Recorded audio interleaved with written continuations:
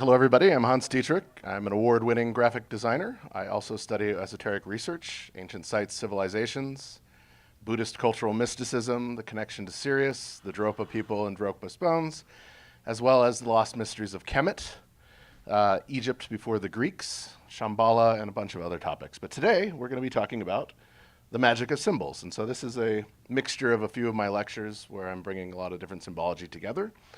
And so the ultimate question is, well, what is a symbol? A symbol is a concept that's constructed of shapes that tells a story. And this can be found through historical symbols, objects around us, status, icons and emoticons that we use all day long in our devices, and even corporate logos that we find around us all day long. And a lot of these stem back very, very long times in period. So let's get into historical ancient symbols. So some of our ancient symbols come to us from cave art. This is the sorcerer, which is about from around 1300 BC or 13,000 BC, and it's an anthropomorphic depiction of a shaman transforming into a deer. And this comes from the Lascaux caves in France. We also have this amazing stele at Göbekli Tepe, which is either a lion or a leopard. It's on pillar 27, and this comes to us from around 10,500 BC. And it's a relief, which is very difficult to carve, especially in this material. About a half a millennia forward from this, we have Ninurta, the god of the harvest, coming from basically Sumer. And then 2,000 plus years forward from this, we have symbology like Azgat Nefer, which you find all over Egypt, which represents the harmony of water. And this is found at a lot of the sites where the water is very purified. And it's depicted by the jug pouring water over the feet. We also have ancient symbols that come to us throughout time, such as the double-headed eagle, and we see this everywhere. We see it from the Byzantine Empire. The Germans were using it in ancient times. It's also a Masonic symbol. It also ends up in the Russian coat of arms, but it initially came from the Hittites from around 1600 BC. And strangely today, we use it in our presidential seal. And so here we have a symbol that's come to us throughout the ages that we're still using. And it basically represented east-west duality and an allegiance to both east and west coasts of nations, as well as east and west influences. What does it stand for? The double-headed eagle, it's duality. So you have one facing one way and one facing the other way. Come from Anunnaki? No, the Hittites. Hittites. Yeah. So this is a symbol that we've all seen everywhere. I grew up around the swastika all over Nepal, where I grew up for half of my life. You see this symbol on everybody's houses, adorned on all the temples. But sadly, as we all know, prior to World War II, the Germans usurped this symbol and turned it into one of their black sun representations, which Brad was talking about a little bit yesterday. And so it's sad that we have this amazing symbol of peace and prosperity that becomes a representation of complete evil. Can you talk louder, please? Sure. So in my studies in Bhutan, I did my thesis there. I learned through Nyingmapa Buddhism, which is a form of Buddhism that's very deeply steeped in esoteric knowledge, mysteries, magic, sorcery. This is where we get the stories of levitation from. This is where we get the stories of astral projection from. But in their legends, apparently a box was found near the summit of Mount Meru. Mount Meru is both a symbolic representation of the underworld all the way to the stars, and it's connected by a rainbow bridge to Sirius. But it's also a physical mountain, which you see in the background, which exists in northwestern Tibet on the borders of Ladakh. And so they found this box near the summit and brought it down from the summit, and it had 4 items in it. The first item is known as the Sintamani or Chintamani stone, and this was a piece of meteorite that had fallen from Sirius. And it is said to give its possessor longevity of life, prosperity. It's known as the dream stone, it's known as the wish-fulfilling jewel, and it's known as the luck stone across different cultures.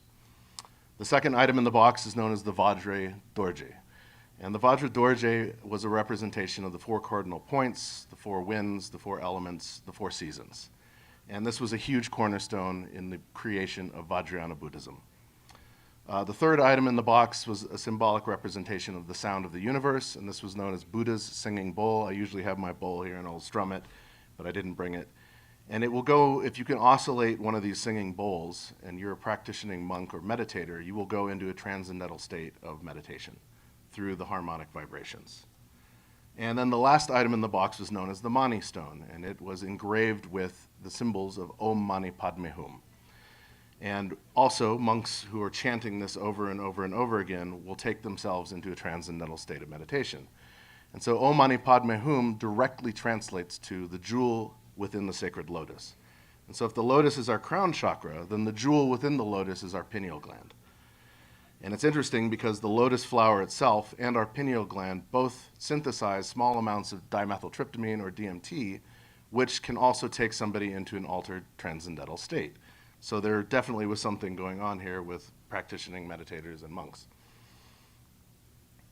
But I like to talk a lot about ancient Kemet because Kemet is a land that is very much misunderstood. Most of what we learn of Egypt comes from the Greeks, and the Greeks messed everything up.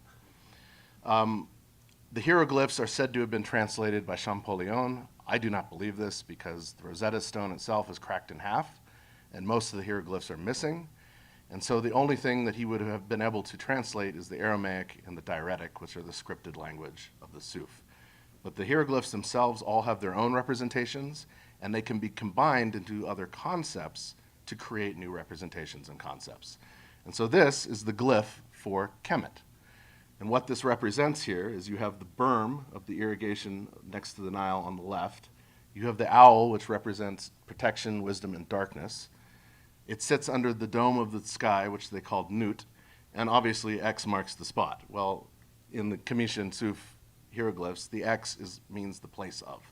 And so this is the place of the dark alluvian soil next to the Nile, which is what Kemet means. It means the dark, protective, fertile land. And in Arabic, we get the words alchemy, chemistry, chemist, chemo, and chemical from this. And this comes from both Suf and Arabic language. There are a lot of other symbologies that come out of Kemet, which I like to talk about in my lectures. And these, first one is the 5 phases of the sun. Now, we're told through the Greeks that there was one phase of the sun, and that was Ra. But this is incorrect. So when the sun rises in the morning, they called this Sahra. And Sahra means the birth of the sun. And it's interesting because they also called it Kefir, because the dung beetle or the scarab would roll a ball of dung up onto the hill or up onto the top of a sand dune before the sun would rise with its larva in it. And so when the sun would start cooking this ball of dung, the larva would hatch and have something to eat. And this was also known as Horus on the horizon or horizon, rising. This is where we get this from. The second phase of the sun was toward noon, and it was called Ra. And it's always depicted with the circle with the sun inside of it and the angry rays beating down on the earth. This is the worst time to go out. This is where people get burned to a crisp when they go out into the sun. But this was Ra, and this is where we get the words Ray from. Israel comes out of this as well. And it's interesting because Israel would translate to sun god over water, if you were to look into it in the Suf language. And so then we go into Un, or on, and so this was afternoon, and this is where we get the words in English noon and afternoon from. And this was known as the wise sun. And the city of Heliopolis, to the Greeks, was also known as On. And so the word on, to turn the light switch on, also comes from this meaning. The fourth phase of the sun is Aten. This is the wisest sun, or the enlightened sun. And this is that sunset session. If you're a skater, a surfboarder, or a snowboarder, this is the best time to go out in the water. You're starting to get that sunset. It's the golden hour. We were all out at dinner last night, and the golden hour is hitting the hills. And it was just, it's beautiful. This is the enlightened sun. And these are also the phases of our life. So we go through these different phases in our life to eventually meet Amun. And so Amun is the setting sun that goes into darkness and then rises again as Sara. And it's interesting because as we go through the phases of our life, the ancient Cometians did not believe in the concept of death. They called it westing because the sun would follow the path into the west, into Amun.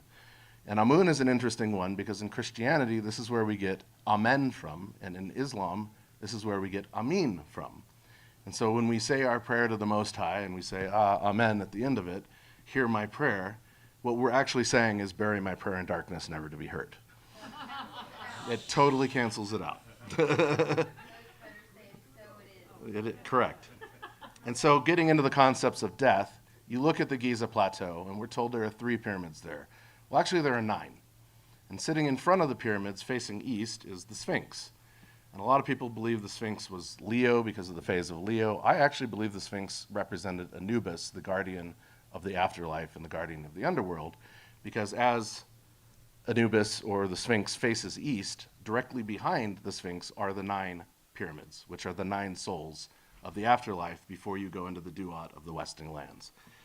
And so these 9 souls, we're told about 7 of them, but there are actually 9 of them, start like nesting dolls. Your body is a giant nesting doll. And so as you're going through the Westing process, you're shedding these different symbols and symbolic representations of your body, your physical body, your spiritual body. So the first is Ket, the physical body. Then we have Sa, which is the spiritual body. Then you have Ren, which is the secret name. And this is the name of your soul once you shed off these 2 outer layers. Then you get into Ba. Ba is interesting because Ba is often represented by a body of a bird with your head on it. And this is your spiritual form that leaves your body. And then you have Ka, which is your physical double or your physical body representation. If you've ever lucid dreamed and you find yourself floating at the ceiling of your living room, looking back at yourself on the couch, yourself on the couch is your Ka. You're still represented in this body form, but you're looking at your Ka from your Ba. Kaaba. Kaaba, and this is also where the word Kaaba comes from. Kaaba. So then you have Ib, the heart, the most treacherous. And so you often see in ancient Cometian symbology, your heart is being weighed against the weight of a feather in front of Osiris or Wasir the wise and Tahut or Thoth. And if you cannot prove that you have done good in your life and your heart weighs too much, you have to repeat the process all over again.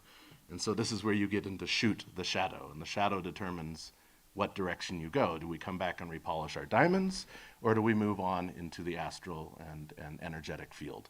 And so then the 2 forms of the soul after this are Sekhem, the power or energy form, and then Aken, which is the light body, which is the final representation.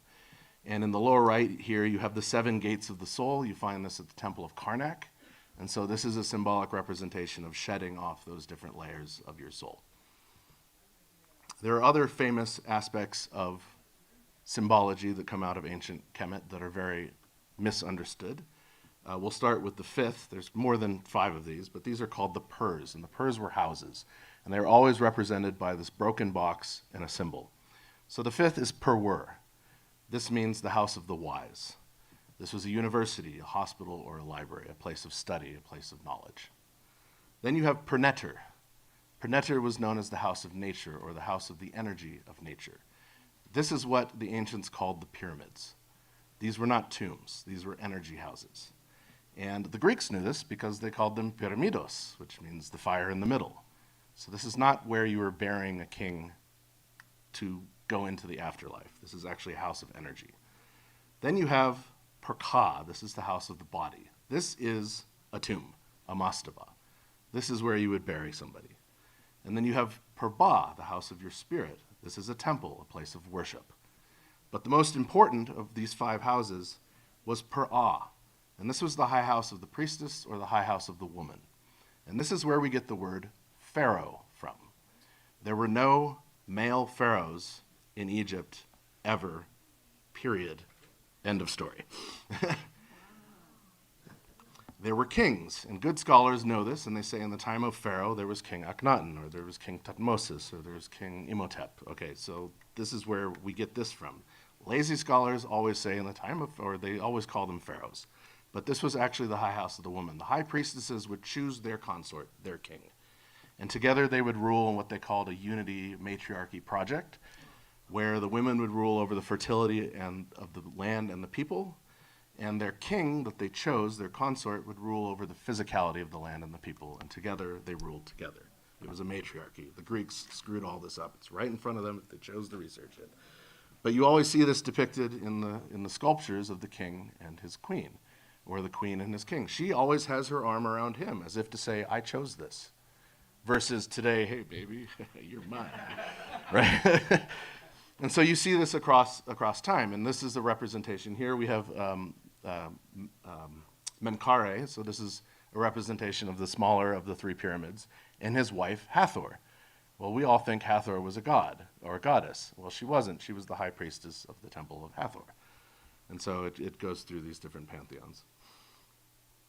There are other houses, or purs, that have been discovered as well. One is Per Aset, and so this is known as the house of Isis. Isis is a Greek name. Anything that ends in is a Greek name, but came from an older Suf name.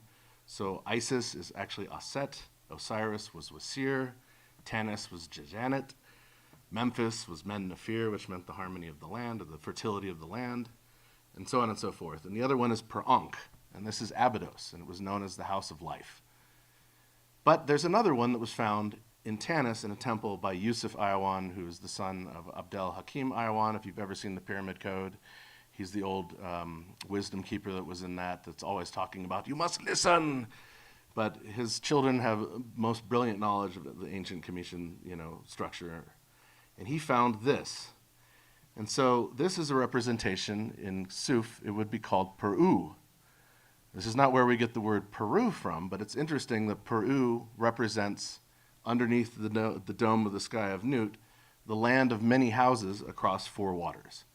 And if you were to leave ancient Kemet and go across the Mediterranean, the Atlantic, basically into the Amazon River or around to the Pacific, you would eventually end up at the coastline of Peru, which would have been the land of many houses. And we know that the ancients were traveling across the oceans because in 232 BC, you have this famous admiral. His name was Mahui, and he traveled literally to Santiago de Chile. He unified all of the Polynesian islands and also the cultures all the way up to Alaska and down the west coast of the United States. The Polynesians refer to him as a god. He's known as Maui, but he was an Egyptian admiral from 232 BC. His name was Mahui. And in 2500 BC, we had 2 brothers that sailed all the way to Australia to do trade. And when they were leaving Sydney or around Sydney, they capsized their boat in a storm. One of the brothers limped back with the remaining boat. And outside of Sydney is a place called Gosford. It's about 5 miles outside of Sydney, up in the hills. And in a ravine at Gosford is known as the Gosford Glyphs. And it tells the story of these 2 brothers, how they had a great trade, and then one of the brothers had died in this horrific storm. And this is the Gosford Glyphs. And so there's some truth to this, what we find at Tanis. So let's get into the magic of symbols. So throughout the history of time, we've had these 3 symbols, the circle, the triangle, and the square, come to us. And these represent the elements of man. These are the building blocks of all symbology. When I went to art school before the advent of the computer, obviously the computer had been invented by there, but we weren't using computer to do design work. We were learning how to build all of the design symbols and shapes from these 3 symbols, the circle, the triangle, and the square. And so how do you create, well, here's a little bit more of this. And so man is symbolized by 3 elements, one on top of another, circle, triangle, and square. This comes from Zoroaster.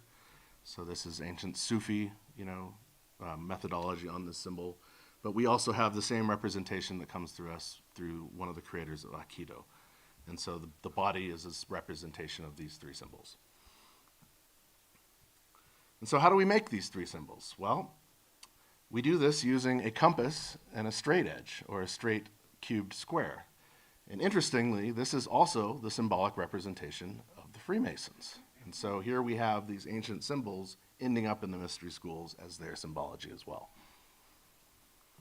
So let's look at these 3 symbols. By themselves, they're just the circle, the triangle, and the square.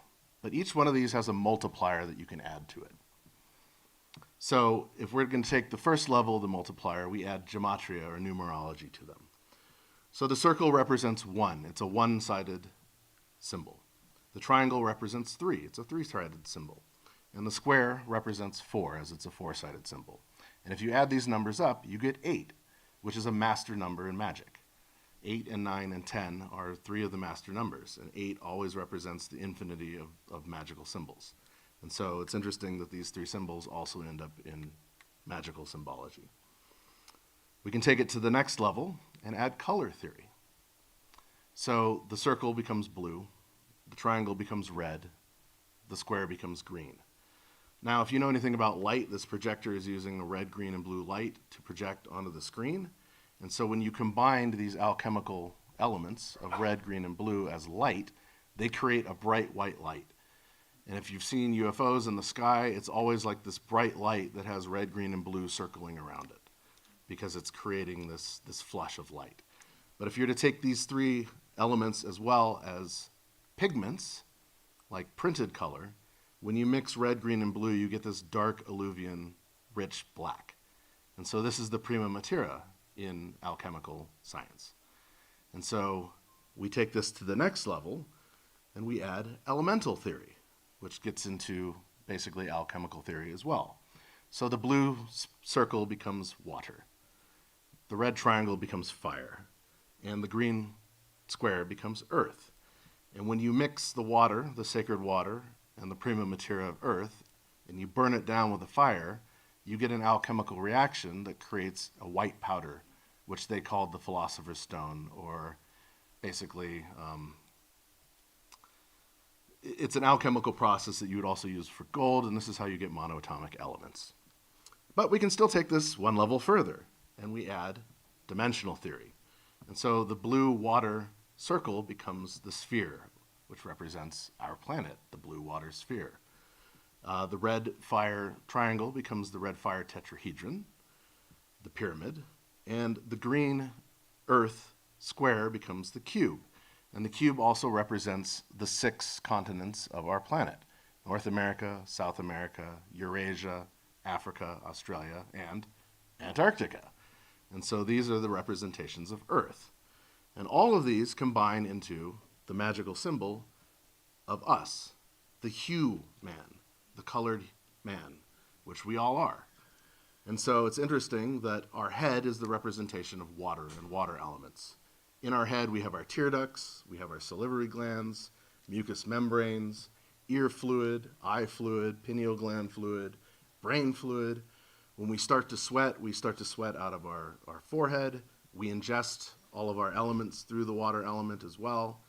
The saliva helps break down our food. We drink water, we breathe in air. This all comes through our water element. The second element is fire, and this is our upper torso. And this is the representation basically of our generator organs. They're all located within our upper torso. So we have our heart pumping our rich blood through our system. We have our lungs, the bellows of the fire, right? Pumping the fire. Our stomach digests that energy and turns it into energetic fire in our body. Our gallbladder, kidney, livers, these all help digest and process a lot of the intake that we bring in, and thus create this generator of fire within our torso. And in the sacred feminine, the female womb is also located in this area, and this is where the next generation of life comes from. So then the third element is earth. We're all grounded to the earth. We also refertilize the earth through our urine and our feces. For the woman, the egg will drop down into the earth element to be fertilized by the male seed, which comes from the earth element. So this is another fertility, and goes back up to create the next generation of life. And as I mentioned, we ground ourselves through our feet to the earth. So this is the grounding element. And this is why I call this the magic of symbols, because these 3 symbols represent all of us. And some of the oldest symbols that we found on this planet today are symbols representing humans. And we're taught this at a very young age, unknowingly. These are some, of the old toys of yore, where they're teaching us how to match shapes. So you have the green earth, the blue circle, and the red fire, and you got to match the shapes. But we also find this, as I was saying, in light. And so this is how light and pigments work. So when you combine light, you create this bright white light in the middle. And this is both alchemical, and it also gets into the mystery school teachings as well as the alchemical mixing of pigments. And so you get this rich black. And so these are the different processes of the alchemical process. You start with black. As it boils down further, you create an element that turns red. That turns yellow, and then it turns into this white powder, or white organic powder that they're using, basically, this monoatomic element, which they called the philosopher's stone. The ancient called it mufkas in Egypt. They were eating these to help enlighten themselves, because if you're eating monoatomic elements, especially gold, it's very good for your immune system. It's very good for your electromagnetism in your body. And so the alchemists were trying to find a way to lengthen their lives, in a sense, by creating these monoatomic elements. And since I like corporate logos, I do this for a living in graphic design, here we have a direct representation of the alchemical process, and it's also a serious symbology because you have the twin suns. And so I'll be showing a bunch of different logos that fall into these categories. But we also find this in our devices. So our remote control is a direct representation of this. The fire of the movie or the entertainment starts when you hit play, the triangle, which represents the fire. When you halt that, you hit stop, the screen stops. But if you hit pause, you see between the slits of the fence a brief image of the fire. And as water is a recording element, water becomes, or the circular sphere becomes the symbol for record. And then you have fast forward and fast rewind depending on what direction and how fast you want the fire to burn, and so on and so forth. This is found on game controls, it's found on our remote controls. It's sitting in front of us in plain sight. We just haven't learned how to recognize it. And once you see it, you're going to start seeing the triangle, circle, and square represented everywhere. Yeah, the power button is on, and so this is the representation of on, the sun, right? And so this is how you turn things on. We even find it in the Squid Games. I mean, the red guards are all wearing triangle, circle, and square, depending on what their role is in the Squid Games, which is fascinating. It's like, okay, they're putting it right in front of us, folks.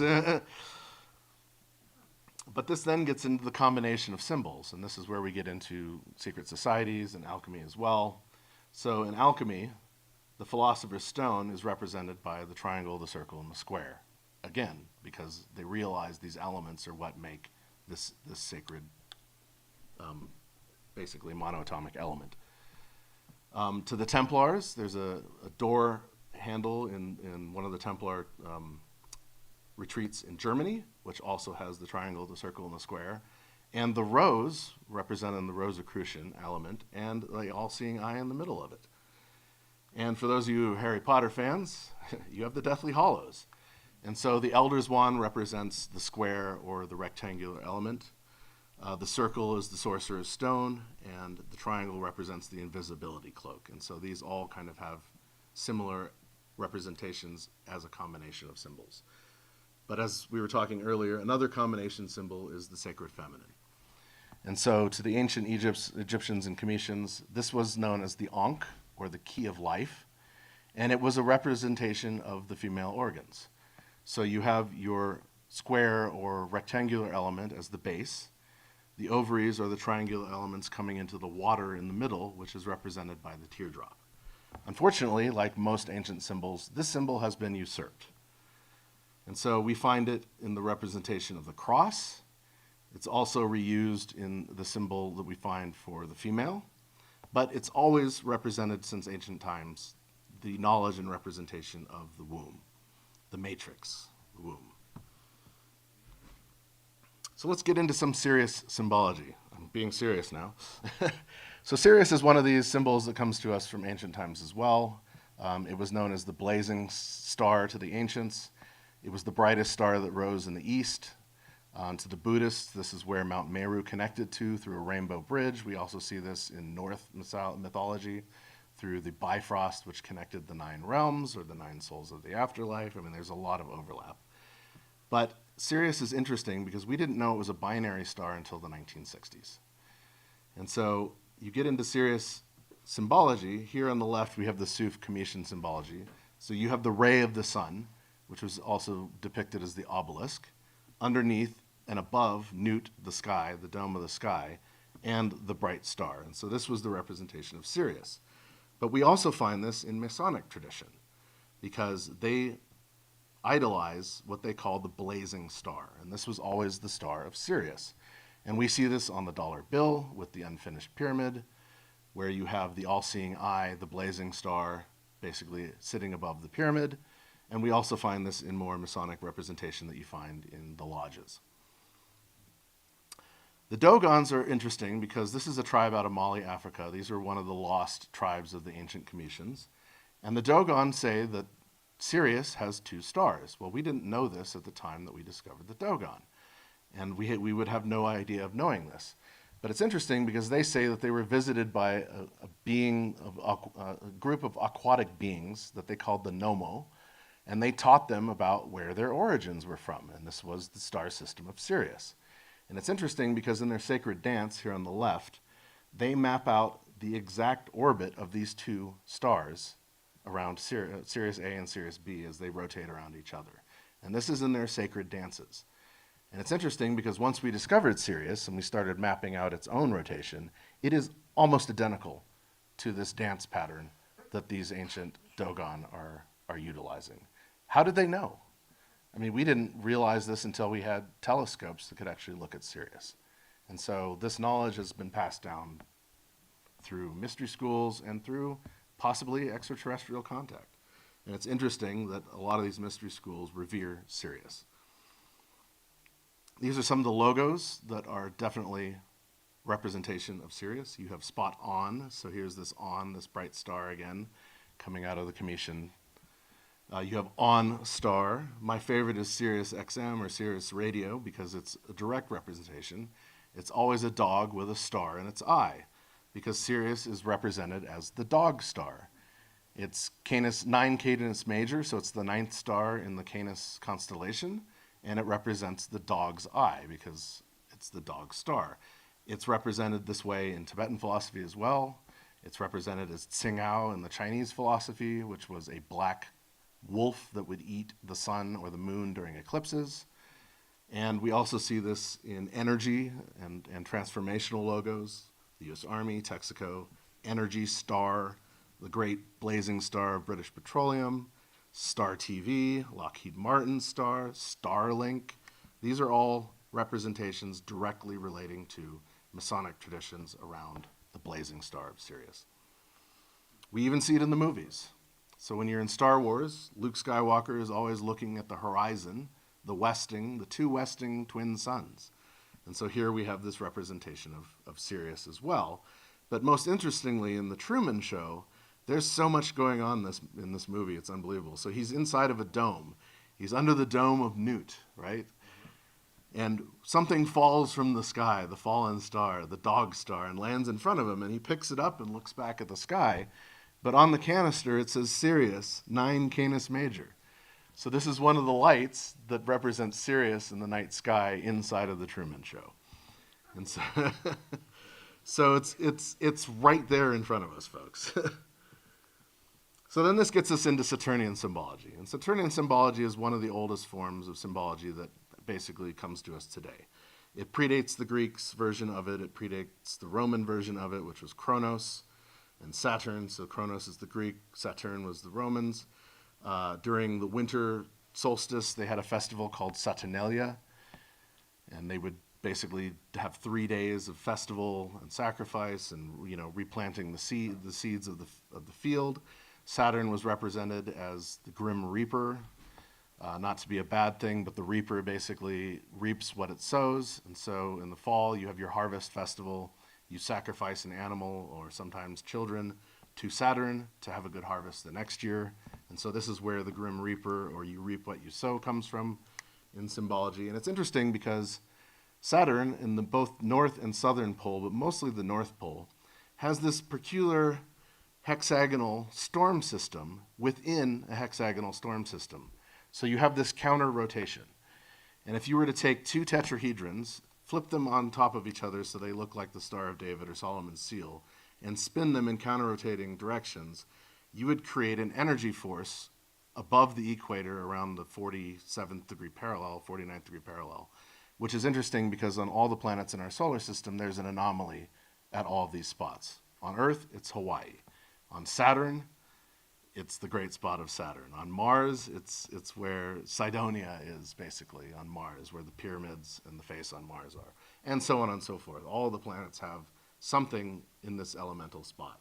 But Saturn is most particular because it has this hexagonal storm, which we've never seen anywhere else. And when the Voyager spacecrafts went through, basically, and photoed this in the 1970s, we didn't see this again until Cassini went back several years ago and actually got color photos of this element. Now it's interesting because in the ancient times, Saturn was always represented as the winged disk.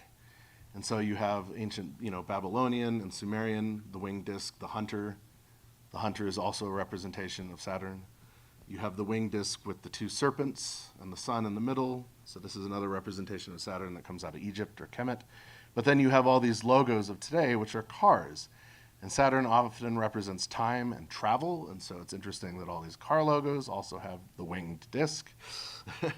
And so it moves into ancient symbology coming into today's symbology. But Saturn also comes from this representation of Baal or Baal. And this is where we get the word Babylon from, or Babel? These all come from this word Baal. Well, Baal was an early representation of Saturn. It was the brightest, one of our brightest stars in the sky, but the sky was so crisp and unpolluted with pollution and light pollution from cities that you could see the rings of Saturn, which is why they called it the winged disk. And it often had a representation of a horned being like the Baphomet or Moloch as well, which was the horned owl. And in ancient times, they would burn the statues of Baal as a sacrificial aspect. And so basically, this is where we got a lot of the sacrificial symbology around Baal and Saturn as well.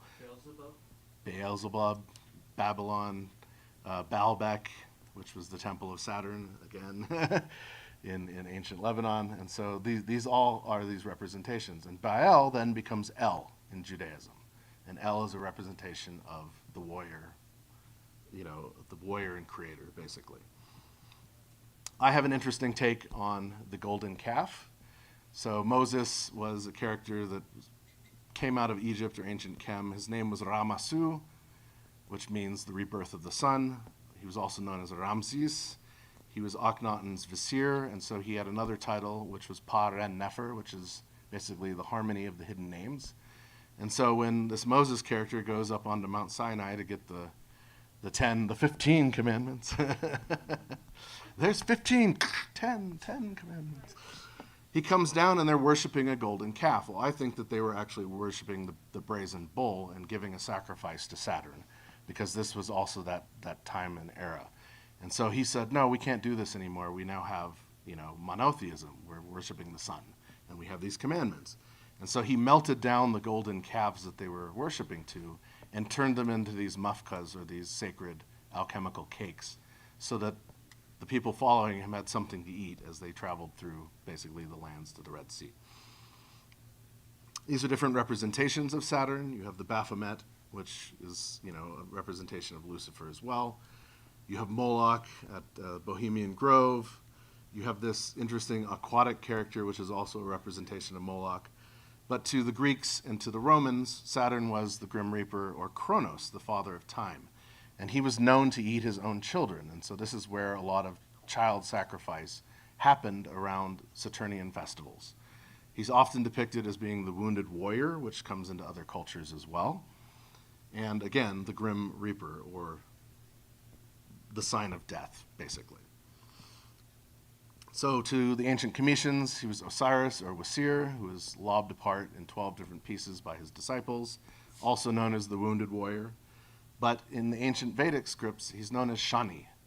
And Shani is interesting. Shani is a four-armed god who also has a wounded leg, who rides around on his chariot, which is a crow, and the crow represents rebirth. And so this is the harvest, the rebirth of the soil, the rebirth of the seed. And it's interesting because Shani Bhagwan is worshipped on Shanavara, and Shanavara is Saturday, or Saturn's day. It's also the day of the Sabbath, which is Saturn. It's a day that you sacrifice in your own life, your time, to this worship practice. And it's interesting that this translates over into ancient Vedic script as well. And so they're all using this very similar symbology of Saturn. Again, I was talking about the Merkabah, or Solomon's seal. This is what two tetrahedrons look like when they're put together. And when they're spun up, they create an energy field, or an octahedron in the middle, that Solomon was using with his own seal, where he would make these from overlapping brass and iron, where he would either ensnare demonic entities, or he would give power to angelic entities, because it had both a positive and negative effect.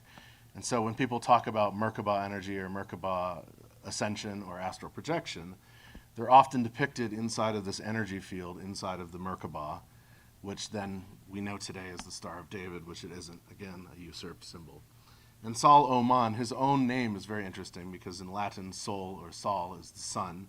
Om is the first breath of Brahma, the first sound that you hear in the universe, and On is the bright star. So, the sun, the sound of the universe, and the city of the sun is Solomon. This is where he gets his own title, or his own name from.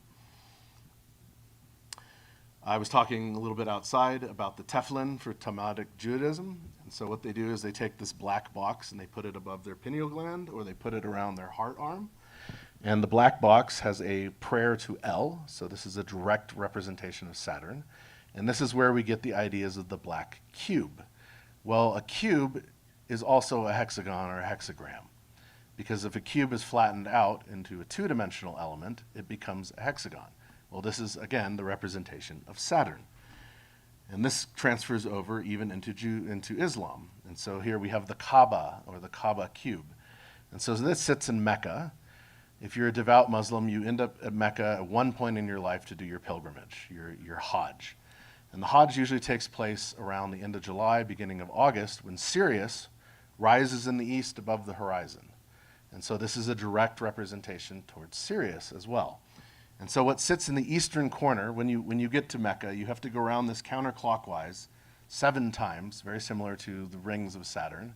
They are all in counterclockwise rotation as well. Oh, yeah. Well, not 7 rings, but that's their representation. It's the counterclockwise motion. And then eventually you come up to the eastern corner and you touch the Kaaba stone. And the Kaaba stone is a piece of meteorite that fell from Sirius during the Hajj when Sirius rose above the horizon, and is also considered a representation of the Sintamani stone. Interestingly, it sits inside of a silver yoni. So here we have Sirius symbology inside of goddess symbology, sitting in the eastern corner of the black cube, which is Saturnian symbology. But even more fascinating is this whole building was usurped by the Muslims. It was actually a goddess temple that was commissioned by the Queen of Sheba. So they're trying to keep us down, folks. And here we go. Goddess, Saturn, Yoni, and Sirius symbology all in one place, Mecca. So Saturn, again, we see this hexagon and this black cube everywhere. It's represented all over the world. We see it in different cities as sculptures. Even Michael Jackson, used Saturnian symbology on his Escape album cover, where he is wrapped in the rings of Saturn. And so Saturn seems to be the symbol that's come to us, probably the oldest throughout time. The Brotherhood or Fraterni of Saturn, that's the icon or symbol on the upper left there. And this was a fraternity or a secret society that worshipped Saturn and has brought a lot of the knowledge of Saturn into our modern day vernacular and even our logos. We see it in the movies. So LV-426, Acheron is depicted as a Saturnian gas giant, and the alien vessel is found around it. And so here's this symbol of war and of time that's also representing alien life. And interestingly, in Prometheus, we have LV-223, which is also a gas giant that's a representation of Saturn. In Interstellar, where does the black hole show up? It shows up outside of the orbit of Saturn. And so, again, Interstellar is trying to give us the wink, wink, nudge, nudge. And even the depiction of the black hole is very Saturnian in its own. Are we coming from Saturn ourselves? Don't know. That's a good question. In Bill and Ted's Excellent Adventure, great movie series, funny. So they're going around in a cube, the telephone booth, throughout time to pick up people throughout time. And even the movie poster has Earth, the Moon, and Saturn. And so they're telling us right in our faces. The second movie is a little more subtle because they don't have that representation in the movie poster. But you have William Sattler playing Death or the Grim Reaper or Saturn. And then in Face the Music, when they're at the end of the movie, when they're playing all their music to unify the universe, what do? They pull the moon and Saturn closer to Earth. So right here in our movies, they're telling us the exact same thing. We're still worshiping Saturn. We're still using it in our symbology today, even though this is one of the oldest symbols. Why do you say we worship it? Well, not directly, but they do. Like the fraternities worship Saturn as a symbol.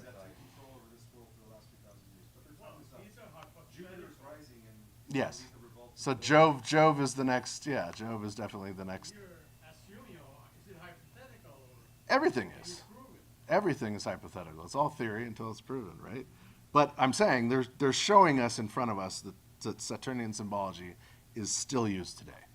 And we see this in all of our logos around us. We just don't pay attention to it. It's everywhere. The way. Yeah, so when you unfold the cross or you fold the cross, all 6 sides become the cube. And we see this in technology. We see this in technology that deals with time, that deals with entertainment. We even see this in all of the AI logos and a lot of them that are out there. You have the hexagon of OpenAI with the rings around it. You have Microsoft's 3 different versions of this. You have Lumen, you have Initiate.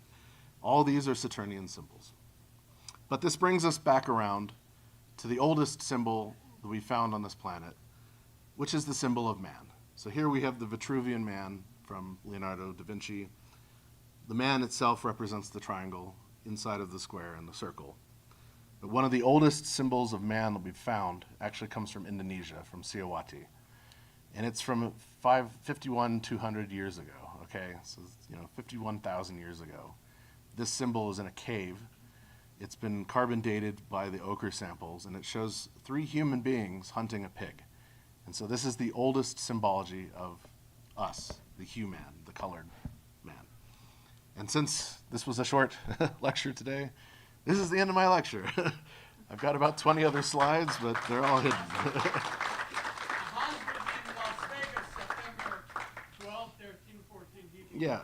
I also have 3 books at the back. One of them is The Magic of Symbols, which has a lot more detail on all this. The other is my Commission book, and the third is my Dropa Stones book. Yes? Can I ask, so I came in a little later, so worshiping the Saturn is a bad thing? It's neither good or bad. It's just something that's been part of humanity for a very long time and is still utilized through today's secret societies and even our logo representations, our symbols. These all mostly come out of Saturnian symbols. We gotta ask NASA. Monica? They know. Is there somewhere that I can actually come in Never ask contact me. with the original Cincinnati stone or purchase something like that?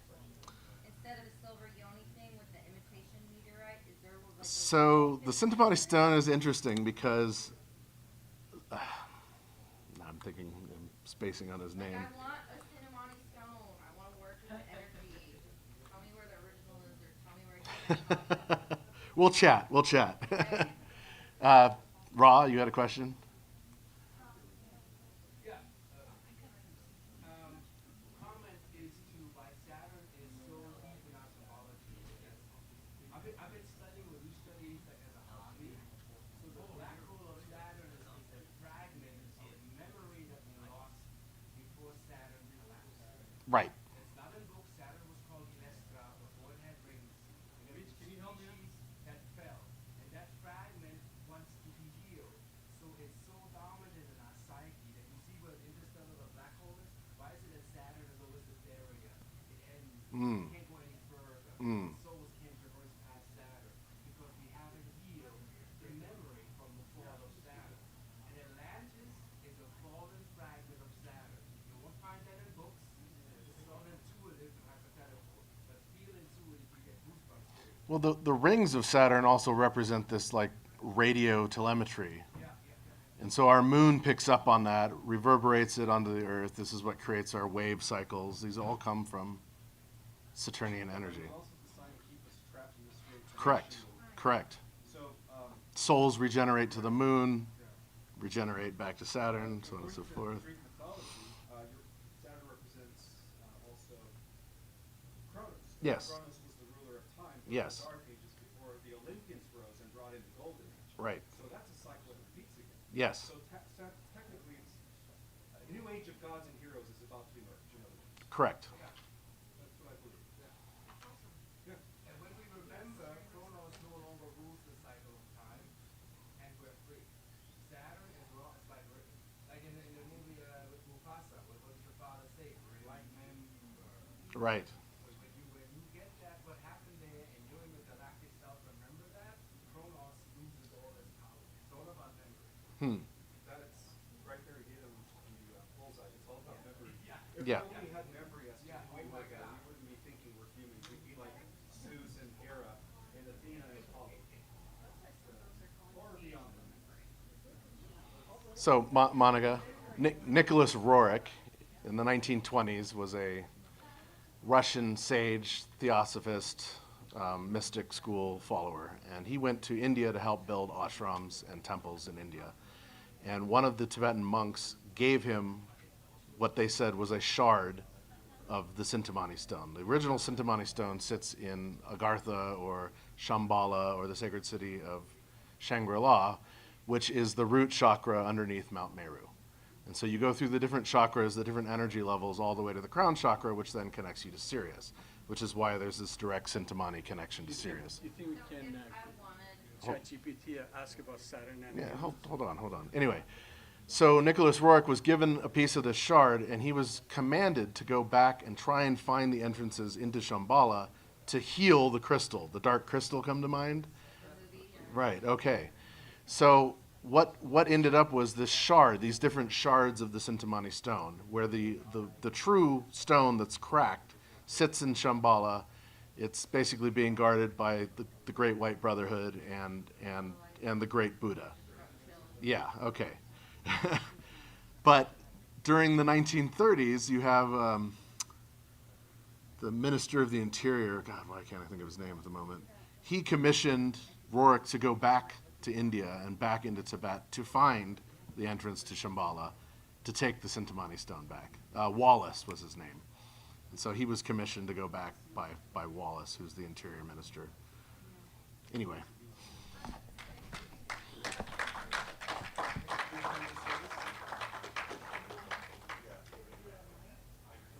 Kate is here. Where's Kate?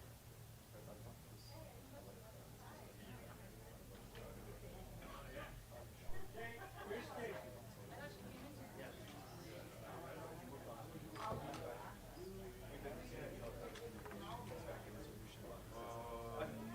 Well, Kate's about to set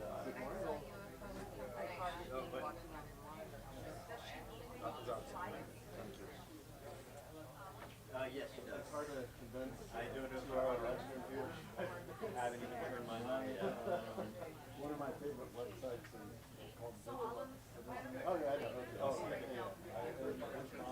yeah. The whole thing.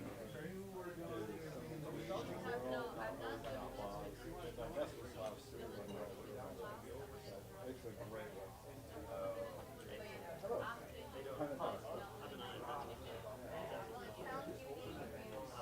There was one image where there's a man inside the Yes. Remarkable, I put on my other business. I tried to create a new one because it's in this way of the uterus.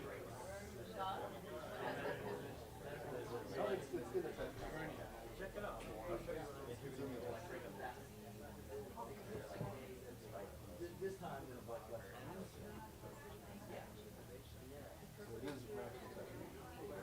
Oh, the bottom is the bottom. The top is a square too. So just like, now it looks like you really care about the like, No, I appreciate that.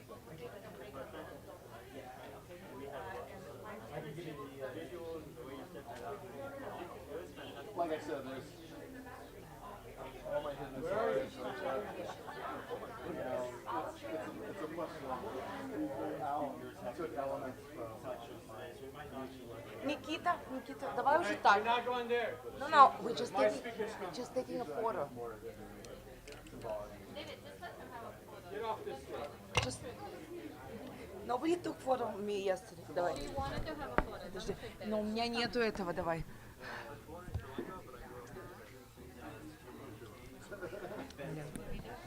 Он мне не поставил. Alan, can you put mine? Can you get off the stage? We are calling. Because she thinks you're speaking. No, she knows we told her. We told her she's in the restroom and everybody taking a break. Nobody took photo of me yesterday. I need to promote your event, David. Do you have a PowerPoint? Don't worry, I don't. Thank you. I already spoke yesterday. Okay. Thank you so much. Katie is coming. I'm introducing Katie. Oh, okay. Okay, just okay, awesome, perfect. But Alan, are you gonna do it or not? Okay, I guess it's fine. Okay.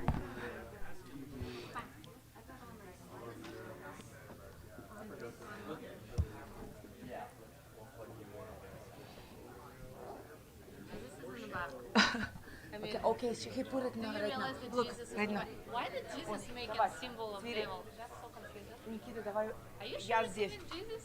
Никита, всё. Symbology says something different. О, тут рядом, чтобы не видно. Да, видно. Да, давай, отвлекаемся, не отвлекайся. Я тут пытаюсь сконцентрироваться. Иди стань рядом туда, показывай там что-нибудь. Себя? Вот так. Окей. Теперь как будто ты рассказываешь. Давай. Смотрим на меня, рассказываем что-то. Мы же we live only once. Все. Все хорошо? Excuse me, dear.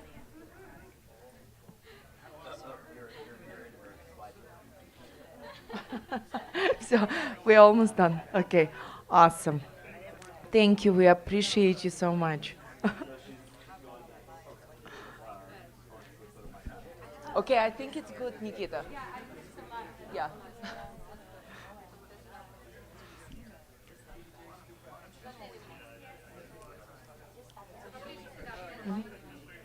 Я все вижу сзади, вот давай. Теперь вот, а теперь мне, пожалуйста,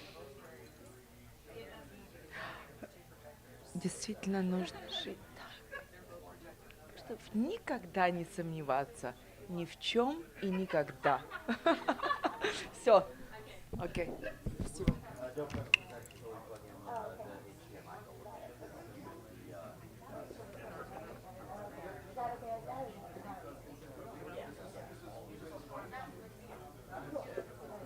Do you like speaking on the podium or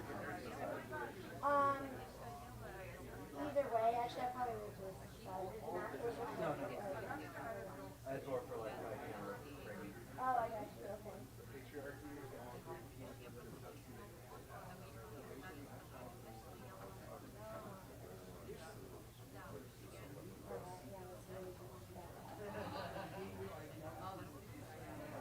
Yeah, that works probably. Yeah. It probably can hook like right into it. Yeah, that one. Yeah. I always tell her to wear that one. Yeah, you probably hook it into like the bottom part, so have a little stand right there. You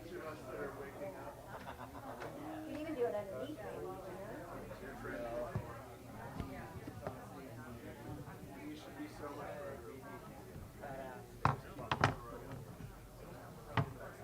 You put this underneath and it stays on.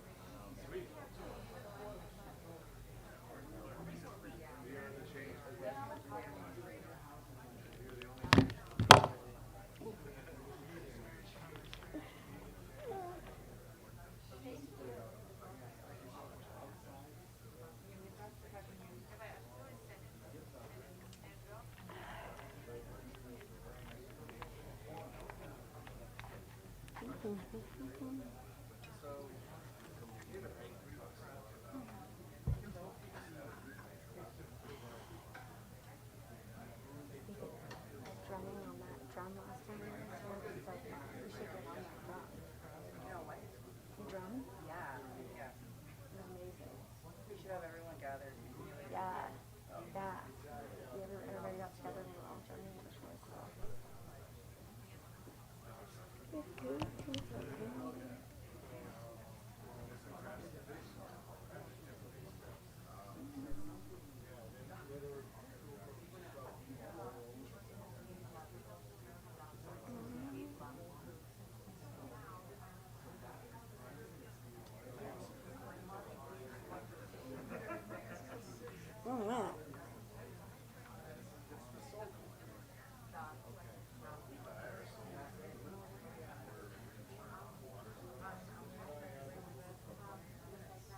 I don't know if that's supposed to be Jesus or another figure.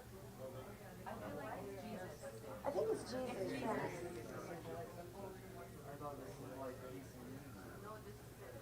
Or that, I thought that was a mudra. No, is he a doing hand the, mudra. he's doing the as above, so below thing, right? Or no? Kind of. I thought it was Jesus this whole time. Well, it's a Christ consciousness. Well, if it's Christ consciousness, then it would be Christ, right? Or not? Right, I But get all it. those symbols are neutral. Yeah, It's yeah, and this what church is we, supposed to how be we use it. So like that symbol's not a bad symbol, but the, you know, people use it for their, you know. to represent their version. Yeah, like they're, you know, all like the evil people or whatever, powers that were. This looks like a nice, peaceful, like Buddhist Yeah. kind of Jesus. They use all the mudras, and then people think that mudras are evil. Yeah, But yeah. no, Like I don't see this as being an evil. Right. It is, no, it's good. It's a mudra. It's like beneficial. I forget what that one is, but yeah, they're all neutral by themselves.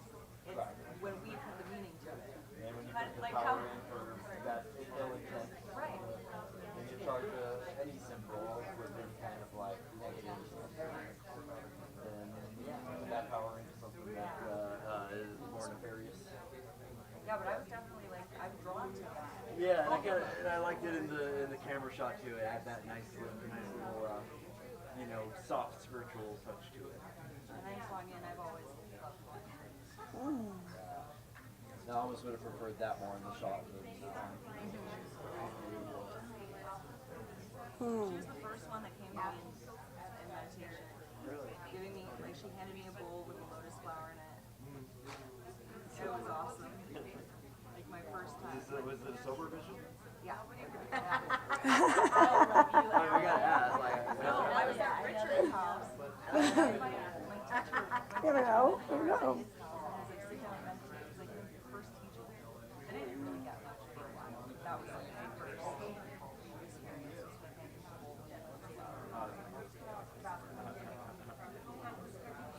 Yes, I will take that for spiritual.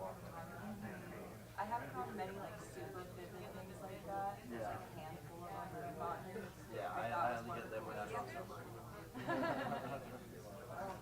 But yeah, the regular waking day kind of visions, those are rare. You know, when you come into like, you know, you're just in a clear mind state, like you know, guides come to you, and like, you can see them vividly, feel them completely. Lily Nova's meditations have done that for me. No other guided meditation has done that for me. I can't do the guided ones, but hers are the only ones that work, and like they're so good. Like the most vivid visual, like, and feeling. I hugged Seraphim Angel and I could feel it. Like it was amazing. So I really suggest. Put you in that alternate state. Yeah. So I recommend her videos for. Do you have an extra tripod for a phone, Nicole? Yes.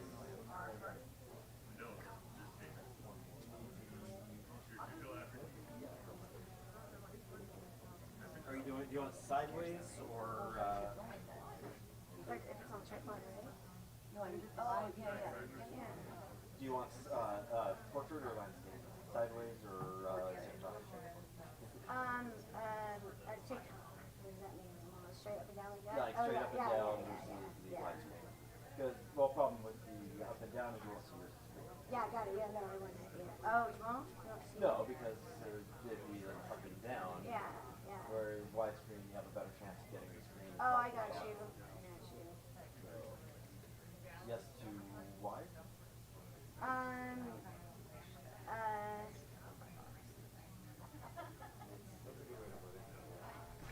It's like that. You can Right.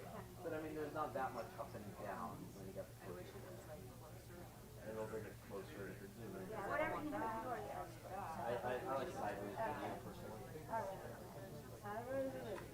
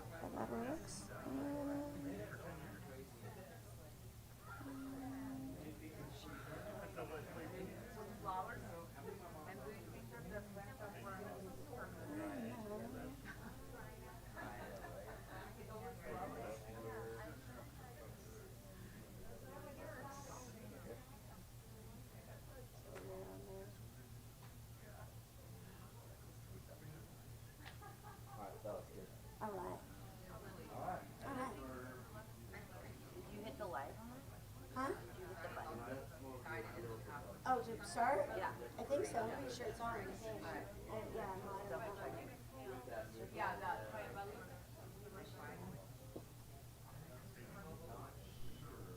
Yeah, it's on.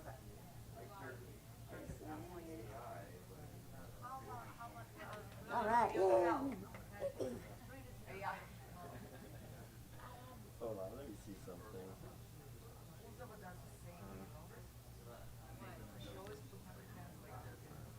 Video this really quick.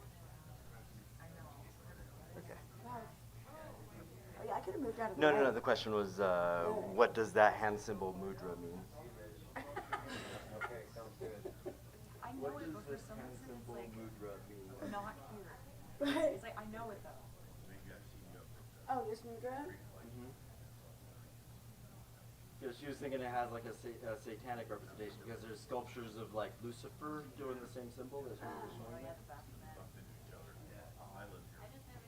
Using yoga, meditation, so that particular mudra is the Shuni mudra or the Shunya mudra. So that particular one symbolizes patience, discipline, and stability. Cultivates patience. Yeah.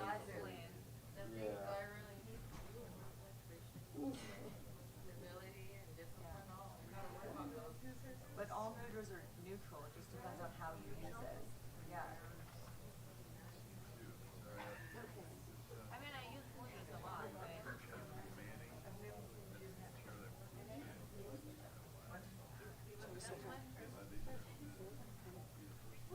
Yay me! Okay, so who am I, and why should we even be listening to what I have to say? Microphone. Sorry. No, grab. This one? Okay. Who am I, and why are we even listening to me right now? Okay, so my name is Kate Love, and I am a reconnective healing practitioner. I am a metaphysical guide in all ways. I was brought into this world with a mother that was, who just passed, but she's with me right now. And she taught me everything. She taught me everything there is to know about anything that she knew about. So anybody who's struggling with their children, like how do I teach my child how to be spiritual, or you know, where do we go with our children? And they know where to go all by themselves if you teach them everything that you know. She taught me everything about every religion, every belief system, and she just told me to go inside myself and find what I believe. So that's what I did, and it's been a beautiful gift for me in this life because it really gave me an open mind and an ability to have these experiences that I don't believe a lot of us have the opportunity to have. So it was a beautiful gift. So when I was a little girl, she took me to the reservation, and she asked the shaman to read me. And he told me that I had the soul of a storyteller. He said, you have a soul of a storyteller, and in this life, you'll live 1,000 lives. And I remember thinking, like, what does that mean? Am I going to die 1,000 times? Will I have 1,000 faces? Like, what does this mean? And I had no idea. I can tell you now, I definitely know exactly what he meant by that. I've definitely lived 1,000 lives in this life. So he said, well, if you're going to be telling stories, how will you tell the stories unless you live them first? So I completely understand now, because I have a few stories to tell these days. So my initial experience, what really brought me into this place of this spiritual place, is in 2016. I was in a completely sober, totally in this realm experience. I had an encounter with this being right here. And at the time, I really believed that he was trying to kill me, because that's what it appeared to do. He appeared to be doing. I now know that I have a soul contract with him. Like, if I wouldn't have had that experience, I wouldn't have been able to come in, and I wouldn't be here right now. So somewhere, at some point, he and I made that agreement that he was going to do that for me. And so, because one of the biggest things that I'm always talking about is unity, and the importance that we are all one, and we are even one with these guys right here, because all things are the creator, on the creator's journey. So everything, we are all working together for the same goal, even when it seems like we're not.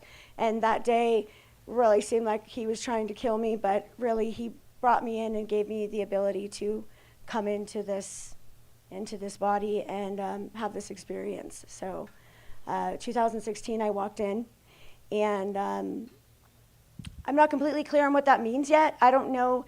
A lot of people say walk-ins are like another soul coming into a body, and that is what a definition of walk-in. Now, my definition of a walk-in for myself, for my experience, was more of like a waking up, or maybe that day I had like a whole lot of myself that was shaken loose, possibly. I'm not completely clear on it, but I do know that day when I walked in, I saw everything. Like I was on a spaceship in another place, and I experienced a whole entire experience of making the choice to come to this planet and assist the planet in coming through the precession of the equinox, and so that's what I've been doing. Shortly after I walked in that same year, I had another experience completely in this place, totally sober. I was taking the trash out at my mom's house, and I was walking back from the dumpster, and you see these stars that are up in the sky, and they're so bright, and you don't know, it's like, dude, I know there was never a star there before, like there's no way that's a star. And I'm looking at it, and I'm like, oh my God, it's getting closer to me. And this star came all the way down to me, and it was right in front of me. And it was from what I know now, I didn't know then, was a Pleiadian being. And he was like, I say he just because it looked like a male, but they were like this, like standing in the center of a Merkaba, like of a star, and they had an energy center that was shining out from the center of their body, and it was coming out like a big shining light. And I was standing in front of this star, which I wasn't scared at all. It really felt like family. I felt like. It was a mind-blowing experience. But what came through to me at that point was that it was very important for me to be anchoring into the ley lines of the planet, and there was a love frequency that I was capable of emitting, and that was my goal on this planet, is to emit this love frequency. Apparently, we all as light workers, we all have different jobs here. We all came in, we have specialties, we're all masters, but each one of us are a master of a different type of frequency. And this frequency, that day he said that there was 7 of us on the planet that had that specific frequency that needed to be emitted. So that is what I was told that day. When I started anchoring into the ley lines, I started realizing that I could download information, all kinds of information. Anything that was asked, any question that I had that I didn't know the answer to, I could go out and I could anchor into the ley lines and get the answer. So, and that's something that we can all do. And in December 21st, 2012, we came across the information that we all have 12 chakras, not 7 anymore. So I started researching, what are these 12 chakras? Where are they? What do they look like? What are they called? What is their purpose? I felt very drawn to that. From my, I'm always getting, the only reason why I'm giving this disclaimer is because people are always contacting me online, there's this chakra and that chakra, and there's actually this many chakras, and so I know that there's a million different chakra systems. I'm not saying this is the only chakra system. I'm saying that this 12 chakra concept that I have developed is one that we can utilize to really bring our avatar online and connect. We can connect to ourselves, we can connect to the center of the planet and to your soul star, and this will bring you into a place where manifestation is a very possible and daily thing, so you can really create what we'd like to create in our life. So what is this 12 chakra concept here? So we have 2 beneath our feet and 3 over our head, and the 7 in our body, of course, are all the same. The center of the planet, which I got this actually in Brett's talk in Los Angeles. He was talking about there being a sun at the center of the planet, and I was like, man, that makes so much sense that we have this energy center in the center of the planet, and that this energy that is much like our sun in the center of this planet Earth is connecting with the sun that's above our head. So our core chakra, which is the center of the planet, and that is that's the first chakra.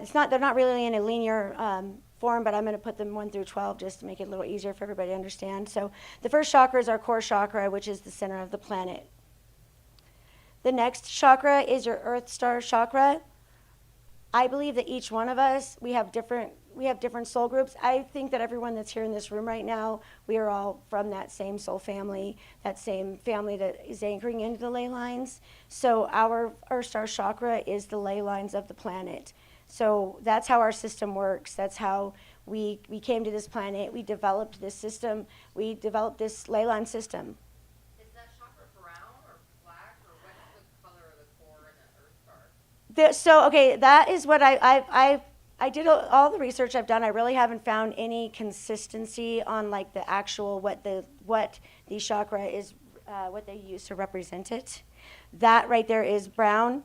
But really, I think it's kind of one of those situations where it's really up for whoever is going to create the most, the symbols. There's no specific symbol that's representing the Earth Star chakra that is like the universal symbol for it. I use brown and the black flame when I work with my Earth Star chakra. Oh, do you? Oh, okay, all right, cool. Brown.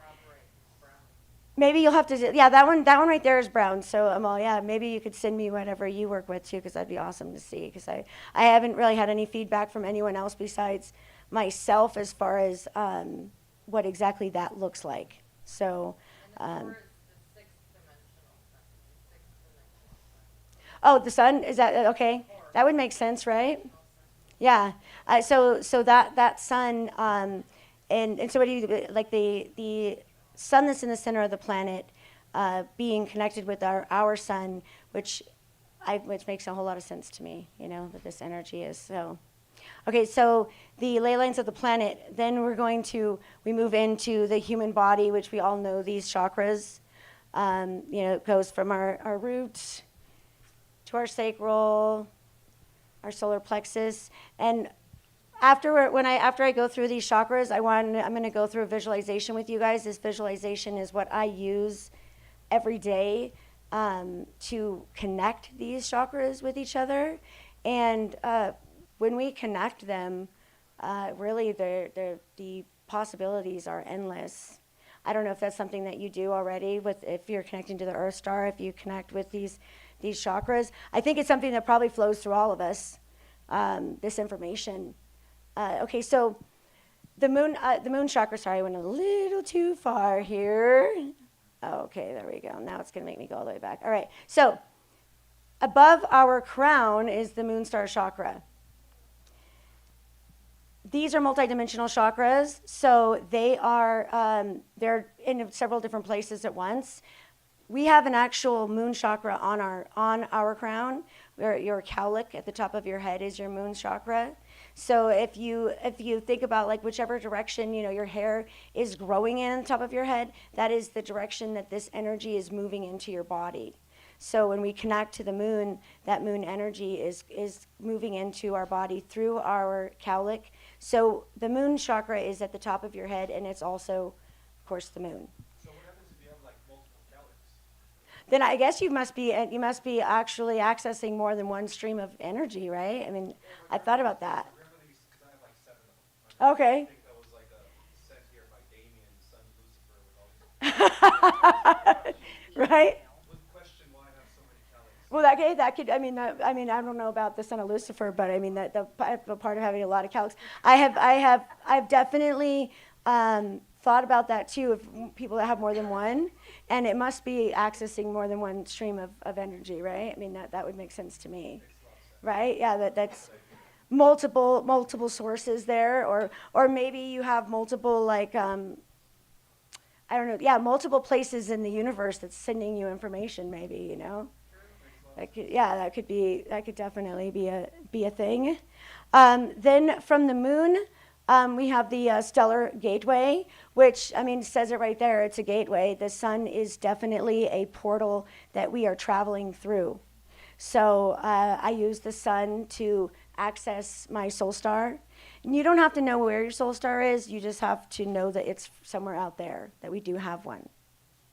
Yeah, it's our, yeah, which is also, right, 12 inches above your head. Yeah, from what I've, yeah, so the soul star chakra is 12 inches above your head, and also wherever you started.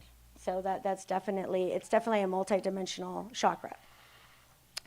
Your soul star is where your Akashic records are, and where your higher self resides. That's from what I have gathered. If you think about it, your Akashic records are every breath you've ever taken and every lifetime you've ever lived. So it makes sense that they would be wherever your soul first sparked, right? Now, and at the same time as I say this is all happening all within us.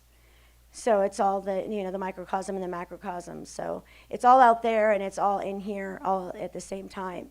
So yeah, your soul star is wherever your soul sparked. Now this is where you want to connect to, and if you see I have it as like a remote control up there, because that's like, it's like connecting the cord to the console. As far as, remember back in the day before we had Bluetooth remotes to like our Xbox, we had like that cord that went to the console, and that's how we connected when we were playing the game. Well, that's kind of how I see this game, is that remote that we have, that connection, this cord is this signal that's being sent down through our bodies and into the planet. Now, up until recently, which actually I had a conversation with Arcturus at Contact in the Desert, and he kind of, he gave me some new information, so I'm working with that now. I had been working with this whole 666 frequency. That frequency was the frequency that I believe we were accessing. That's why we were taught to be afraid of it. We were taught to be afraid of that 666 number, because it really was representing who we are as human beings. Now, we are not any longer these carbon-based beings. We are now moving into these silica-based beings. So we are now moving into this 777 frequency.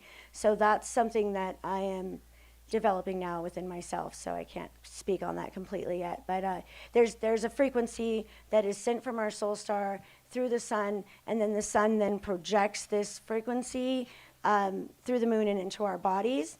Now, I was given a question a few months back. This person wrote me, and they asked me, they said, well, if you're saying that this system is how the human beings are running, then how do you explain the fact that the moon hasn't always been here? The moon was here, and the moon wasn't here, and there were humans here already.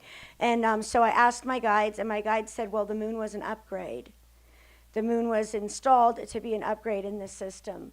So the moon definitely has a big pull on us, and it controls water, and we are water. So the moon is a big part of this game that we're playing. It definitely is like it's like the location where it all comes together. So the sun is projecting all of these frequencies, but the moon is then taking them and and regulating them, I guess. So the moon, and sending them to us. Now, when we access this, when we look at our reality from this place of that we are avatars and this is a game, you can definitely come from more of a place of neutrality. And when we are operating in neutrality, life is just, it feels much better that way. You can live life from a place of amazement. Like, I get up every day and I'm like, oh my God, this is so amazing. Like, even on a bad day, it's still amazing. You know what I mean? I'm still like, wow, you know what, from this perspective, I can look at my whole life, every negative experience I've had, and understand why I had it and what I learned from it, which is definitely a gift in itself. Because when you can find peace, then you can really, you can live life from a happy place, right? So I would like to, I want to go through all that with you, and what I would point out is that this visualization, this can be used to manifest anything that you want. Sometimes I feel like I'm supposed to just be manifesting world peace, right? But then I'm like, well, I really need money, So I do a whole lot of manifestation of money, but if I didn't have money, then I wouldn't be able to do any work in order to come out and speak to anyone else. So we definitely need money, and so that's not something that anybody should feel guilty about. So I know that a lot of people in the spiritual community start feeling guilty that in their pursuit for financial well-being, but it's not something that we need to be guilty about. As long as we're looking at it from a conscious place, it's needed. This reality is all about, it's part of this reality. So we came here to play the game. It's part of the game. So we shouldn't be overly worried about that. Is there any questions that anybody has before we go through the visualization? Yes, I have a question. Do we truly need money? Like, is it the correct word? I don't think I don't think we truly need money if we're able to manifest. But I mean, I think on a regular basis, if we're out playing this game until this reality changes the money game, then we need some sort of money. I will say, though, that we can manifest without money. You know what I mean? Like, we can bring things into our life and be happy without it. Different. So what I say is that the word itself meaning is very limiting. So like, for example, like when I feel needy in anything, it feels like I don't have it. So maybe like I would say like, Oh, I got you. as a result, I'm just it felt a little limited. I got you. Oh, for sure, most definitely. No, and you're completely right. Yeah, and that's how I always know. I already know it's there. Awesome. Yeah, I already know it's there. It's already there, and I'm always telling everybody if you can feel what it feels like to have something, that means you already have it.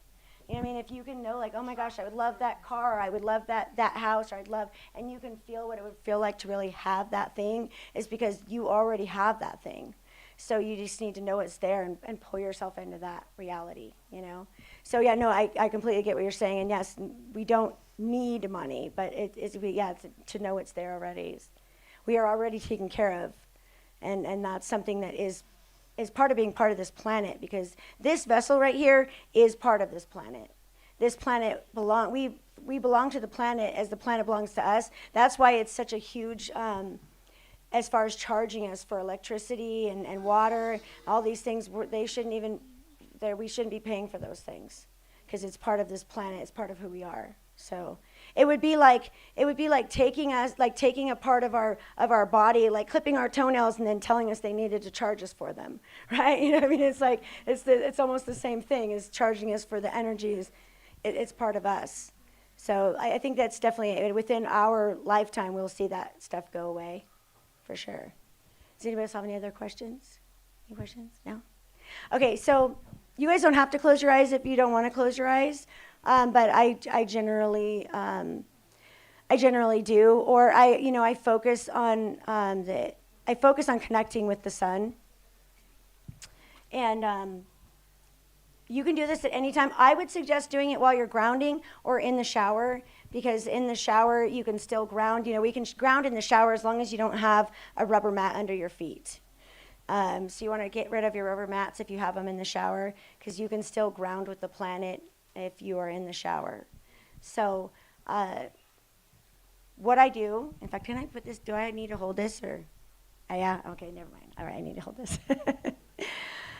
Is if you guys want to close your eyes and you want to envision the sun, and envision your soul star, which is already being accessed by the sun and your higher self, and like acknowledging them and allowing them to know that you are ready for them to connect with you, and allowing that energy to come into your body. And then I always see it as rays of light, rays from the sun. And I allow these rays to move down through the moon and into my body. So, you can kind of like feel like the sun shining on your face. And as you can see those rays of light moving through the moon and into the top of your head, you want to take them counterclockwise. And counterclockwise, as that spinning starts at the top of your head, you can move this light into your crown chakra, and just see your crown chakra light up. So your crown chakra is lighting up and it's spinning counterclockwise. And as it spins counterclockwise, any blocks that you might have in your crown chakra, or any types of anything that might be there that's hindering it from spinning. You can kind of see it being like kind of burned off with this light, with this sunlight, and it starts to spin like real smooth and easy. And as that happens, this light moves down into your third eye.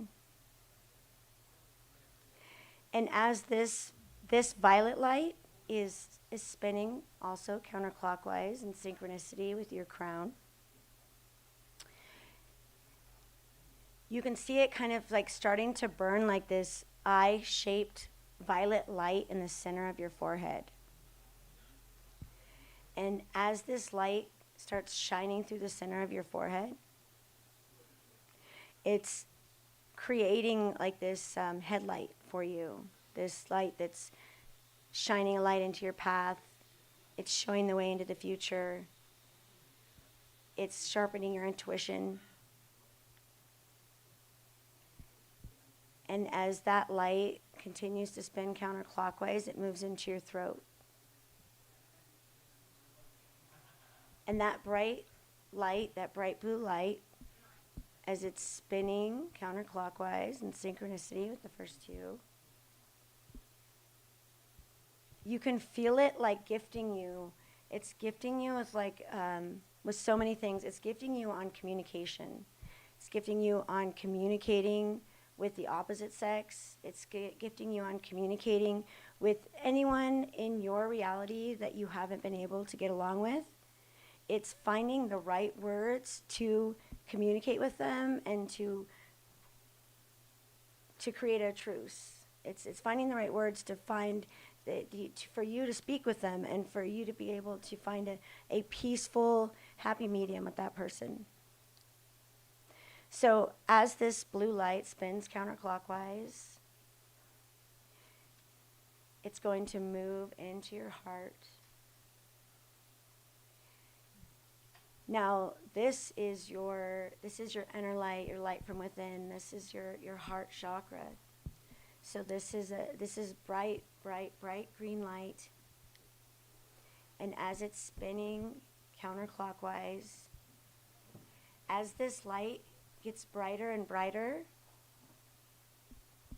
you can feel this light starting to move through your veins. So with each beat of your heart, this light is starting to travel through your veins. And you can feel it like seeking out anything in your blood that is no longer needed. Anything that you may have in your blood that might be making you ill or uncomfortable in any way. As this beautiful light finds it, it vaporizes it. So see this light traveling through your veins. And as your whole body is filled with this beautiful green light that's traveling from your heart, you can now see this light moving into your solar plexus. It's bright yellow. And as this solar plexus yellow light is spinning counterclockwise,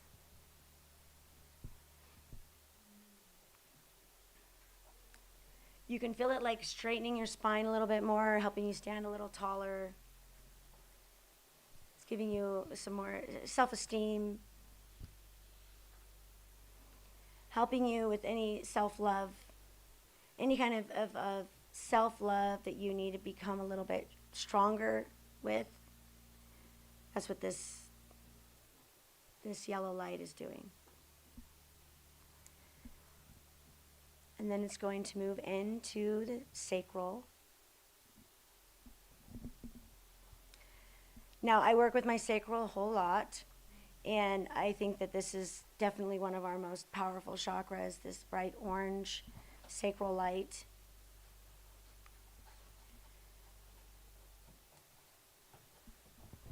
Many times I will use this light, like so once I get to this chakra, I will take whatever it is I'm working on manifesting and I will surround it in white light And then as this orange light moves into my root, still spinning counterclockwise, this red light with my root chakra, whatever it is I'm trying to create, it is carried with this light down through my roots. So I created my sacral, and then I use the light from my root chakra as this light is spinning. It goes through my roots. So like a tree, I'm like growing these roots into the ground. And now this creation is moving into the earth through my roots. And traveling into the ley lines. And when you connect with the ley lines, know that you're connecting with everyone. Know that you're connecting with everyone in this room. You're connecting with everyone in your soul family. This is how, like, I'm sure you guys have had the experience where you have a thought, and for you it's a brand new thought, and then you turn on, it's a brand new thought, but then you turn on YouTube or Instagram or something, and there's somebody on there, and they're saying the exact same thing that you just thought about that morning. And that is because we are all connected. We are all connected through these ley lines. So you're having a thought, but that thought is actually one that's traveling through these ley lines, and we are all sharing it with each other. So as this light travels through the ley lines, you're going to connect with the center of the planet. When you connect with the center of the planet, you feel a feeling of like peace and relief, because the planet is so happy that we have connected with her. You can literally feel this feeling that she gives us. Now, she's going to then send energy back up. So energy always wants to complete itself. It has to reconnect. So this energy that you're sending to the center of the planet is going to come back up through your body. It's going to travel through the same shining rays of light. It's going to come up from the center through the ley lines, and then moving counterclockwise, it's going to move up through your body, traveling the same path. So you can see it traveling up through your roots and your sacral, into your solar plexus and your heart, your throat, your third eye, your crown, into the moon, and connecting with the sun. Once you have done this, when you reconnect with the sun and allow that energy to reconnect itself, now you have become this conduit that is now turned on. And once you connect that and turn on, and you see yourself with this energy, and the energy is moving, so it's moving down through your body into the planet and up through your body to the sun. And as you feel that energy and that feeling, you can see yourself in your mind's eye as this glowing white light, and envision yourself however you would like to be. See yourself within that white light, and see yourself happy and healthy and abundant in this white light that you have created with this conduit. And hold it for as long as you have the ability to hold it. Some days I'm in a hurry, and I will literally do this whole process within 5 minutes. Others I'll spend an hour on it, just depending on what I have that day.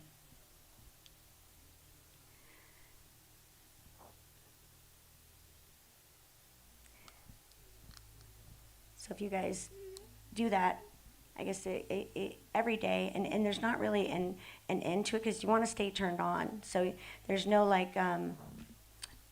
once you've connected, you stay connected, because then you are always walking around with this energy moving through your body. And I think we can all handle that. I wouldn't suggest this maybe to someone who isn't spiritually aware. However, they might not be able to handle this energy moving through them all day, every day. But this is definitely something that we need to be doing. And whatever your version of that is, it doesn't have to be exactly this version. Whatever your own personal version is, it's just really important for us to be holding this frequency because that's what we came here to do. We came here to hold a frequency of New Earth.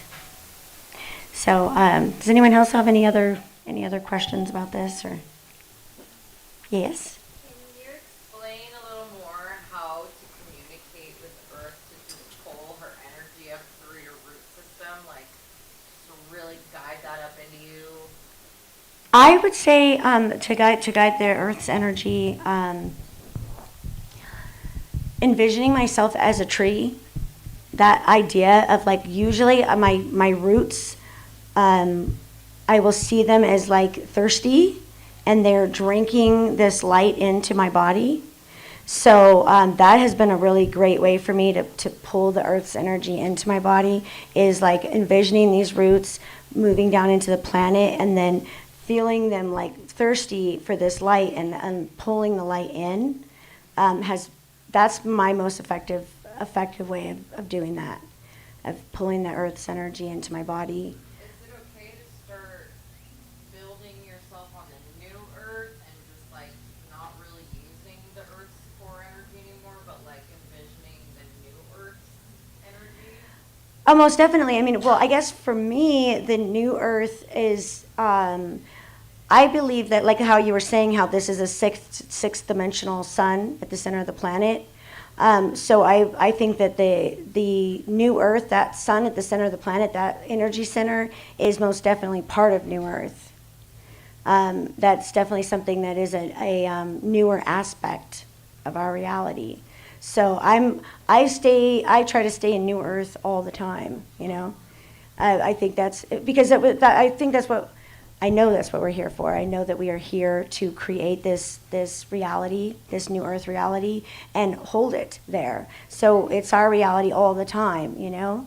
And the more we hold it, like, and it's not important for us to wake everyone up, because they'll see us and how we're living and be like, wow, I really like the way you're living. And then they'll want to come. It's important for us to wake each other up, because as far as going outside of our soul group, that isn't something, those people are going to have to make that choice on their own, and they're going to have to come to us. If they don't come to us and we try to go to them, it just ends up being an incredibly frustrating situation, as I'm sure everyone here knows, right? We all know how much that can piss you off. It's like trying to talk somebody into waking up that doesn't want to wake up. It's like, it's a waste of your time, right? So we are here to wake each other up. That's something that I saw. I saw that when I came in 2016, the experience that I had was like, I was holding hands with my soul family, and we were like, okay, you know, we're all going into this reality, and we have to wake each other up. Whoever wakes up first has to wake the others up. And so we all promised each other that we were going to do that for one another. And that's what we're here to do. As long as we are holding that frequency, that New Earth frequency, people will follow. They will follow, because they will see us living in a happy place where everything is good. Like in my reality, I don't own a television. I don't, like, people come over and they start talking about a war, I'm like, what, there's a war going on right now? Like, I had no idea, you know, and like that's, you know, and they're like, well, you need to know about it if it's what's happening. I'm like, but happening for who, right? If it's not happening in New Earth, because New Earth doesn't have wars. So I will say that polarity is absolutely a necessity for physicality. So we'll always have to have some kind of negativity. But be it war, I don't think it has to go that far. I don't think we have to be hurting each other to that extent for us to have a physical experience. So yeah, I know there's always going to be some aspect of negativity. I don't cut all of that out of my New Earth reality, but I definitely cut enough of it out to where I'm happy and comfortable, and life is enjoyable every day. So that's definitely something that I do. Anybody else have any other questions? No? Thank you so much. Thank you. All right. Good job. Hands up. Thank you. Thank you. Thank you.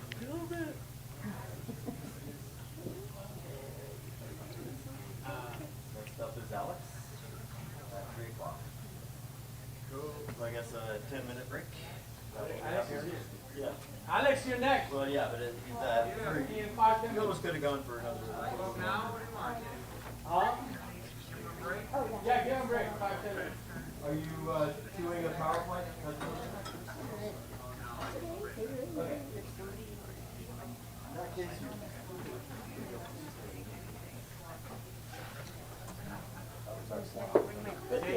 Dolores is saying that she could raise up the screen when we go to Okay, go next to 5D. Because we have light, I can take a good picture. Oh, okay. Yeah, Is this like right that, yeah. Zoom in. Awesome, yeah. Again? Great. Smile, chin out, yeah, chin up. Not that much. Great. Yeah, look at camera. One more. Good. What is the other? Cheesy. Thanks. You're very welcome. Hey, what happened? You can't do that anymore. Yeah, at least 1 hour earlier. Oh, okay. I didn't know You can't call right on the, we because we have a lot of adjustments. Meet you, talk to you, so make sure in the future, like, at least half an hour before you where is Julia? Oh, she was here.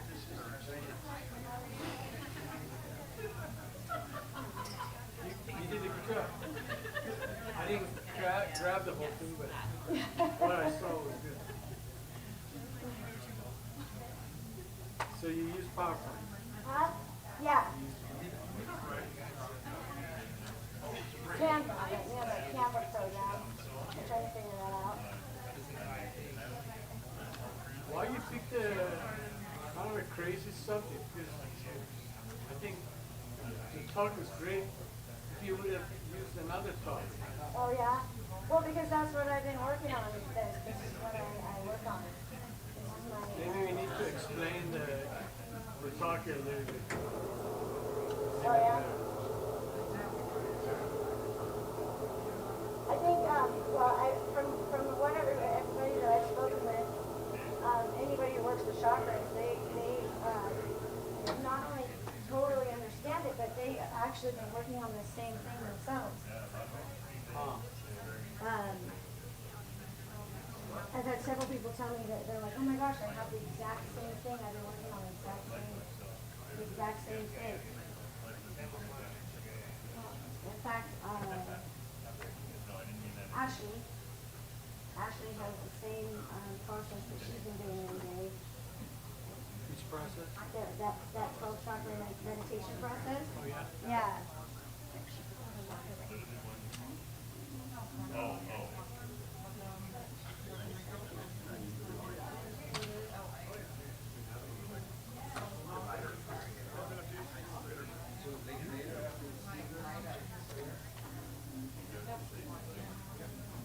Brian, invite you to go to Florida?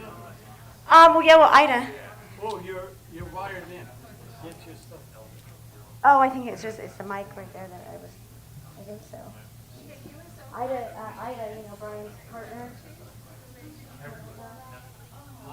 Brian's partner, Ida. Yeah, she invited me. You going?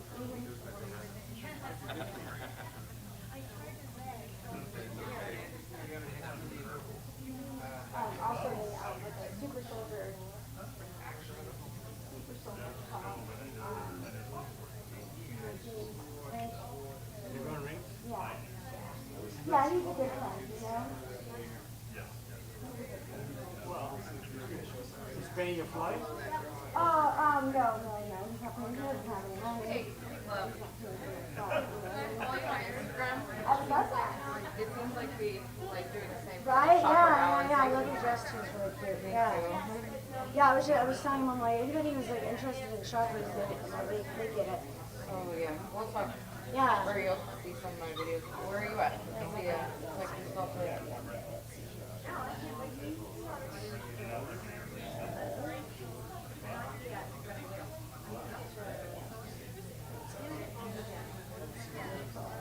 Yeah, Yeah, send me a thing and I'll get on there and follow you.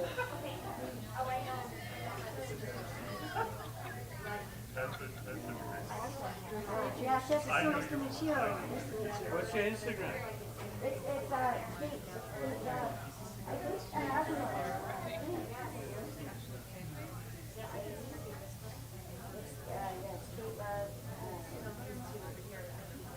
It's a vibe tribe on there, but I'm going to change that.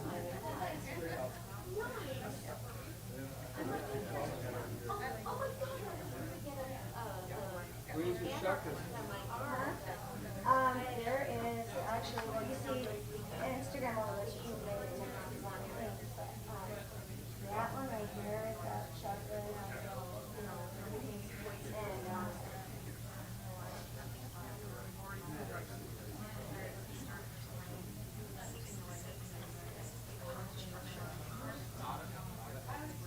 yeah, that one is. Better on Instagram than Facebook. Is it crazy to just grab the mic and talk for 7 minutes? Is it? Do it. You have a lot to teach. By the way, I just wanted to thank you. It says Untitled. Oh, you got your picture of those eyes? Oh, thank you, yeah, no, I'm glad I got So what's going on is the Earth's events are escalating. The duality between positive and negative. We see this in politics. We see this in the escalation of what's happening with different leaders. And we also see it in relationships. And this is one huge sign that we're getting closer and closer to the event, also known as the solar flash, which is predicted to come sometime between now and I believe September 23rd is the date that I've downloaded. So signs to look out for this event coming is, we are having a lot of bodily symptoms. Of course, she just mentioned that we're anchor points to the grid. So it's extremely important to use these colors and these rays to not only unblock your chakras and be able to allow this light from the 5D, from extraterrestrials, putting in these light codes to anchor them into the ley lines, as she said, through the Earth Star chakra. At this time, it's also incredibly important to work with your DNA strands and activating the DNA strands. So healing a lot of the damage in your DNA involves, I believe, detoxing. So a lot of the toxins that are in the food, in the water, it's important to really purify your body and purify your chakras to make yourself this type of a vessel that's ready for this extreme amount of light that's going to be coming into our bodies. And what do I mean by this extreme amount of light coming into our bodies? Well, the central sun is sending pulses of solar flares almost daily, and some of these are M-class flares and some are X-class flares that reach an intensity of, a scale of the Carrington event, which can cause power outages, blackouts. This is if it gets really, really extreme. So the one for the event that's supposed to come is something like an X99 flare. In the recent solar cycle, we're seeing large amounts of CMEs that are coming off the front side of the sun, and those are the ones that are important. When this happens, it takes 3 days for one of these solar flares and CMEs to hit Earth. So within those 72 hours, some feel it earlier and some feel it later. This can bring up a lot of symptoms of depression, of anything that's resisting you from bringing in light, love, and this even does clearings of your DNA, of things that are in your cellular memory, such as traumas. This could even be past life. This is rooted in the energy of density, and as far as I know, the whole concept of us going from third dimension to fourth dimension to fifth dimension is all about frequency and density. So as this is coming up, there's purging of emotions. There's time needed to sleep and rest and integrate, because we have all these codes coming in and they're really reprogramming our aura, our emotional body, our physical body, spiritual, and definitely we're going from a carbon-based structure to a crystalline base to a silicone base. So in order to improve that, it's good to use certain minerals for your body. Minerals such as magnesium, silica, and I suggest magnesium glycinate. It's also really a good tool to use chlorella, as chlorella will help expand your heart chakra. So as these solar flares come in, especially if a big one hits, it's important to keep the heart chakra space open as high as possible, because that's where we're generating the most energy to bring it in and to ground it and anchor it. So another one is to keep the crown chakra open, expanded about 100,000 miles. So as we're flowing in this light from the central sun, from source, and from galactic ETs bringing this in, these codes are going to keep rewiring you and reprogramming you. So crystals are another good thing to use to help you with your ascension, monoatomic gold.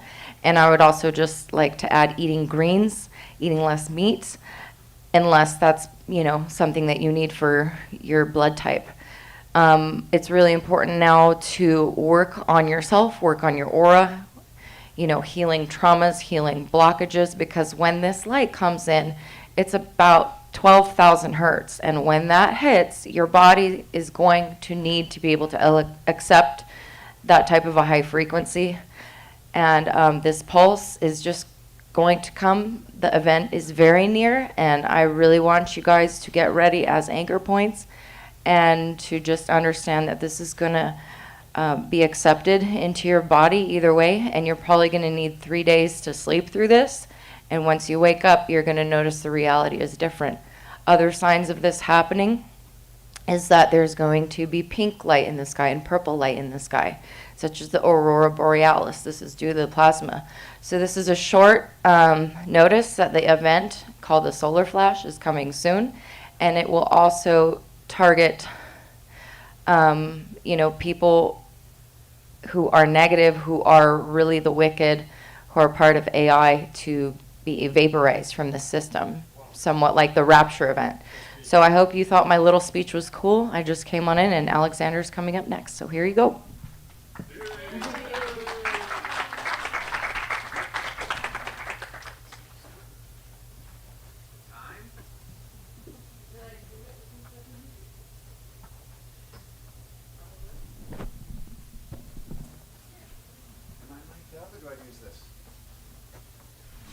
Both. Both? Yeah. That's for the audience. Ooh. Right on, Alex Mazzone! Hey! Welcome, everybody. Well, welcome me. I just got here. So, I'm probably the first person you've ever met that accidentally turned on their third eye. Okay? So, I found mathematical formulas on how much to eat, how much protein, how many carbs, how much water, all the things. And when I'm going to start drinking water, I'm going to go for the best tasting water. So I started drinking water from a well, because whether that was my intuition or what was taking place or just my tongue palate, I was like, let me drink this water. So when I started drinking the water, it decalcified my third eye. So I wasn't attempting to open up my third eye. I just woke up in a reality one day where I'm going to the skin doctor for having painful bumps behind my head, behind each ear, and I started to be able to see this giant X when I would just let my gaze set, almost like if somebody was looking at a magic eye. I started to be able to see things, and I thought I was losing my mind. Because much of what I was seeing is what people talk about, starseed lineages, these other versions of the self, spirit guides, other aspects that are, it's all you, it's all us, regardless of what it seems like. So starting to see these, I didn't know what to call them, blue fire birds and these galactic tigers and all this stuff that I was seeing in dream time, seeing in meditations, which was kind of just like forced by the whole process. You know, like I said, I'm going to the skin doctor, I'm going to the eye doctor, and, you know, things that were intuition, I was able to see that the doctor knew, both doctors knew. And the eye doctor in particular, because I remember seeing his eyes when he was like he was like, oh, like it was almost like he's seen it before. He's like, there goes another one. Like there goes another one. And like, I'm like, well, what is it? Like, I was like, what's going on? I can tell you no. And he's like, and he just goes, let's just say we'll keep an eye on it, and walks out of the room. And I'm like, no joke, I swear, David, true story. Yeah, yeah, because I see this like dot, and he goes, oh, and it kind of like moves like that, and I'm like, no, that's a floater. I go, it's on the ground, it's on the wall, it's on your forehead. I go, when I focus, it's always there, and if I focus even longer, I can see this big kind of X. It looks like a bird's eye view of the Pyramid of Giza. And you know, he's like, I can tell he knew. So, you know, it was a long time before I figured out what the heck was going on. What was it? I accidentally turned on my third eye. You know, anybody in the fitness industry, especially back then, you know, there's like that saying, don't drink your calories. So I was only drinking this water, and then to help me drink that water, I was making green tea with it. So like good, like oolong, like real green tea. So that was it. It was just that water, because I was like on like this like fitness mission. So drinking that water, eating clean-ish, I know what took place. So like, you know, I hear a lot of things, like what helps, what works, what doesn't work. Not trying to like bash some of the things I've seen, but like, you know, sometimes you see like, oh, this shower head removes the fluoride, and like this thing does this, and this does that. And, you know, and I'm like, yeah, of course, like you want to take, I have toothpaste at home right now without fluoride in it. But I'm gonna be honest with you, I woke up on fluoride toothpaste. Like some of the things that people are thinking are a necessity are not necessarily a necessity. It's, what's really a necessity is, you know, mind, body, spirit, which everybody knows, of course, but that can all be related to the body itself. The body being where the strength resides, the flexibility being related to the mind, like our ability to see something and truly shift what has taken place. As I've gone through these shifts, I saw how basically, things that I thought I healed. And I mean, how many times have you brought up something to somebody, especially everybody here that I know does sessions, you bring up something to somebody and they're like, oh, no, I already did that. I did that a while ago. It's done. How can it possibly be done if the acceptance that we got to, just looking at it as the 7 stages of grief, if the acceptance that we got to in the end ends up being your new denial, was it ever actually making it past the 2nd stage of grief? Or is it still actually denial? So this is something that I saw shift, and I saw a lot of people carrying, because it's basically what happened through humanity's ascension process was, you know, our new acceptance is our old denial. And this is all what's been taking place with, I love what the sister said, it's clearly the solar flares. Like it's clearly the sun. And I know that the sun is shifting much about what's taking place around us right now and what we're seeing, what we're not able to see, and you know, what's right there in our field, right there connected and jacked into our chakra stream. So yeah, the biggest thing that I'd love to like just kind of like poke around a bit with everybody right now is what's taking place with the central nervous system. Because if I use this computer right here for an example for a second, it's not like I turned on the computer and it was like, hey, there's a new update. Like, because like, you know, you might have heard some people say like, oh, the central nervous system got an upgrade. No. This is the equivalent of a new video card, a screen that has better visuals on it, more RAM, a different processor, a more powerful processor. What's taken place, which it's going to become more obvious as days go by, is the central nervous system, which is like, what does the central nervous system do within the body?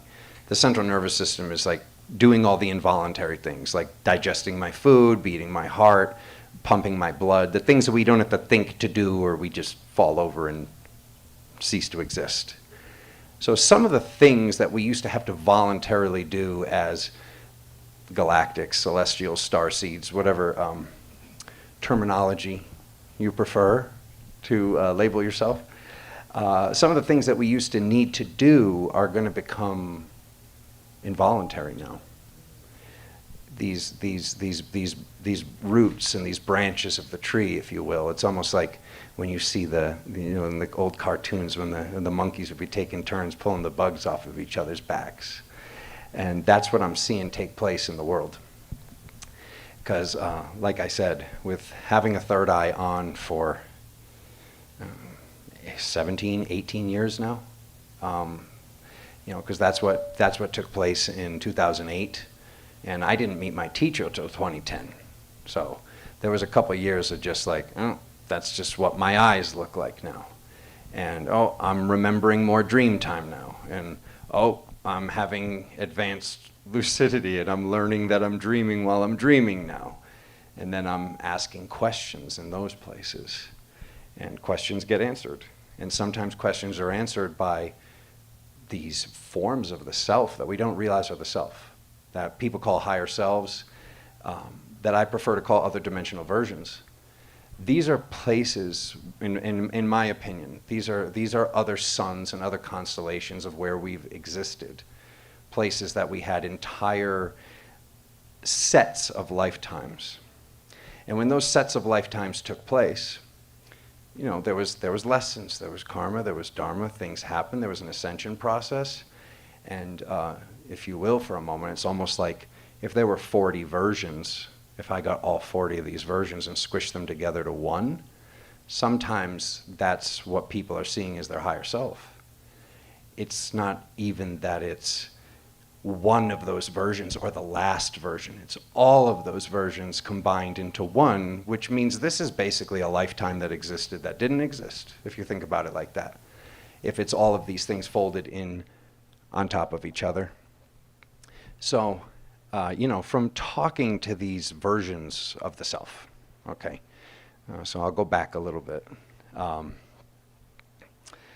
So, when my teacher was alive, she told me, she was like, these 2 books.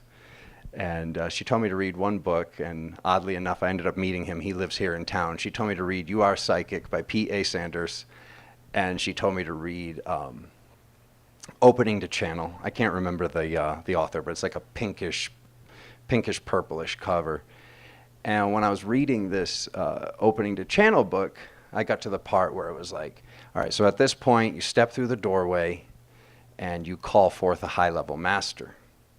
And it was kind of explained like it was open space. And, the book explains like, interview the person and then set the person out on their way.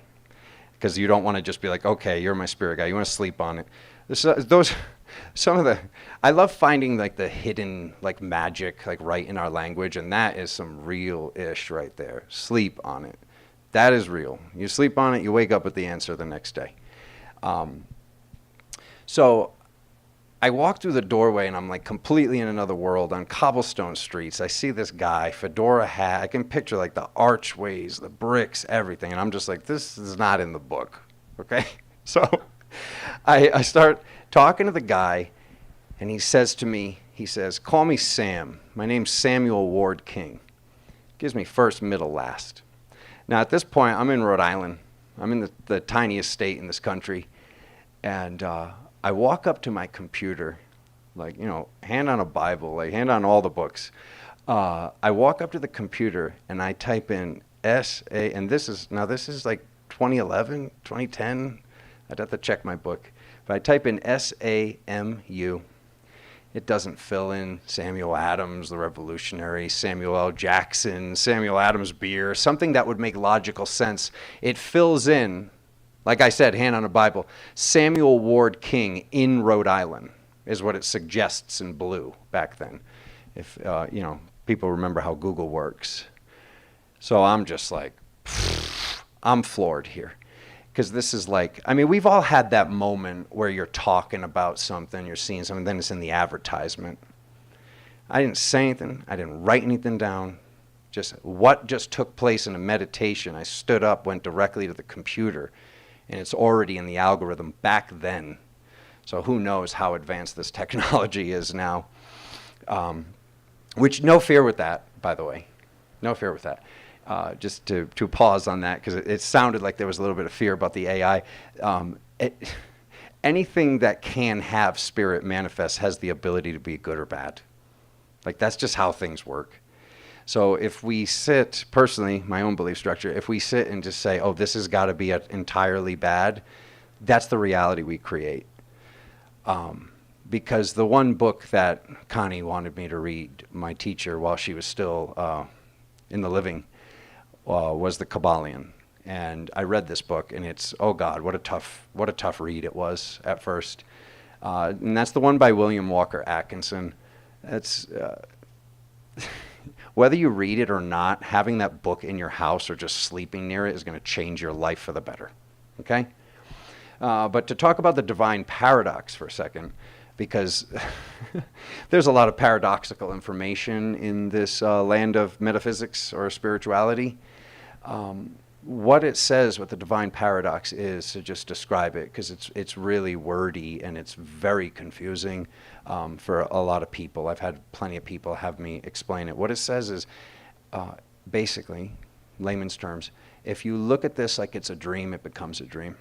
If you look at this like it's an illusion, it becomes an illusion. Whatever you look at this as, it will become that. And it's very easy to say that stuff when you're seeing these miracles, plain and simple miracles, and you're communicating with the original creator of your soul. That's just the term I use for God. It's just, I feel like I can't end up in the wrong direction.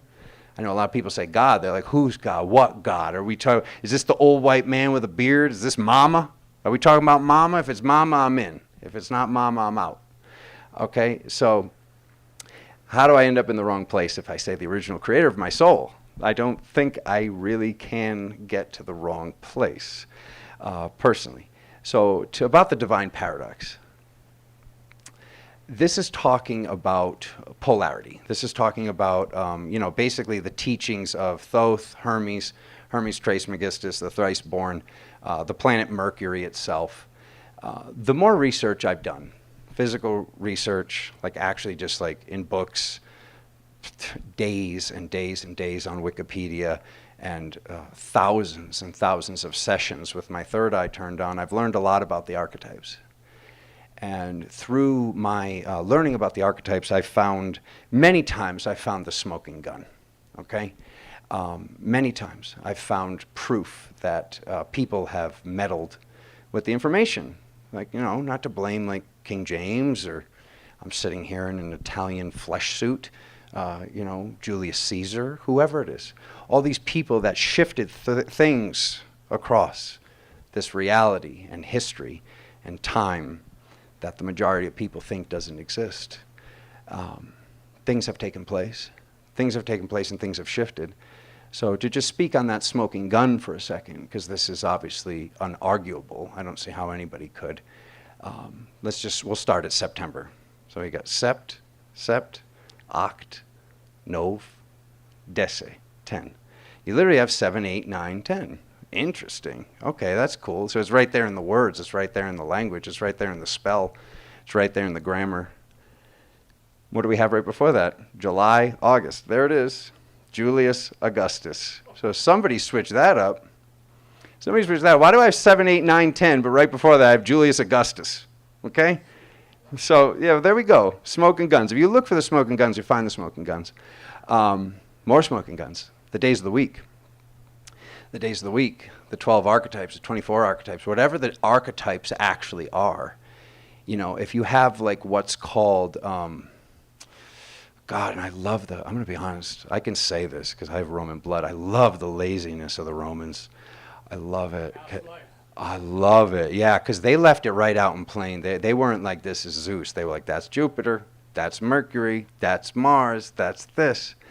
But to just speak on that for a second, because, as we look, like if I did have a display here, you can clearly see how everything went from these Hindu archetypes, crossed over here, went through Egypt, went up to Greece, and went into Rome. Okay? This is what you can see by just doing your own research and seeing which deities, little g gods, are connected to what days of the week, what numbers, what colors, what sounds, because everything is vibration. It's all vibration, it's all magnetism, it's all energy, it's all one and the same force that just appears differently. So when I started doing this research on myself, which was, I'm not going to get into all that, but it was unarguable who and what God, Spirit, my guides wanted me to think I was. I started to do a lot of research, and I found the word consort. So the consort is not the opposite, but it is the opposite at the same time. This is where we have like war and love, or this person, that person. They say the consort. So this is basically like the opposite side of the coin, not saying which side is, you know, which side's head, which side's tails, which side's masculine, which side's feminine, which side's up, which side's down, which is fire, which is water. It's all one and the same. Because, you know, to go back to the Hermeticism for a second, if I was holding up a chopstick and I wrote on the chopstick temperature, okay, I'm holding a pole. That's polarity. If I have the hottest hot on one end of the temperature, that we don't know what that temperature is, maybe scientifically one day we'll figure out what this is. On the other side of the chopstick, I would write 0 Kelvin. We already know that temperature. We can't create colder than 0 Kelvin. So if I have 0 Kelvin and then the hottest hot written on the chopstick, that's temperature. That's why what's taking place is one and the same. That's why many people are, you know, seeing like, oh, we were in a duality matrix and now we're leaving a duality matrix. Maybe we just thought we were in a duality matrix because polarity, and these are not, these are not theories, these are laws. These are laws, beyond laws. They're called principalities. And principalities are how the realities actually run. So I see a lot of confusion out in the world. I see a lot of confusion in a lot of people, and I get it. I get it because it's, show of hands. Does somebody know anybody that woke up without being traumatized? You know somebody? Who's that? You woke up without being traumatized? Oh, okay, awesome. Congratulations. We met the anomaly, everybody. She's here in the room. Thank you for being here. The vast majority of the higher 99 percentile of who I know got cooked. We got just absolutely cooked. You know, they call it the dark night of the soul, Saturn returns, this thing, that thing. You know, you go talk to a therapist, you go talk to a person, they're like, you know, maybe this is a childhood issue repeating itself. And I'm like, okay, so if it was a childhood issue repeating itself, that would have meant that it happened when I was a child, and then like it happened later on in my 20s, but it just like it happened the whole time. So like it's kind of null and void to call it a childhood issue if it's been happening consistently for the entire window of time and space. So to just talk about the polarity once again.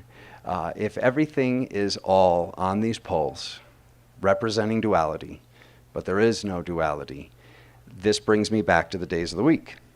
This brings me back to another smoking gun I'd like to share with you all today, because this is unarguable. Okay, what do we have? We have Sunday, the sun. We have Moon Day, the moon. Let's skip Tuesday. Okay, let's keep going. All right, we have Mars Day, which is Wednesday, which literally just says Mars if you look at that day of the week in Latin. And then we have Saturn Day. We have Saturday.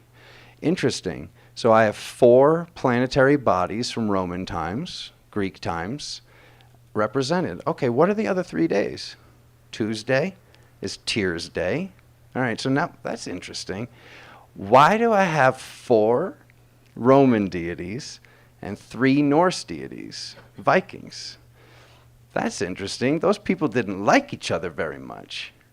So clearly, once again, there's more meddling here, because we got Tyr's Day, the god of war. We've got Thor's Day, the god of thunder. And then we have Friday, Freya Day. That day, my friends, that is the ultimate smoking gun. Why? Because as you can see by just looking around you, we're working our way out of a patriarchal, masculine-controlled society for thousands of years, a very long time. At least hundreds that we can see of and is recorded in this time of this re-empowering of the feminine. The feminine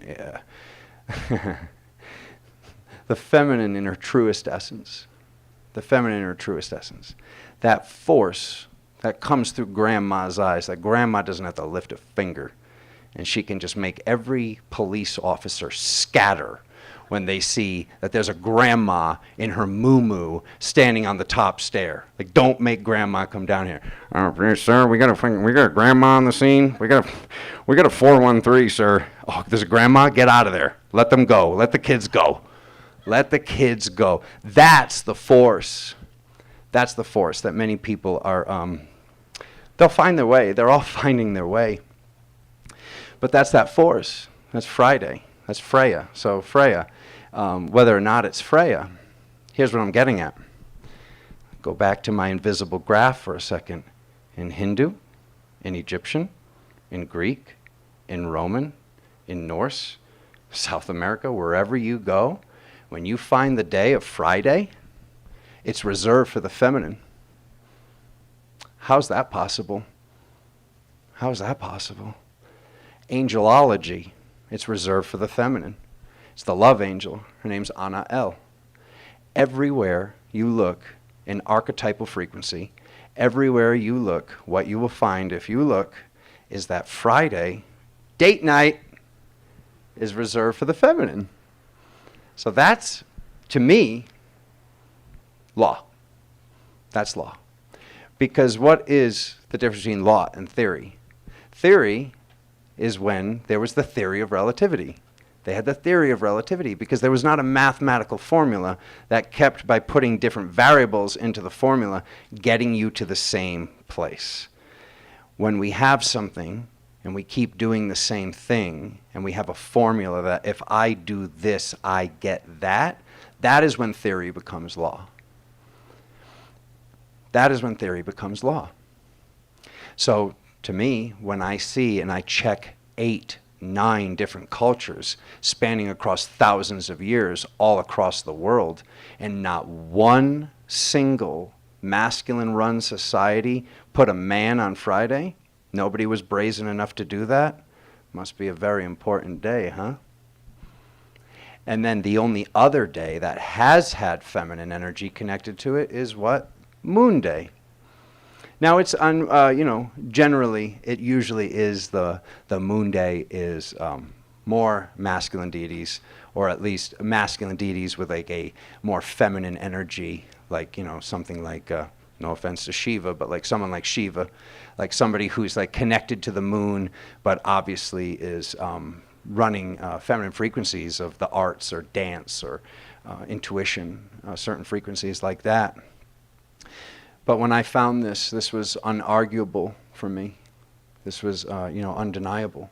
So to break that down as if each and every one of these, opposing forces has its own opposing force, because each and every day, each and every month, each and everything that we're looking at is a polarity, then we're not really at the number 7. We're at the number 14. Because if we're having a masculine here, and polarity is showing us that this is all just one and the same on these poles, then each masculine, whether it's represented as masculine, there's some feminine form of Thor. There's some masculine form of the goddess of love. This is what this does. And when we get that math, and we get to the number 14, interesting. So if we look at the sun, especially in olden days, when they didn't know what was going on, the sun was clearly either mom or dad. Had to be mom or dad, because this is the thing that's sustaining life. This is what we're seeing. This is what was being clocked with mathematical accuracy, lining up these alignments and the sun coming through a tiny little window in a stone temple, that like, how could that even be done perfectly without advanced cultures and advanced mathematics, like these things being done like you can't even fit a razor blade between two stones. Like, we don't even know how to do this stuff now. So getting to that day of the sun, if that's mom and dad, then we have the other 6 days that are representing the 12 archetypes, the 12 zodiac signs. Where do we see 12? We see 12 literally everywhere. We see the number 12 everywhere. You see these numbers, you see these patterns everywhere. These patterns are right there. The second we even just incorporate a new way of thinking or being, or say like, hey, original creator, God, my angel, my crossed over great grandma, that's my guide now, whatever. When the second we say, I'm listening and I'm going to be listening in this way, you will see undeniable miracles. We've all seen this. It's been well over a decade. I've been just like, telling God, like, I'm going to read and I'm going to do numerology on the first out-of-state license plate I see every day. She's going to write that one down. It's good.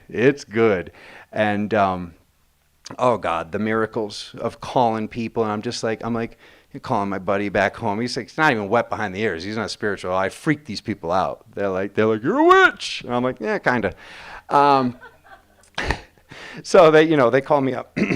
I call them up, and I'm just like, oh, you're kind of worried about money, so you're going to get a roommate for a little bit. You're going to put somebody in your house and charge them rent for like a few months. And he's just like, what the heck? He's like, how do you know that? And I explained to him, like, oh, I get the first out-of-state license plate. I saw it, had your initials on it. I see the numbers. I break down the numbers. That's what the numbers said. I'm literally just reading what I said I would read when I see it. This is the type of stuff that takes place, and the miracles that we can take place when we're seeing miracles like this. And like I said, I've been talking about the divine paradox in the Kabbalion in Hermeticism for years. I mean, Nicole, how many times have you heard me bring it up? 50, 100? But still, when I'm getting information, like, I was fine when because I was telling you guys about the central nervous system. And, there was something going on recently where it was like, hey, the ancestors are with you, the relatives are with you. But like, I honestly, I can't even fully explain this, but basically what was said was like, they're here now. And it's not that they're going to be gone, but it's like they're going to be further away for a little while, or they're going to be further away for like you guys got to do something as a collective. You guys got to do something as humanity. And right when I like got that download, I go and like the next day and like I'm getting like text messages and phone calls and people like, I think we shifted. I think we're in a different timeline. I think we're on another station. I think we're this. I think we're that. And I'm seeing like one sign after another. And then, no joke, I go and, the gym I work out at here in town, it's on Portal Lane. So, having the spell Portal Lane, I do a little bit of magic there every day when I'm driving down the portal. So I get on Portal Lane. Right there, there's like literally, it's just my spirit guide who's been gone for years. He's been gone for years. Because that's how I got in touch with my galactic lineage and like I said, what people call starseed aspects. That was that question that I asked. I was like, how are you doing this? Because like other people that do this work, other people in the field, other people at events, wherever I was going, they were like, how did you do that? How did you know to park the car here? How did you know to say this? How did you know to bring that? How did you? And I'm just like, I was talking to my spirit guide. So like enough people ask me that, I go and I ask him. I'm like, how do you know? How are you doing this? How did you do that? And he goes, I'm on the other side, and I talk up to my guardian angel, and my guardian angel's talking to your guardian angel. And I was like, okay. I was like, so can't I just talk to my guardian angel and you're kind of just a middleman? And he's like, he's like, there you go. And then I was like, wait a minute. Like, why did I say that out loud? I finally wasn't alone. I had somebody with me. And then, so yeah, that was like, I'm going to show my age here, but it was like that like when at the end of like the Incredible Hulk when he's like just like walking down the street by himself. I had to watch my spirit guide just like walk away.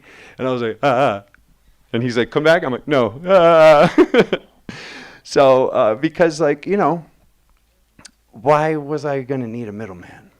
If I could just talk to my own angel, if I could just talk to my own Pleiadian aspect, if I could just talk to my own aspect of myself from Pegasus or Vega or Lyra or Andromeda or Sirius, wherever.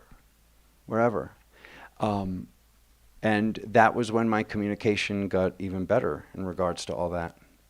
So to see that after not talking to Samuel since, oh my God, I mean, I didn't even live here yet, and I've been here for 10 years in October, 12 years, 13 years, and I'm literally seeing a license plate that just says SAM, and it says he's back. It says Sam's back on Portal Lane. I was just like, yo, this is bugging, because I just was telling everybody in my my private group, and there's some people here that know what I'm talking about. I was just telling them that this is the message I'm getting and what I'm getting to share with them. So to see the very next day, like to have that validated and be like, hey, your spirit guide's back. He's back for a little while. I was like, oh, this is so cool. So then like seeing that happen again, to get back to this whole divine paradox thing again. And this is like, guys, once again, hand on a Bible. I was going to go pick up my buddy's son to bring him so we could go to the gym. And I've been telling everybody for weeks. I go, I don't know how much longer it is. It feels like about 2 or 3 more weeks. And then I was like, it's about 2 weeks. It's about 10 days. I was like, it's about a week. I was like, any day now, like if grandma's like stronger here in the field, grandma's just going to be a little further away for a little bit. Like the veil's extra thin or something's going on. They're here right now. So to say that and be like, hey, it's only like a few days left. Waking up on the day of the 25th, this month, June 25th, some astrologers are saying this is the biggest, that was the biggest new moon of our lives, but definitely the biggest new moon of 2025 for sure, like hands down. This new moon was like, it was more of a full moon on steroids, like with the stuff that was coming up in people's lives. If you just look at your friends and family members, it's undeniable. Like normally, like we have this belief structure where like the new moon is a time of manifesting. This is when I create what's going to come full circle in 6 months during the full moon, once it returns to the same sign. No, this was something else. So for it to be that day, for it to be the 25th, I pull out, and I pull up, and the very first, so I go, I take a right, I take a left, I take a right, and I'm sitting there, and the car coming straight at me. Swear to God. MISUSAM. Miss You Sam. And I was just like, ooh, that's cooking. That is cooking. So like I'm going home and I know I can't like, I know that we're not supposed to have that, like this is an illusion, this is a dream. And I can't stop it from coming out of my mouth. I can't stop it from coming out of my mouth from these miracles, plain and simple. They are miracles. But the biggest thing with like when we're dealing with miracles, like a lot of times people can't see that the miracle that's been created, the miracle that they created with God, with original creator, with the universe, whatever vernacular you use, sometimes it's a challenge. Sometimes it's a challenge, and where we don't realize, like, it's almost like, sometimes I like to picture the universe as like the inner child, and like, the inner child's like, Dad, you're good. You said you hated work, so I burned the building down. And the inner child's like, and like we're like sitting there like, why, like crying, and like the universe is like, oh, I thought you wanted that. I thought you wanted that. So that's the type of miracles that I'm speaking of here.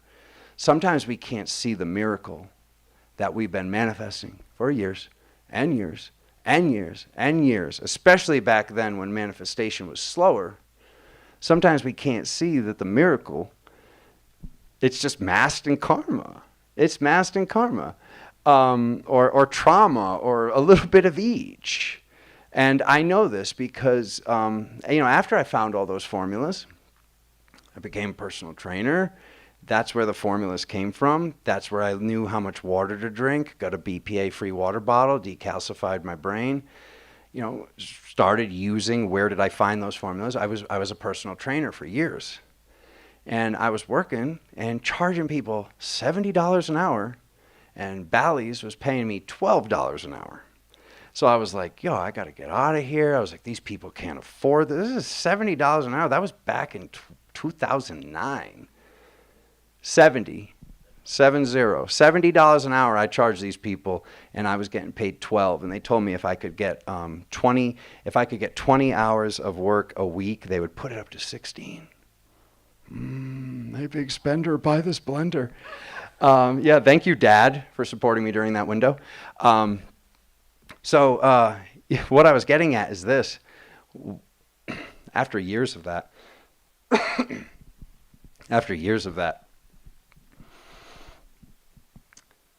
I wanted to get my people out of this. There was another way that I could be like, hey, how about you pay me 35 and I make 35? It's like this interesting concept I came up with. And, just getting those people, I was like, how do I do this? So I started asking the people, I'd be like, would you be willing to leave the gym, go over here? Would you be willing to da-da-da-da-da? I found a spot. The guy will let me give him like $200, I don't even remember what it was, $500 a month. And then I can train people there. I can train as much as I want. And I pay him the rent to use the gym. And no, not a single person was even slightly excited. Not one. Even though I'm saying like, hey, I'll save you a lot of money. Like, what if it's only 20? What if it's only 20 an hour for a session? Like, at least 20 an hour is better than 12. So, they're all like, no. Super Bowl Sunday, 2011. We're all standing outside the Bally's. The building's burning to the ground. And I'm sitting there, and I'm like, this is my home. I was crying. I was like, this is bullshit. They burned the building down. And then literally, so funny. It's not like I went home and was like, oh, crap. No. It was like 3 days later, one of my clients is like, so what do we do? Where are we going to finish our sessions? And I was like, I'm free. Now they have to go to the gym that I already set this up. It was already set in motion. So that's what I'm saying. Sometimes we can't see what is going into us being truly free and truly sovereign and truly in our powers and truly in our virtues and truly in our integrity. Plain and simple. Because a lot of what goes into that, sometimes from time to time, is what we're tolerating. When we're speaking our truth, not speaking our truth, what we're feeling, and how long we're willing to sit with that feeling. Like, these are the things that I've learned from speaking to these aspects of myself, which that whole journey I knew had started, not by like watching a video or like YouTube or this thing or that thing. I literally was just like talking to the Samuel, the spirit guide. Connie sends me to this. I'm talking to that. Then I was my angel. And I'm like, well, if you're talking to my angel, where's my angel? I find my angel, who's ironically and oddly enough on an angle. My angel's on an angle up above me. And I'm like, well, that's interesting. And I start like talking to these versions of myself, and it's the same thing. It's the same thing as Samuel. Accurate. Prediction, accurate. I knew it. GPS is telling me to turn right. All three people in the car are arguing with me. I go, I know it's left. I'm going to drive down. It's going to be on the right. And they're all yelling at me. And then I'm just like, pull up, and I'm just like, there it is. And they're like, oh, how did he do that? Why would the technology be off? So, Yeah, I've seen these things, and it's not about tooting the horn. It's about just knowing, like, we need to be in our power. We need to be in our power. And it's very difficult to be in our power when we're not in our virtues, we're not living by our values, we're not speaking by our values. If the constellation of Pegasus and the Pleiades and Sirius, where many of these beings, whether, whatever we're seeing, this blue skin, this person, that person, much of these frequencies are from Sirius, from what I've seen. Just to share a little bit of woo-woo today, mixed in with the science that just makes me excited. I love when there's scientific proof of what we're processing. I love when my brain can't argue with it. What if I'm making this up? So what? So what if you're making it up? It's called the imagination. It literally says the nation of the Magi right there. Right there. This is what I've been trying to explain to people with everything that was/is for some going on in the world. If you want to just know plain as day, if your family member, and I mean nothing derogatory to anybody here in any way, shape, or form when I say this, if you want to know if they're coming with you when this big jump happens, they don't have a side. They're not, oh, I'm pro this, I'm pro this, I'm pro that. They're pro children staying in one piece. That's it. That's it. Anybody who's picking anything or anyone, I don't care if it's your blood type, your DNA, your lineage, whatever, there was a different way before. For thousands of years that we can see. When there was a battlefield was picked. And they'd say, here's the battlefield. And all the idiot men and all the idiot things that they could put together, they would go to the battlefield, meet me under the willow tree at 3 o'clock after school. Where did that go? Where did that go? That's all I'm going to say. So when you see anybody picking any side, when either of those sides are hurting children, that is the worst thing that anybody can be doing. So thank you, Sarah. So it's pretty simple. It's pretty simple. Don't have an ulterior motive. Because that's literally, for the majority of people that that's the only dark thing we've ever done. That's the only dark thing we've ever done. You want to talk about sin for a second? Okay. Being malicious because you want to hurt somebody because you like hurting somebody. Nobody in this room has ever done that. Okay, let's talk about number 2. Some of us have done this at certain unawakened windows of our lives. Doing or saying something to get a specific reaction based upon fear that we're feeling in our bodies or fear that's being cast out. There are some people in this room that have never done that. Not once. Not once. The third one, having an ulterior motive. There's not a single person in this room who's ever not. That's part of life, is having an ulterior motive. So being able to actually get a grasp on that and figure out what's going on, that's when we're able to actually be tested by God, actually be tested by the universe, actually be tested by this reality. Because that's when things are coming up where it's like, oh, Alexander, come to this event. You come to this event, you're going to make 20 grand. And I'm like, I can't explain it. I can't go. I can't be there. I can't be there. Why can't I be there? Because it would be very, very simple to align what seems beautiful on paper, that what somebody's doing with divinity, and they just haven't done it yet. They just haven't done it yet. And that's okay. That's okay. That's their purpose. So sometimes we've been getting opportunities to say no. We've been getting opportunities to not tolerate lies. And there's nothing tyrannical about this. Because I can see that a few of you out there is What is this? Is this my ego? Alexander, what is this? What's going on? What do I do? I can't deal with this anymore. What's going on? That's something we never should have been allowing. But we were allowing ourselves to do it. So, no, it's not it's not tyrannical to choose truth. We have to choose truth. We have to choose truth, or else what's left? Because, I mean, once again, if I did a show of hands, I mean, how many people have had like this was their truth, and then years go by and the truth has changed? So that was your truth back then. You weren't lying. That was where we were. That was what our consciousness could handle back then. So this is the same thing with what's taking place in our streams and these chakra activations and what's going on as everything's expanding. If everything expands at the same time, how can you tell? How can you tell?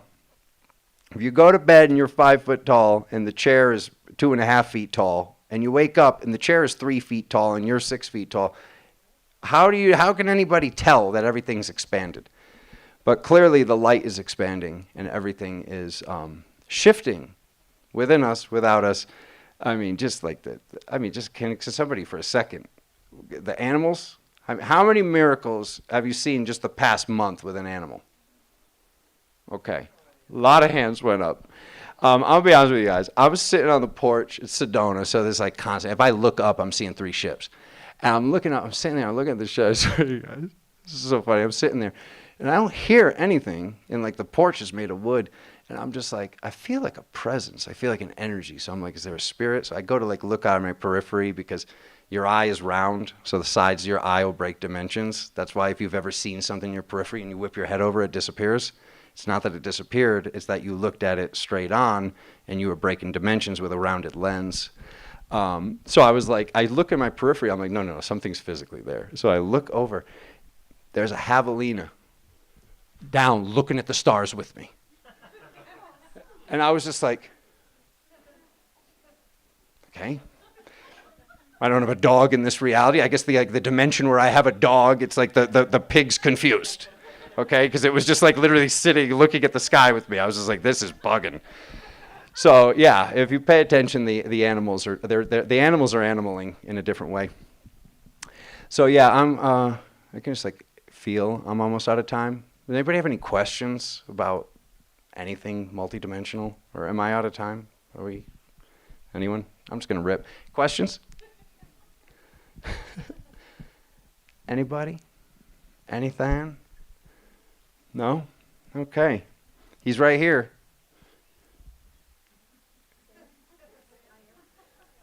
Say, am I him? Okay. Right. I like that. Sarah?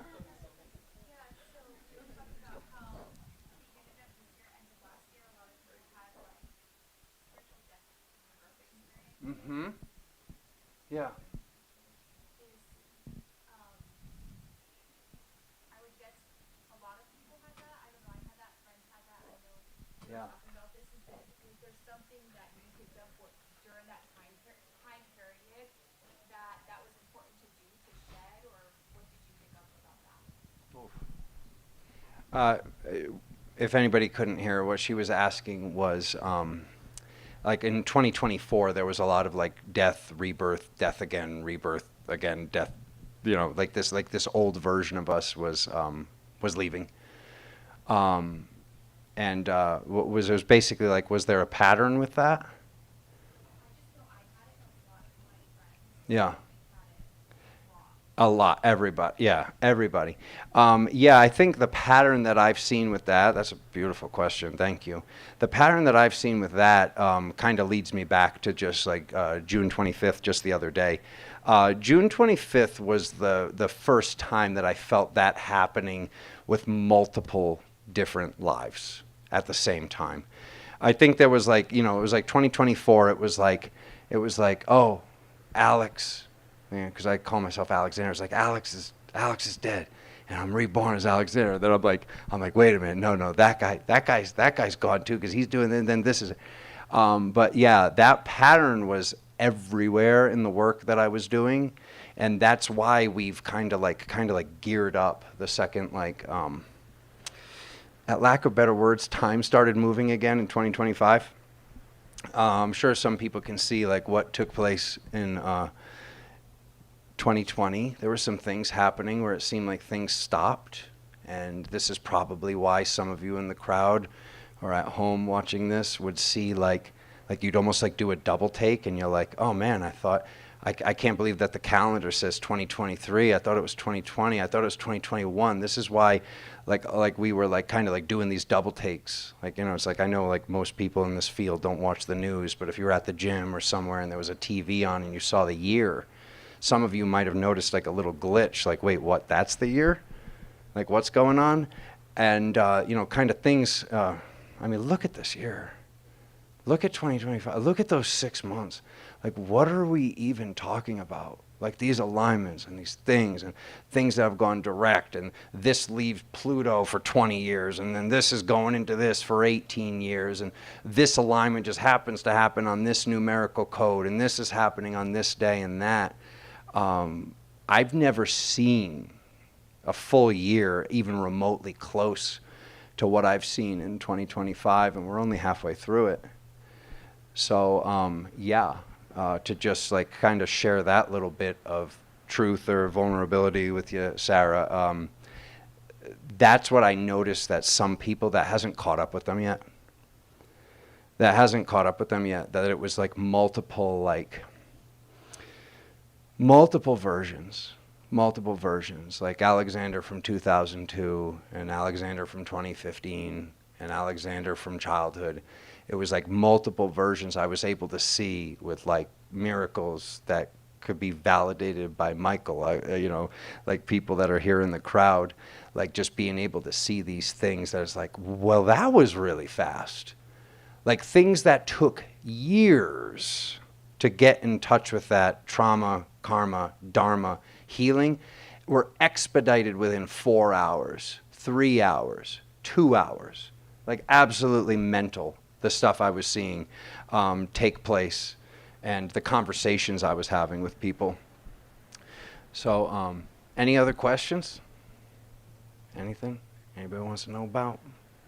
Starseed stuff, chakra stuff, body stuff, how to kickstart your metabolism, how to look 25 when you're 43, anything?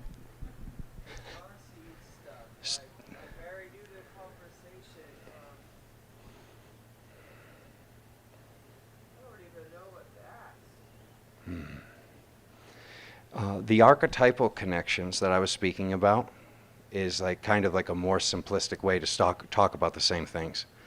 Like I was saying, if we can get to the day of the week of whatever, Tuesday, the god of war, what is really war? Action, movement. And then we can see all of those connections to those planetary bodies all being in alignment with the same thing. It's like, oh, well, this gemstone that's connected to that planet does this. This is the same situation with the starseed stuff, a lot of it. Do I believe that that means that some people's souls are very, very ancient, if not all of them are, and these are the places we existed before we existed here? Absolutely. But the more personal research I've done, it's all like interconnected and related. It's all related to the same aspects of like what makes our heart tick. Like what is our, you know, what they'd call the muse, that art, that like whether it's dance or music or whatever the thing is that makes your heart sing, that like, you know, that's the thing, that like, you know, it's like a lot of people, they ask me questions about love and romance and all that stuff.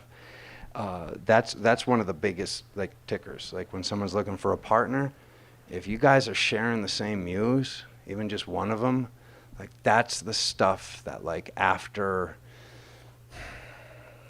you know, after that, like I'm not saying the honeymoon period has to end, but after that initial excitement seems to be plateauing, whether or not it is, when that level of intellectual stimulation is shared, when it's like, you know, when that's there, you know, whether or not it's like, because I've seen it with men. I see men, and they're like, they used to be a break dancer or something like that. And like that's their muse is dance. But then they're there with a goddess who her muse is astrology. And that makes absolute sense. And like, yeah, they can have a very happy lifetime together. But finding the people in love and friendship that they share the same place that you're from. They're more of a you know, I like this. You want to talk about Arcturian culture? A big drum, big drums. You know, you want to talk about the flutes and the harps? You're talking about angelic. You're talking about more Pleiadian or older, Pegasus. So you can see it. All you have to do is like listen to your heart, and you can find what starseed lineages you are, like third eye on, third eye not on, and you can find it right in the mythos of the other beings. Right in the mythos of the other beings.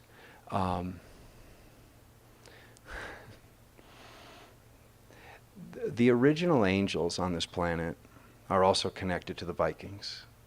You know, these big, tall, scary Nordic men, boom, boom, boom, boom, boom, with a dragon head coming over the hill, just doing whatever they may. They called feminine Valkyries. They called these angelic frequencies. They didn't call in, there was no male angel. It was all these feminine energies. So, some of those feminine energies, which are these Valkyries, which are from different places, different planets, I'll say it that way. Some of these energies are from different planets that somebody like yourself might not understand some of the angelic stuff, because this is actually older than that. This is older than that. So you want to kind of like look at like the Pleiades, like it was about 40,000 to 70,000 years ago. And the frequency that you're running is much older than that. It's much, much older than that. This is like, once again, like what can be found right in the culture, whether it's Native American or here, there, everywhere. The fact of the matter is, there's this story of, in the planetary bodies, the old planet is basically castrated, or the tail was cut off. And then there's this foam that enters the ocean, and the foam that enters the ocean is where life comes out of. That's what almost every story is telling. But what's kind of hidden within that is, you know, there's like, you know, they call it the dark feminine, the devouring mother, the siren, everybody's got this like dark way to look at whatever this, like the absence of the mother's light is, or whatever the heck, like the actual, I can't speak monkey words and have it be beautiful enough, but this whole frequency of the harpy. You know, it's said like the harpy came down and the harpies became the sirens. That's interesting, because both of these frequencies have that scream. They have that visceral scream of the mother, and that frequency of that feminine archetype that is within all things. It's within all things. So to just make like better sense out of multidimensionality, the way I see it is like, you know, you got in the car AM and FM radio, right? So say I got my dial and I'm turning my dial, and I put my dial on FM 101.1, okay? If I go and just click this button over here and switch it to AM, it's not on 101.1 anymore, but it's still on that bandwidth. It's still on that polarity of, here's my antenna going up, okay? So that center point going up out into space, that's where certain things are going to be like I said, the same color, the same sound, the same frequency. Like, you know, science and quantum physics says, like, if you get a top and you spin the top, and the top is going to go faster and faster and faster and not stop. What it says is you'll hear it, you're going to be able to hear the top, then the sound will leave, and after the sound leaves, you'll start to see light. You'll literally see it go through the whole rainbow, and then once it gets through the rainbow and it enters ultraviolet or the X-ray, the top just disappears. The top will just be gone. This is what's believed in quantum physics. this is exactly what's taking place right here because we know that. We know that the ultraviolet spectrum, if the ultraviolet spectrum is this big, all the rest of the color that you see is in this tiny little bandwidth. That's science. That's why you say, oh, theta technology. People put the word theta. Like, this is literally how everything moves through this bandwidth. But the bandwidth of ultraviolet light is massive. So what do you have there? You have the red, you have the purple, you have the color magenta. That's where the mage enters, is when we actually balance and do all of this. Because you're going to see some people in spirituality, metaphysics that are really, they're into materialism and the things that we can't take with us when we go. And then you're going to see other people on the other side that maybe haven't taken a shower in a month. No offense to them. There's completely way too ungrounded, and then there's way too grounded. And this planet needs balance. This planet needs balance. So just know what you're doing by solely existing and being. And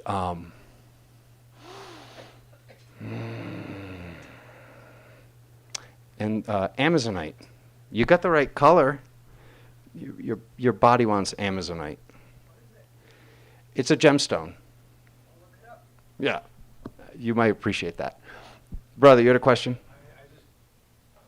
The Russians just found out, I guess they were studying people on the deathbed. Mm-hmm. And, you know, they figured out, like, everything within the being has a frequency. So they figured out this frequency of soul.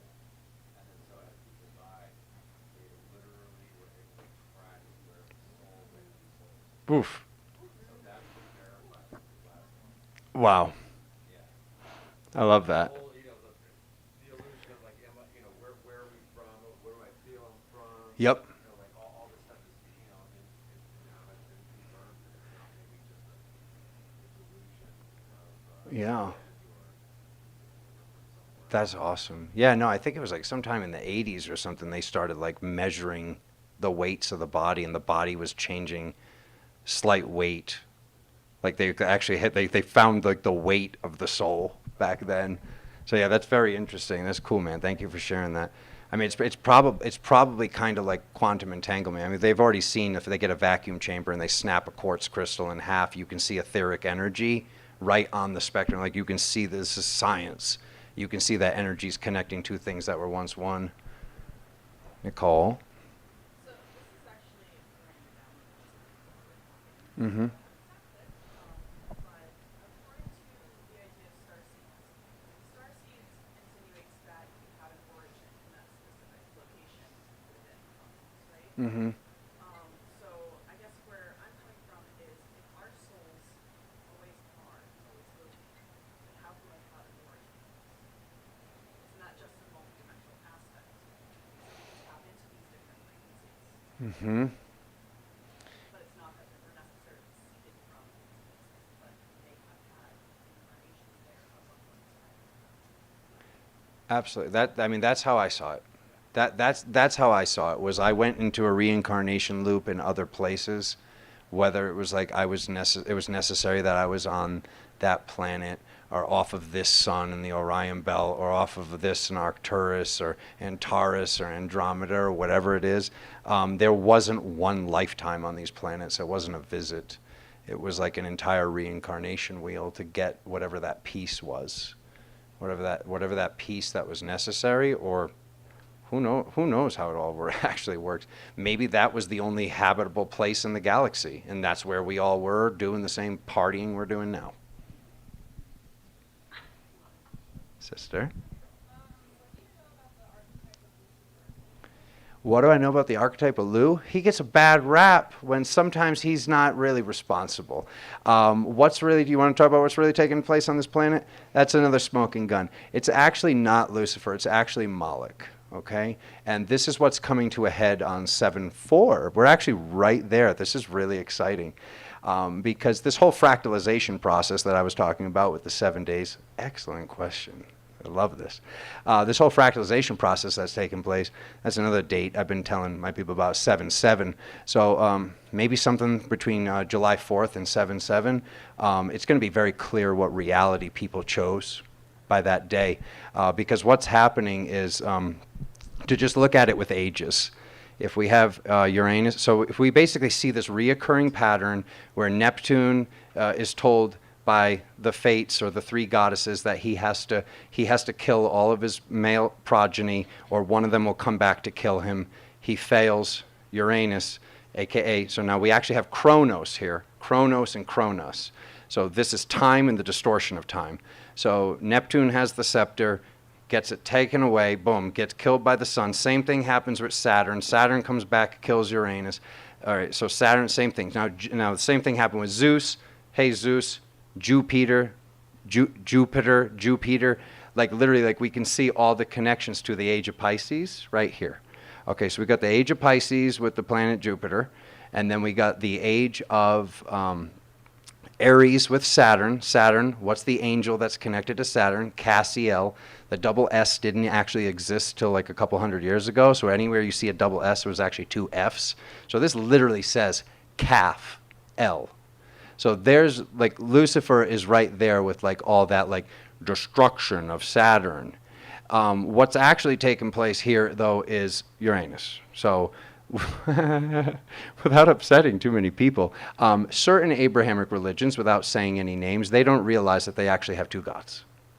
They don't realize this. And this is written right in their scriptures, and this is multiple books, and it says, quote unquote, in these books, don't sacrifice your children to this God anymore. Sacrifice your children to this God. And when this was taking place, okay, when this was taking place, then it was like, just kidding, don't sacrifice that child, sacrifice the animal instead. And then we catch up with Jupiter. Jupiter, what does this actually say? Hey, Zeus.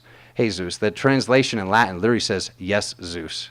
Okay, so I know Jesus the prophet existed. I channel the Virgin Mary all day, every day. But like this literally says, yes, Zeus. So we got yes, Zeus as Jupiter, and then we got this here, this there. So with this being here, once again, the smoking gun that I've located, once again, I love the laziness of the Italian people. We have this thing in our culture called the Malakya. It means don't look. It means don't look, or the evil eye. This is all over the world. Cape Verdean culture, Greek, Tibet, South America, anywhere you see that bullseye, interesting, it's called the bull's eye. It's the bull's eye that's supposed to be deterring this. There's two other symbols, some of you, especially anybody who's lived on the East Coast might know. There's this curled thing that people think is a golden pepper. It's not a pepper, it's a bull's horn. So there's a bull's horn, which is supposed to be one of the three. So there's three things to ward off the evil eye. And it's the bull's eye, the bull's horn, which is literally pointing down, and pointy things don't get pointed down, it opens portals. Conversation for another day. The bull's horn, and then there's literally this symbol, which any rocker from the 80s know that this is like something that they used to say, like, oh, that represents Satan in sign language, like these dark forces. But that's another one. There's these little things, like it's not as common, it's the least common out of them, but every once in a while you'll see an Italian with a gold chain, and he's got that hand like that hanging from the chain. That's what that is. That's to ward off evil energy. So that, to me, is the smoking gun. Another smoking gun hidden right there, because this literally says Moloch eye. Moloch eye. So what they were saying was, don't look here. Don't look here anymore. That's the bad eye. That's where this bad came from, because that was the run. The run was that bull god. And like, look at all the songs and all the literature and all these people talking about the bull. And then when we get to this window and we catch up with this window of time and space, what do we see? We see Mithras slaying the bull. We see this taking place. We see ram horns. We see Aries. We see the ram. And then all of a sudden, no, now this is bad. So this is bad. Now this is bad. What I know is, to answer your question, that's what's really taking place on this planet, is people don't realize that the dark force is being masked as another dark force. And we just got to protect the children. That's why I brought that up at the end. That's why I brought up that piece, because this is all still attempting to have this child sacrifice thing be normalized, when there's nothing normal about the destruction of innocence. And I'm excited to live on a planet where everybody knows that. We gotta wrap up. We're done? Yeah. Sorry. 1 minute past. Oh, thank you. Thank you, everybody.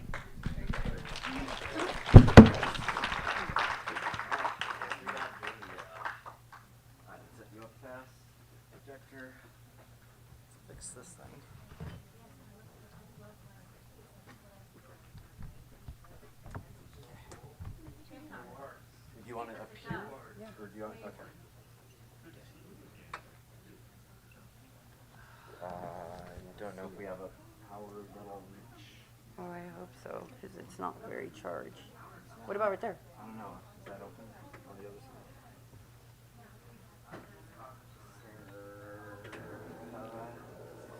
Any place we can plug?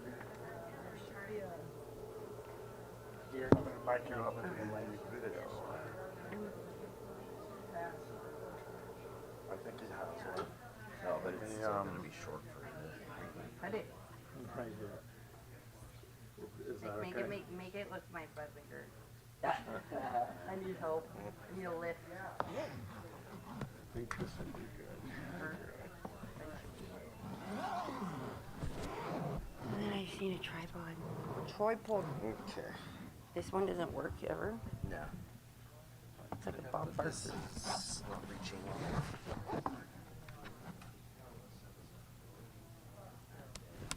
Tripod for what? For this bad boy. Unless I stuck it right here. No, it'll fall. And then I need a clicker. Okay, that'll be attached to this.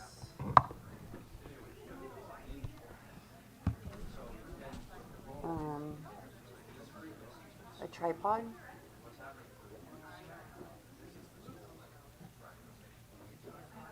Tripod for phone? Oh wait, keyboard setup assistant. Oh yeah, you can close that. It sees this as a keyboard. Oh. And then you gotta extend the monitor. Wait, no, what you got?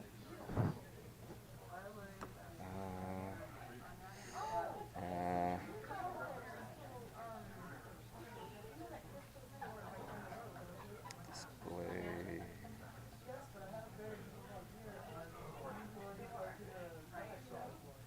So, extend. It is on extend. Maybe if I just press play. Oh, that's right. This is off.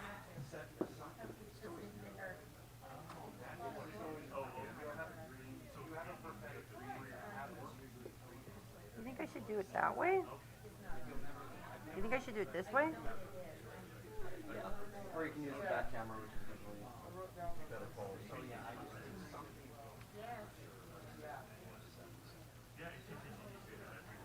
I don't know about this angle. It comes down below. No. Down here. And then you can adjust it how you like it.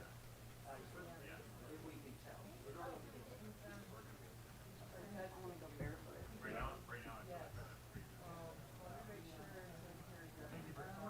You're taller than that. Will you angle it? Maybe I should put it back.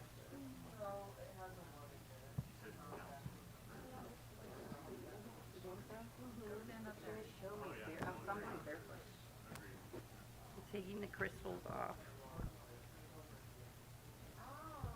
Okay, what else? And then, where's the, okay, so this clicker? And then whatever's on the left is on the screen. Okay. Did it, Yeah, I'm just centering it up.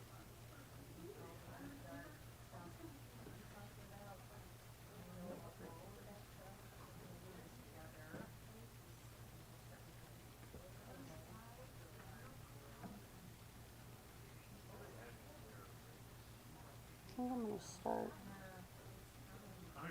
Let me know when I could start, Alan. Okay.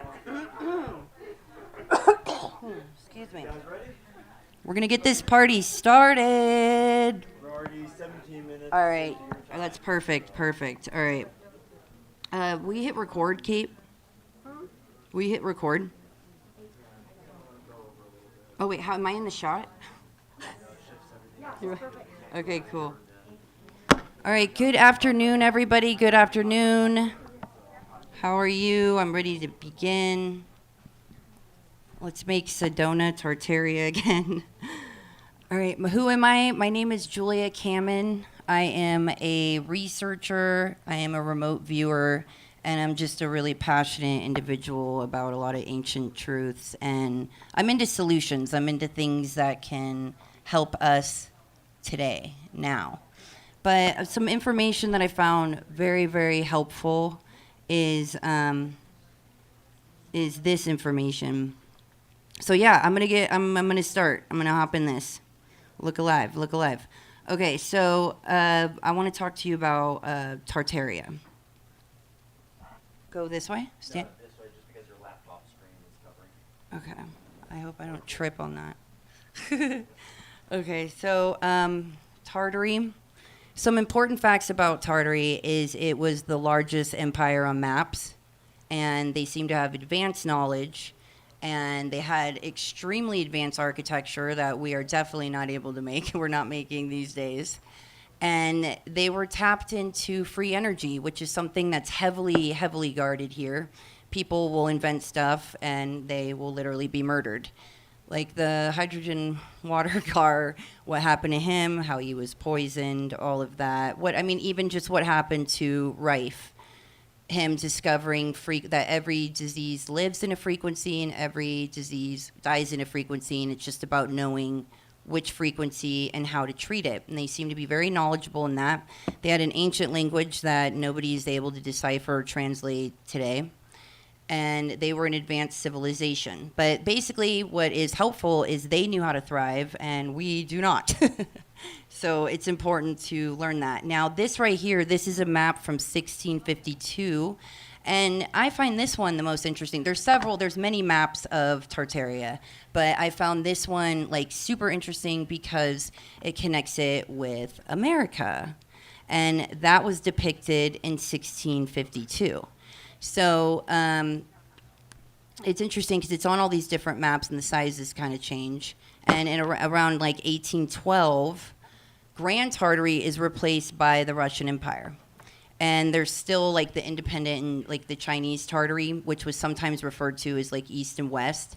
And by 1860, the Chinese Tartary is kind of, is the Chinese Empire. It was slowly all of a sudden the Chinese Empire. So it kind of disappears. So it disappears around 1880. So this was an empire that was on maps until not too long ago. So there's people that say that this is a psyop, which is absurd because they had its own flag, they had its own crest, they had its own government. And on their flag was a griffin, and another one of their flags was an owl.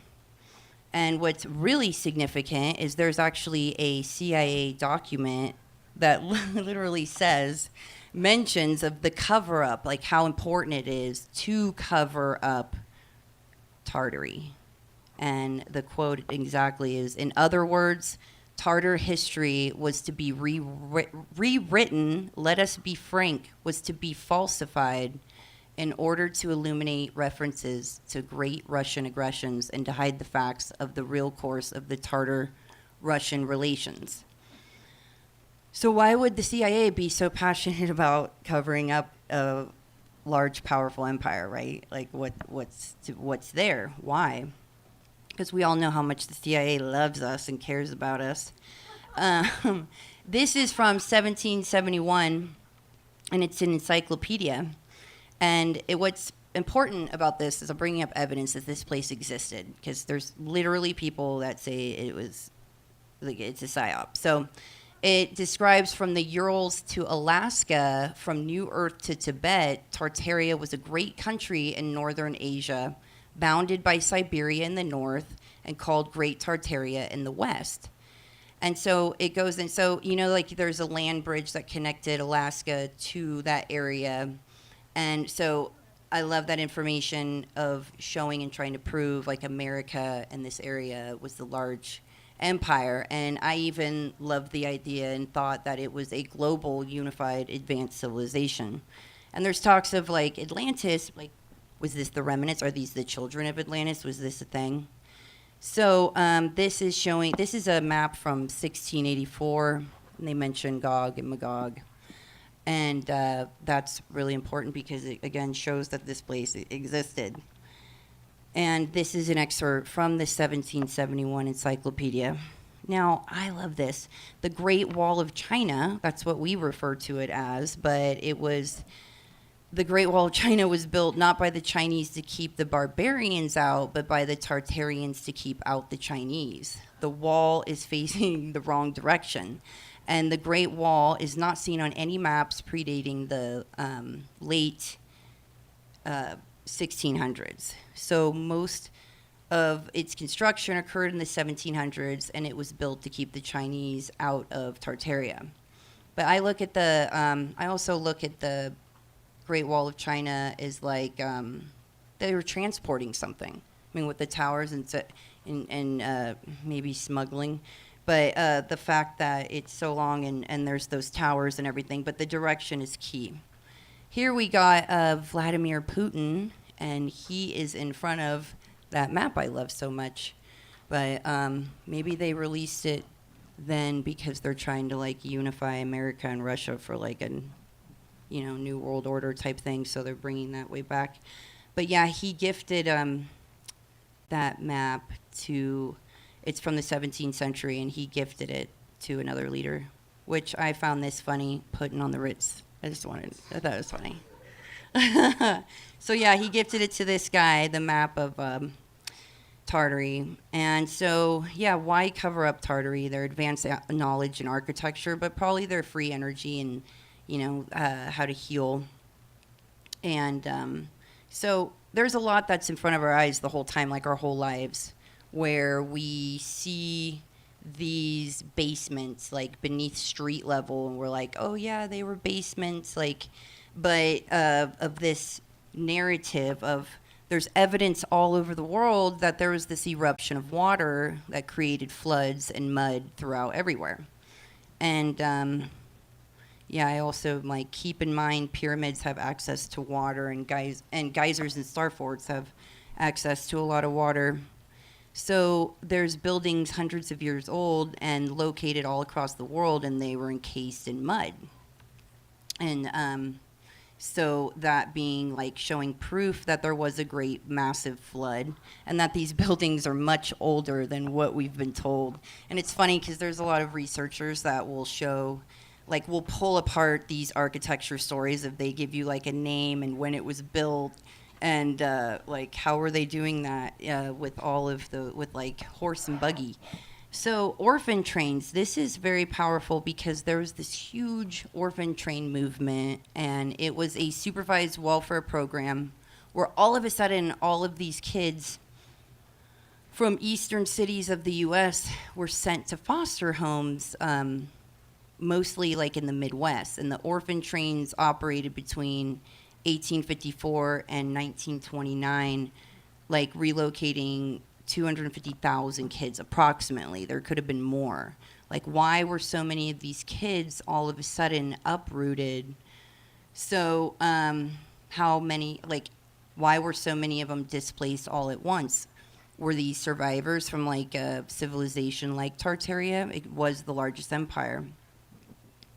So also the thought that World War II, there's a lot of places in World War II that were completely destroyed, the cathedrals bombed and completely desecrated, of possibly that being another factor to destroy all that, of erasing this from our history.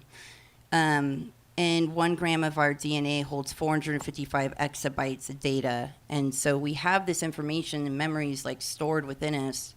And it's just about unlocking that and remembering, right? So it's looking at the architecture too. It just so happened everybody just had the blueprints. It's a struggle for me to see how many people are resistant to the idea that there was a global unified civilization. And looking at this and seeing oh my God, Egypt, Kenya, Brazil, Russia, all the architecture is very similar. Perhaps we were a global unified civilization. So it saddens me to look at where we're at now, right? Like that used to be how we built train stations, and this is how we built town halls, and those were our libraries, and this is what we're coming up with now. And a lot of them have like a lot of mold and stuff in it too. Yeah, Warsaw was absolutely desecrated, and this right here shows what the Cathedral Basilica of St. John in Warsaw looked like in 1939, and this is what we came up with now. This is what we built. And there's a lot of tunnels too. There's a lot of tunnels. I mean, all over the world, there's so much beneath the earth and a lot of tunnel access, because I happen to believe that inner earth and surface earth was once connected, and that too used to be unified. And so sealing off those areas where you can no longer have that access is probably important too. So, and that's another thing, is we call these we identify, like, what are you? Like, I'm Italian, I'm Hungarian, I'm German. I'm saying that, but like, what am I really? Some of these countries haven't been called that for very long, and we're going around and identifying, calling ourselves and identifying with something, that like these countries that were assigned and stuff, and these borders. And that's like a map showing like what it used to be called, and we were tribal. We're still tribal. So in these pictures, you notice these right here, which it seemed to be free energy antennas, they knew how to tap into the atmospheric energy, which Tesla seemed to have figured out. And the beautiful giant doors, they were enormous, and we see these things about giants and these giant bones that are really covered up. And the vapor canopy theory is like very interesting, of like perhaps everything was larger, like these trees were massive. There used to be enormous trees. And I like that thought that these trees and the root system is the ley lines. Like the root systems of these trees are that. Look at that book. Imagine reading a book that size. And giants. So whoever built in this advanced civilization seemed to be heavily knowledgeable in the water and the canal system. And so it's almost like their signature of these towns with the beautiful canal system.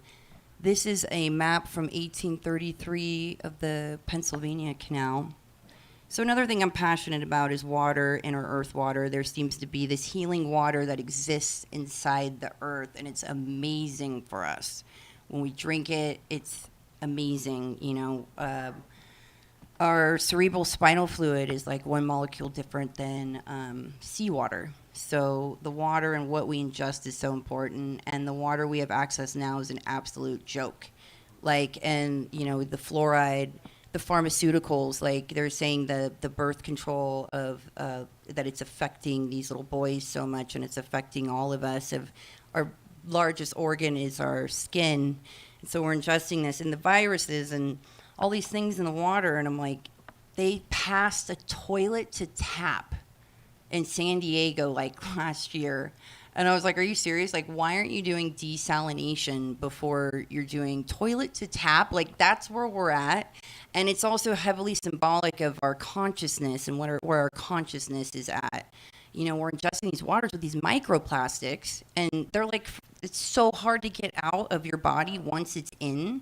And so it really starts that's why I love Emoto's work, Vita Austin's work, showing that water is consciousness and how important it is to have the right water ingested without all that crazy stuff in it. Now, they used to have ancient aqueducts, and I believe that there was a way that the ancients knew of how to tap into this amazing inner earth water and give access to it. And, then they tried, of course, saying like it was a Roman thing, like the Romans built the ancient aqueducts. And, but yeah, I think they cut us off from that water, which helped the fall of consciousness. Yeah, and I made that, like 5 years ago, I made that meme, because like it just ignites and excites my soul. So, charging the water. Now, another beautiful thing I absolutely adore are star forts. And there's these beautiful star forts all around the world. And they are amazing. If you look at them, like they tell us that they're bastion forts and they're used for war. And we know that they take things and they invert them and they flip them upside down. So saying something that's amazing and saying they're just for war. But I wouldn't want to invade that, like with the moats and everything. But anyway, so when I remote viewed a star fort, I was very surprised to see a hydraulic system that was beneath it. And it was so advanced in the way that they had it and how deep it went. And in some of the pillars that were inside of the star fort were these metals. So if you look at these star forts around the world, you'll see that they look like crystalline water structures. And they're really beautiful. There's some more star forts.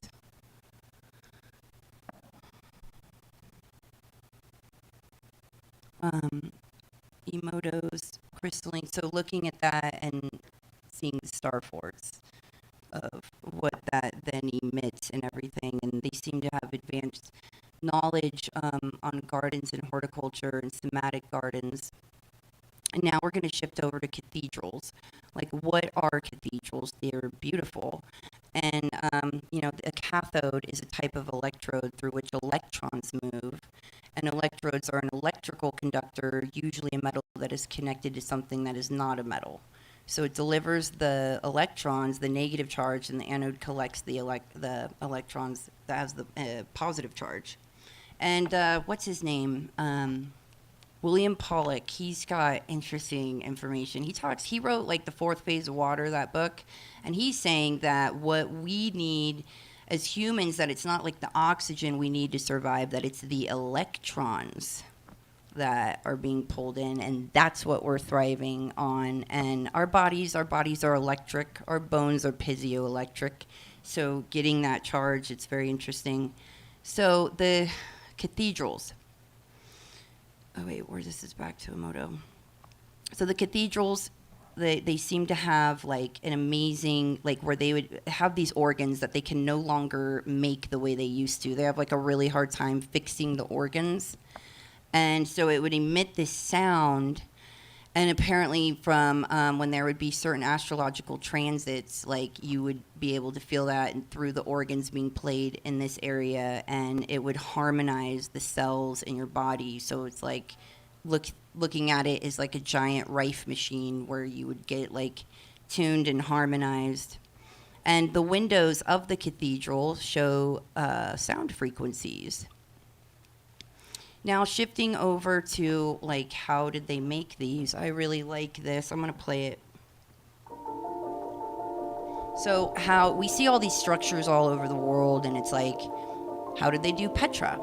How did they carve like the pyramids, these vases inside of Egypt that are perfectly this granite and the way that it's cut?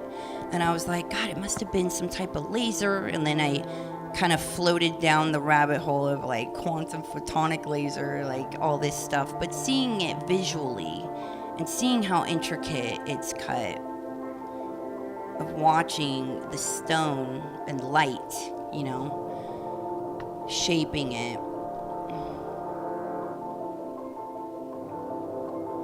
I see it like, imagine like a little drone with one of those things, just carving these beautiful rocks and structures. Now, a lot of you guys know about Rife, but this guy is amazing, and he talks about, he invented the multiple wave oscillator. And if you look at that place on the ground, it looks like a oscillator. And so it could be a clue, and the labyrinth of what that was. But I recommend looking into him if you're into frequency and Rife and that kind of stuff. This guy is amazing. Look at these organs, though. It's so beautiful.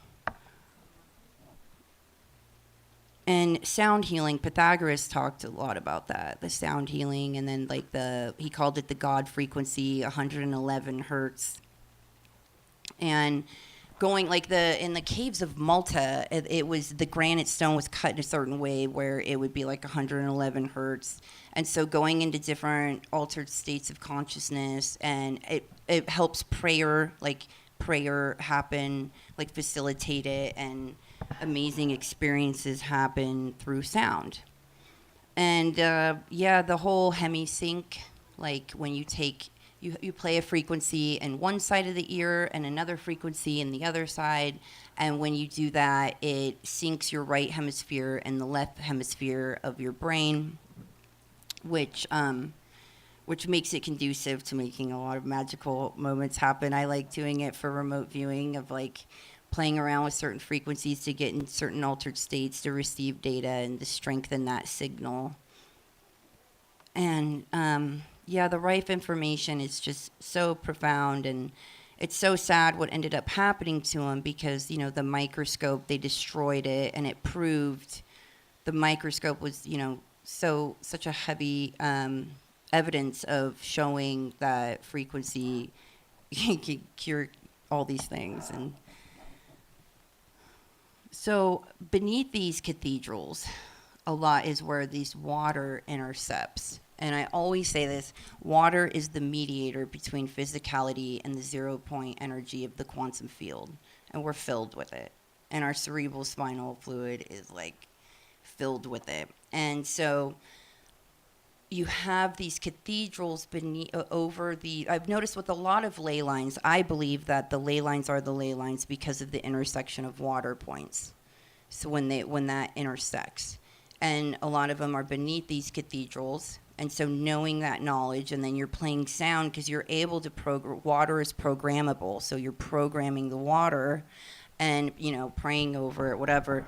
There's some people that would say these could be huge altars. The cathedral, and of course, something could have came in and utilized that to do some pretty crazy black magic or whatever nefarious things, taking that information, charging the water and doing that and reversing it. But, so sound healing, programming water is extremely important. It can catapult you to places. It can harmonize the cells in your body. It's important to know what notes and in what order, and the ancients knew that. Now, Sedona, this takes me to Sedona because when you look at Sedona from an aerial view looking down, it looks like a giant star fort city. And when you look at, I always intuitively get like in this area and in Utah and even some parts of Grand Canyon, I just feel like they're melted cathedrals. Like imagine like a cathedral made with metals and other, you know, like the ancient Roman cement or whatever type cement. And then you have these ones that are used like stone. And they end up looking like melted cathedrals. And so that's what I see of like the mound builder, like the ancient mound builders, and even that predates that they built these cathedral-like structures into rock. And this is, you know, expose wounds to the right kind of sounds, and they heal faster. So, and the information that is out there on how amazing the sound healing is. And, you know, we're trying. We could try with our bowls and stuff, but, like, knowing what order and what tune to play, that has been forgotten, and I'd be excited for us to remember all of that. So, now the Tartarian tablet, in 2014, I came across the Tartarian tablet. It was found in Alba Iulia, like 19 miles from a star fort, and nobody's been able to translate it. So if you guys know what that means, definitely message me. Let's talk. Let's hang out. But they say it predates Mesopotamia, Sumerian, and that it's the oldest writing system. And this is what it looks like. This is the Tartarian tablet. And this is where it was found. Of course, I love that name, Alba Iulia. And that's how close it was to the Star Fort. Now, Genghis Khan, we hear a lot about Genghis. Oh, yeah? Why do they think that's Tartarian tablet? was found in Tartary. That was the name of the town and area in the ancient burial mound right there in Romania. It looks like out of character to the skill set that Tartarians have. You know what I mean? That the skill set. Yeah, like they're building the so intricate, but the tablet looks like architecture. You know what I mean? Oh yeah, with the Scythians, I mean, who knows? So Genghis Khan, we hear a lot about him, and that he was, like Mongolian, but this guy, people that were around him, there's depictions and writings describing him as tall, long-bearded, red-haired, and green-eyed. And from what I understand, he was green-eyed and had blonde hair, and he would do this dye on the hair to make it red. And then I love this story. I have a white owl that shows up wherever, like different cities, towns. If you follow me on social media, I post a lot about it. There's literally a white owl that always shows up. And Genghis Khan had a white owl story where he was somewhere and a white owl appeared and it flew over and he felt like it was telling him, guiding him to go up in this tree, and that he went and crawled up in the tree, and that this army came and didn't see him. And so then he felt that it saved his life, and then it was a guardian. And so his soldiers started wearing owl feathers in their hair. And this is the Genghis Khan lineage. Marco Polo said, if you put together all the Christians in the world with their emperors and their kings, the whole of these Christians, and throw in this Saracens to boot, would not have such power or be able to do so much as this Kublai, who is lord of all the Tartars in the world. The fact that he said that word. And another interesting thing Marco Polo said was, I did not write half of what I saw, for I knew I would not be believed. Which leads me to a very interesting, he encountered it sounds like a reptilian. And he talks about how their gall was it gave the humans that would kill the reptilian and ingest their gall, that it was super, it gave you superpowers type stuff. And you always hear about them eating us. So I was like, oh my gosh, ancient information on eating them. Or maybe they're like that because we used to do that to them all the time. Maybe the script flipped. So, but it seemed to be heavy in that area. A lot of these sightings and depictions in that area. And this is him talking details about it. So he describes arriving in the province of Karahan, where great serpents of such vast size were said to live. Relating the existence of these great serpents from what seemed to be personal experience, he states that the creatures strike fear into those who see them, for they are not only hideous to behold, but also long and big. You may be assured that some of them are 10 paces in length, some are more, some are less. They have 2 forelegs near the head, but for foot, nothing but a claw, like the claw of a hawk or that of a lion. Their head is very big, and the eyes are bigger than a great loaf of bread. The mouth is large enough to swallow a man whole and is garnished with great teeth. According to his interactions with the local merchants, he said the gall of these great serpents were extremely valuable as a precious medicine. So many huntsmen were known to seek out these fearsome beasts, hunting them at night when they emerged from underground lairs. Ooh. Yeah, I thought that was profound. So I've done shows with Walter Bosley on this and stuff, and Hans. Shout out Hans. The Tsul princess. So there was this ancient sarcophagus that was found in the Komarova region, and when they dug her up, she was in this fluid. She looked like a porcelain doll, alive in the sarcophagus. And when they opened it, this pinkish blue liquid drained out. And then when they closed it, she looked again. Yeah, she was about 30 years old. And there was a black rectangular object by her head that sounds like a cell phone. It sounds like a device. It was 25 by 10 centimeters, and it was by her head. The whole entire village came to see this discovery. It was declared contagious and quarantined, and they sent a helicopter to come get it, and then they said it was too heavy, so then they had to bring another helicopter back. And they're saying it's around like 80 million years, but the fabric of the dress could not be determined. That thought this was crazy. Is the oldest varieties of garlic, and like the ancients, like they held garlic in like a really high regard. It was even in like Tutankhamun's burial, like garlic. When people would get married, they'd have bouquets, not of flowers, they'd have bouquets of garlic, the ancient people. So anyway, so they're like, this is ancient, we don't really understand this. I'm like, dude, was this a Hyperborean? Was she a Tartarian because of that region of where she was found? And what was she seeded like for DNA? Who was she? Was it a traveling pod, you know, like where she was supposed to wake up and, you know, upload her consciousness, or Palladians? What was it, you know, and that liquid? And so I even did a show with a microbiologist in Italy.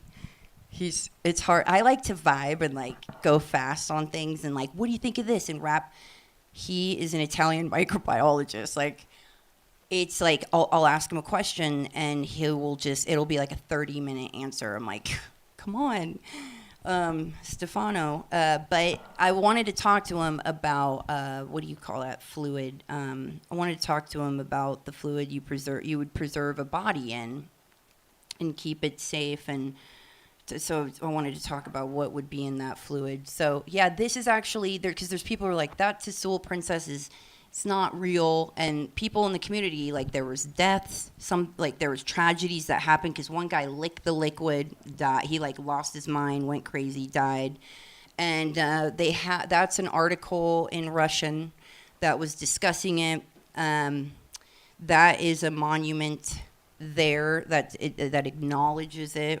From what I understand, like the KGB overtook it and they like silenced it. And from what I understand, they found a bunch of other ones in that area. So, yeah. So now in that area, I'm really fascinated with the Siberia area. In that area, I'm just keep being drawn to it. And I don't know if you guys have heard of the Dashka stone, but they call it the map of the creator. And this is, I think it was discovered in 99. And they're saying it could be around 120 million years old. And there's all these advanced civil engineering projects that you can see from an aerial perspective looking down. So it's like that kind of tech and knowledge, and it's indicating that. And there's writing on it that has not been deciphered. Could be Tartarian, could be Vincan, we don't know.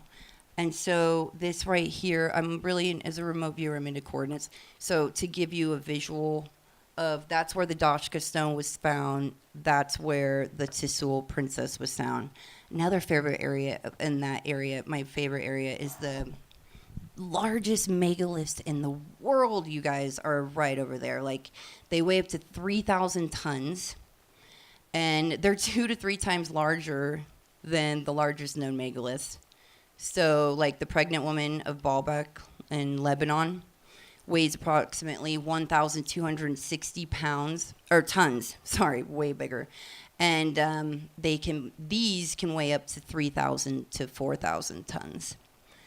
So they are absolutely enormous. Now, looking at a map, I want to give you a visual. That's where the Tsul princess was found, in that amazing liquid with that device, and that's where the largest megaliths in the world were found. So about 125, 185 miles.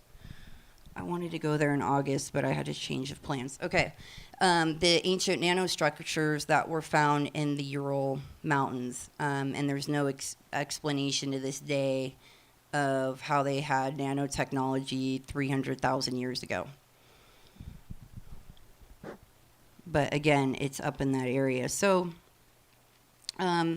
just discussing like why would the CIA want to cover up Tartarias. They're also like inner Earth dimensional wormholes, inner Earth travel. A series of remarkable stone structures were discovered That were also beneath. Is that what the Chisul princess came from in that area? I love Sam Osmanagich. I love that guy so much. Love him. People in my family are like, dude, if you say the word Osmanagich one more time, like we're gonna play a game here, Julia, called Where I Slap You. Okay, so he found some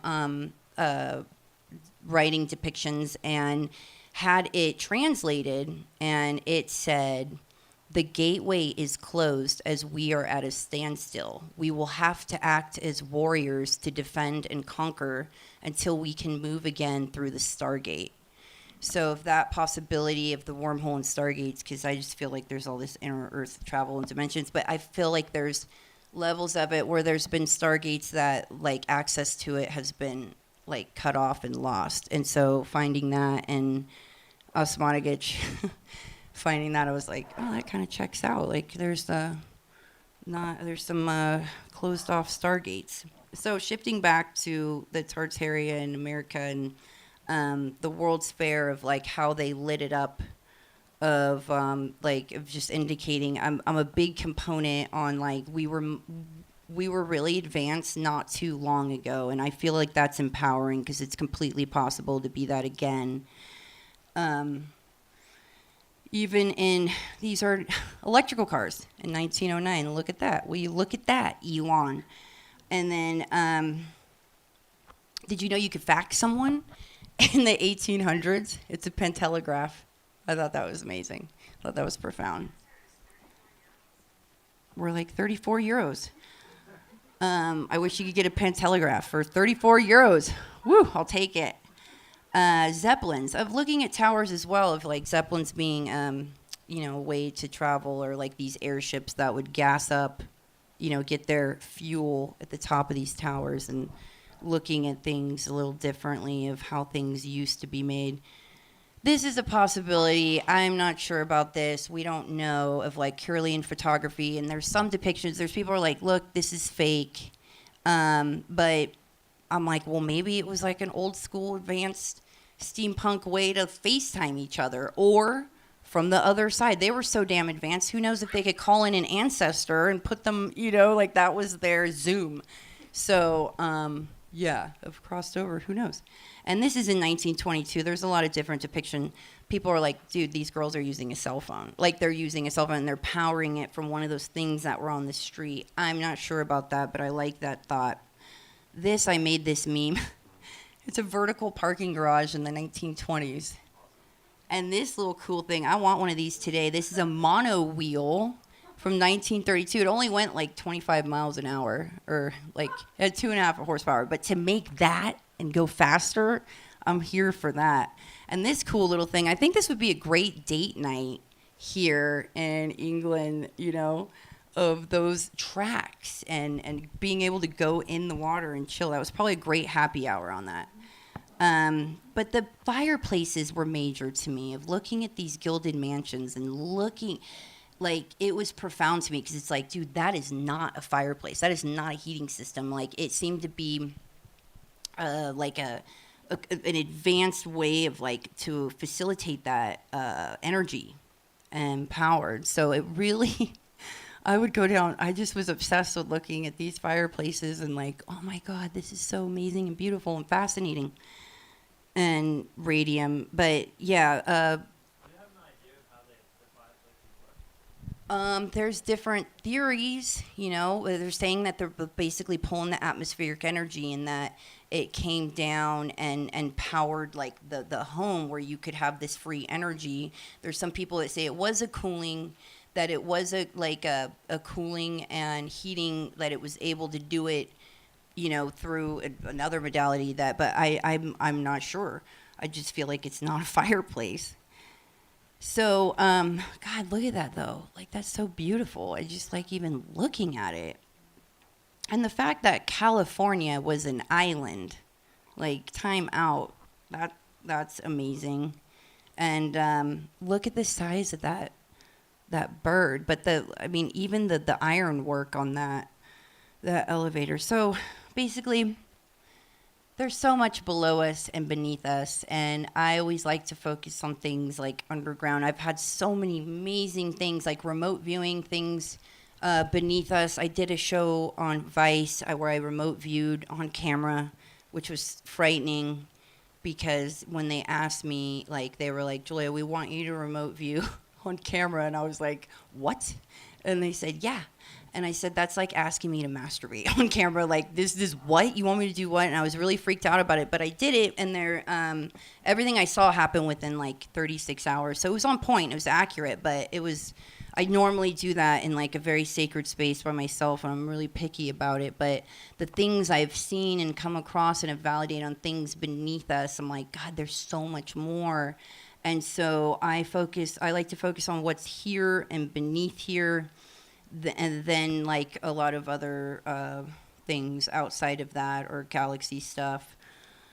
So yeah, it was right beneath us. But it seems to be that the ones with the wisdom go beneath the earth. And there's the talk of the Hopis saying that these ant people came and they took them beneath the earth before a cataclysmic event.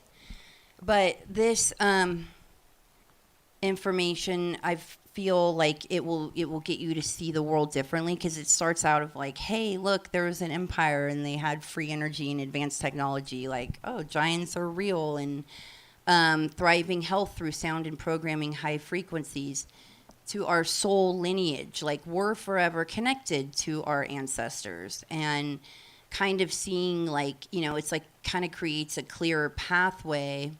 And we've been fed such lies about history and what happened. And so I feel like there's something within that that's very hopeful of like, God, if we really focus on like water, frequencies, parasite cleansing, getting these heavy metals out of us and not helping them put it in us, or the glyphosate, and kind of purifying, right? And that orphan train picture should strike a chord, because we're all kind of orphans, we really are. Like, we've forgotten who we are, where we came from, and we need to know that with like where we are going, because there's a lot of things being implemented into us, and the agenda of that's going to try to redirect that for their own gain, kind of go a little mechanical and unplug you from the organic tech.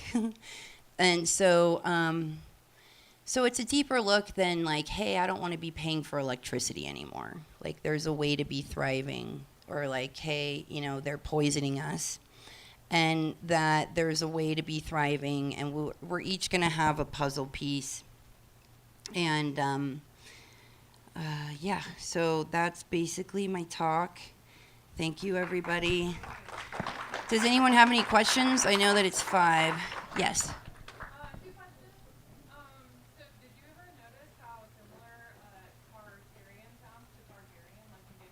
Right? And the fact that, like, I've done a lot of research on all these dragon sightings, like, throughout, like, there's so many dragon sightings in that area and everything, and then tying it to that, like, and then the Marco Polo information, I'm like, God, there was a lot of them over there, and they were being hunted.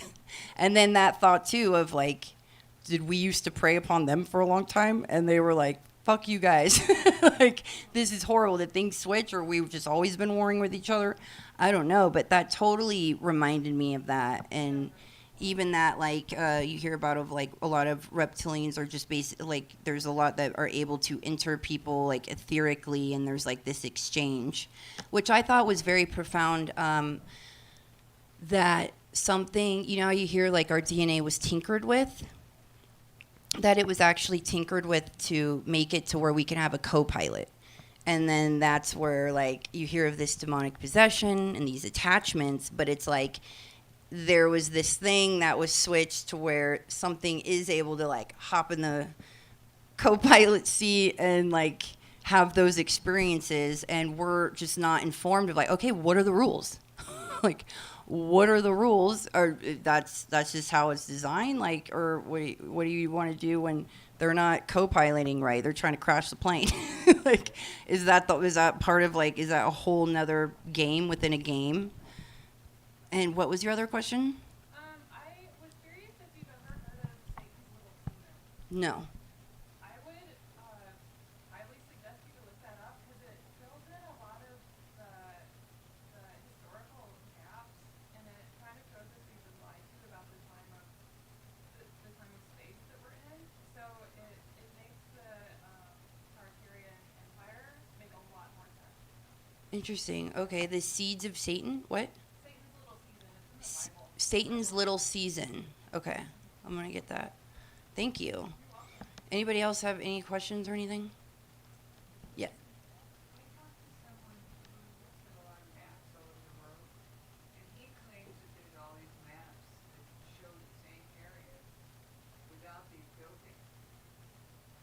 Without the buildings? Well, if you look at what I found very interesting is that if you look at a lot of these photos, they'll all have like, they call it vanilla sky.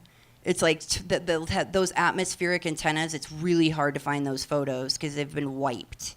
They like did this like, I don't know what kind of Photoshop they were using on these negatives back then, or who, you know, of how they were able to wipe. So you see these cities where it's like, what the hell happened? Why is the sky like that? Everything's wiped. There's weird things that are removed. And you look at the buildings and it's just not making sense either of these narratives of like, they have this one architecture that made all these huge buildings, like within, I forget how many, like a quick, like in a small amount of time, like, whoa, this goes against your narrative that we had like horse and buggy and they're just moving these tons at these different locations. Like how did they do that? Yes, you had a question too? Yeah. Uh-huh. What do you think about this area of Sedona? Well, it's very interesting because last night we went to Bradshaw Ranch, right? I was very hesitant. I was cautious about like, I don't know what I'm opening myself up to. I don't know if I want to do this. And I was, I don't know, I was cautious. And then Tom messaged me like the day of or the day before. I think it was the day before. Tom Dongo messaged me a link to a Bradshaw Ranch the video. So I was like, wait a second. He's written all these books here. He's a remote viewer. He's tied to this location. Maybe I'm supposed to go. And so it kind of got me like open and like, you know, you follow the signs. Synchronicities will lead you to where you're supposed to be and everything. So I was like more open to it and we went. So I remote viewed some of it on the day before. And then it showed me some things. And then we went and filmed there last night. And they had like a rock like hit the shoulder like 2 or 3 times. There was like heavy big footprints. There's all this stuff that happened, but I saw some interesting things that were beneath the ranch. And yeah, I want to take like a deeper look, but I'd like to remote view another location in Sedona. I keep being drawn to the Montezuma Well, like a very specific spot in Montezuma Well area. So if anyone knows any information on that area, but like I said, I feel like my best depiction of intuitively what I feel was like, imagine cathedrals and this that were emitting these frequencies like a cathedral, similar to a cathedral, and knowing that it was like they're like melted cathedrals, but that they also, the water, there's a ton of water beneath Sedona, and charging that and knowing that. But I want to dive, like I want to take a deeper look on all of that. But yeah, that's how I feel.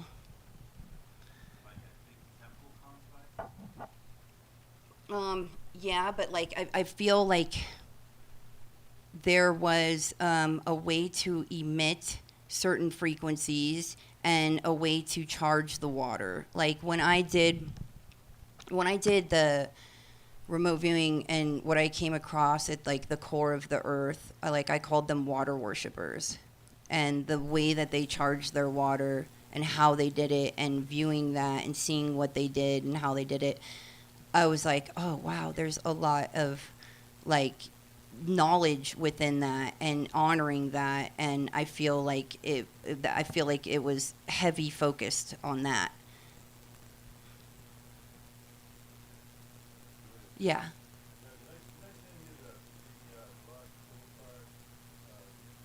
Yes, yes, you did. Yeah.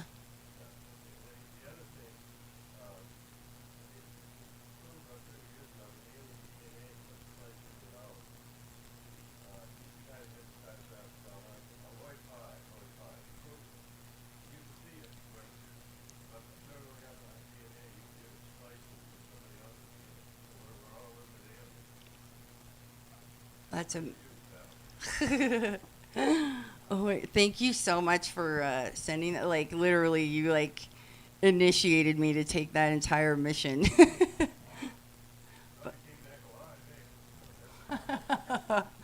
Thank you. Anybody else have anything they want to say, Rad, or anything? All right. Well, I appreciate you guys being here. I know it's the last one, but I'm glad I was able to share this with you.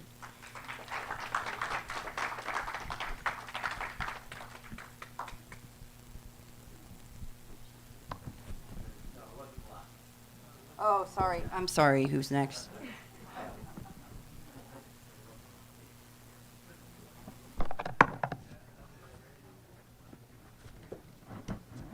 I've worked with Osmonet.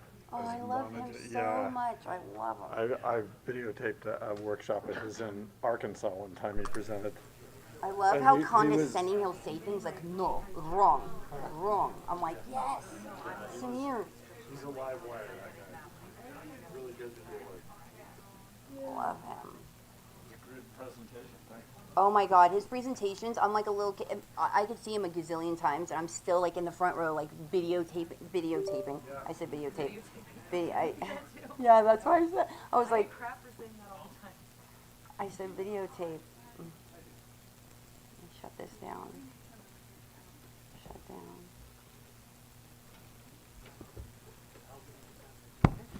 I gotta get my charger. Oh, you got it for me. Thank you, Ellen. Water.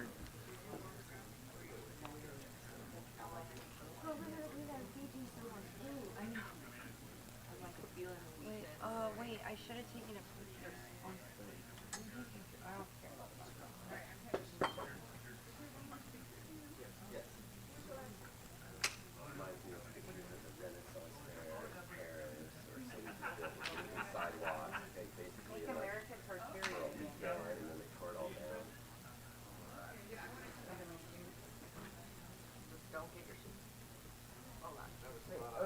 Why you guys behind get Alan's butt.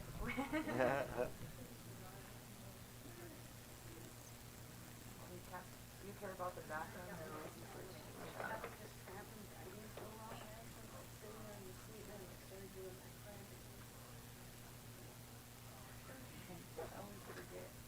Did you like them?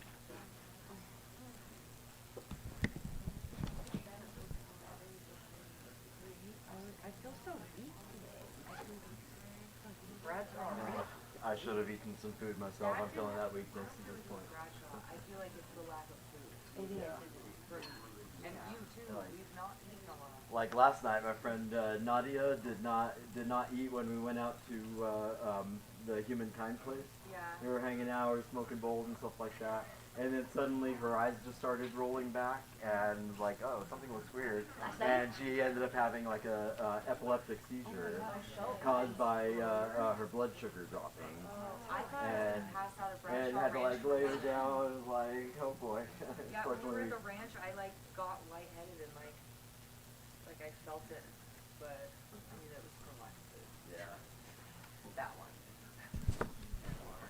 Okay, I cut this talk as short as I can, disabling all the slides that I could, because this full talk is normally like 2.5 hours long, or longer if I go explaining things. So I'm going to have to go as fast as I can if we're going to try to end at 5:45 or 5:50. Oh, yeah, mic me up. Alan, I want to stay, but they want to go get food. I'm gonna miss it. Oh, well, it's only like 30 minutes really from now. Yeah, pop that in there. Cool. Yeah, so I'm basically doing a crash course on all my favorite best of technologies, tools, techniques, modalities, different things that, I study every single subject. I'm not limited to one. My specialty is multimedia. So basically, I'm built to bring in all the mediums together into one, find the best of in every category that there is, in different areas. I'm really a technologist, but I consider our body the true technology. I consider analog just as important as a digital, and creativity just as important as the logic, and masculine as important as feminine. And everything is in the balance, and everything has a solution. Everything has best case answers. This is how things can work. These are the best products for this job and for healing this, or for for making the planet a little better place. So one of my goals have been studying ascension and how we can become more of our complete, total, full selves that we're meant to be. So I do run this website, 5dstream.com, which is where our talks from these 5D events go later. Sacred Healing Theater. My company is squark.com. One of the 3D games that I made is quad chess. I'm also a programmer developer where I write in about 39 different languages, and do a lot of AI work right now, a lot of programming the actual models and systems, and integrating everything together. So this is one of the ancient technologies, the tensor rings, where they're specifically set at the cubit distance, the radius of the cubits that's found in all the Egyptian pyramids and all the sacred sites. It's basically copper wires that are bound together as tightly as possible. The tighter it is, the more piezoelectric power that they have. But I use them to charge my waters. You can put it on top of your dispenser, and it gives it an extra spin and an extra electric charge. You can put it on your neck. It enhances your thinking, clears your mind. I've got the necklace forms. There's a lot of different versions of it. Here's some other variations. TwistedSage.com is one of the best places to buy it. Very good guy. You can make it yourself, but it's a very specific ratio to make it.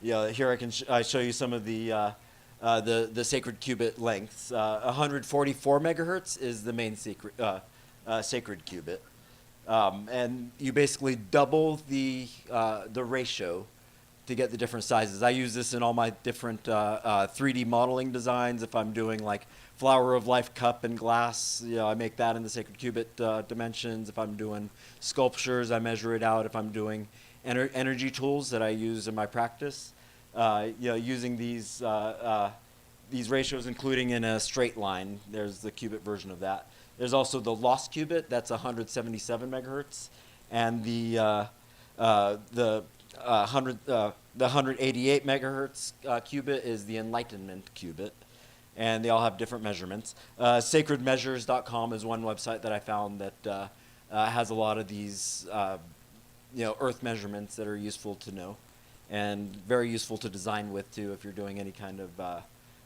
work on stuff. So I love sacred geometry, flower of life, beautiful and all that, but the regular flower of life that we know has been a little bit bastardized, where the true version that has the most power is this version of the flower of life. That's the quantum spanner, where it's more centered. I see it in. I'm Armenian. Within all the Armenian monuments, you'll find the eternity symbol in the stone, where they're the concentric rings that are found on all their churches and the ancient ruins and stuff, where it has a lot more power and a lot more energy capabilities, and doing free energy devices with it. It balances out the tree of life Merkaba. So the normal Merkaba is off balance, where you got the nodes in different places, and the Merkaba has a lot of power when you know how to read it. It's almost like the template of civilizations, but it was a little bit skewed and off because it was not the complete symmetric version. But there's a lot of knowledge that's hidden within the Hebrew alphabet of the Merkaba, of the tree of life. Also within the Earth's polarity, you can find it within that. So it kind of links into a lot of Tesla's theories, like the 369, basically turning that quantum spanner into an engine. The shield around us, it's like a spinning force that brings that flower of life to basically ascend you faster. And there's tools that you can make using this that kind of ties into Fibonacci sequence and the ratios, planetary shifts, and our bodies, our chakra centers. It's connected to a lot of different sciences. Whether they know it or not, it kind of amplifies it with that extra spin. So I'm a big fan of different mantra coils, copper devices, Tesla machines, and Rife machines. My favorite type of, there's a lot of Rife machines. I'll show you a few of them here. But the ones from David Sereda are one of the more portable ones. You can take it around. They're well constructed. It's got quantum gem ion resonances in it. It's got a lot of healing energy and sacred geometry built into the circuitry within it, and different minerals and supercharged gems within it. But he also has the mantra coil that you basically broadcast frequencies that you want to affect the environment around you. Where if you want to put yourself in a creative zone, you want to have the creative energies flow through you, or you want to be in more focus, you want to be more technical and logical, you want to be more relaxed and just kind of easygoing, you can put in different frequencies that broadcast through your house, or even in your whole city when you amplify it. And it's a PEMF therapy device. It has a lot of power. Here's the more advanced version of it, where hook it up with the cell phone apps. You can tune it to the different frequencies of planets, different programmings of alternate realms, a little alien coding in it, and so you can basically program the energy of your house, the vibe. So it's basically a vibe coder. Here's the Rife wand, how that kind of works with 147 star coils that are internally winding inside of it, and some other good technologies that he uses within the chassis that's anodized, and the coils inside there have a lot of sacred mathematics that he worked in.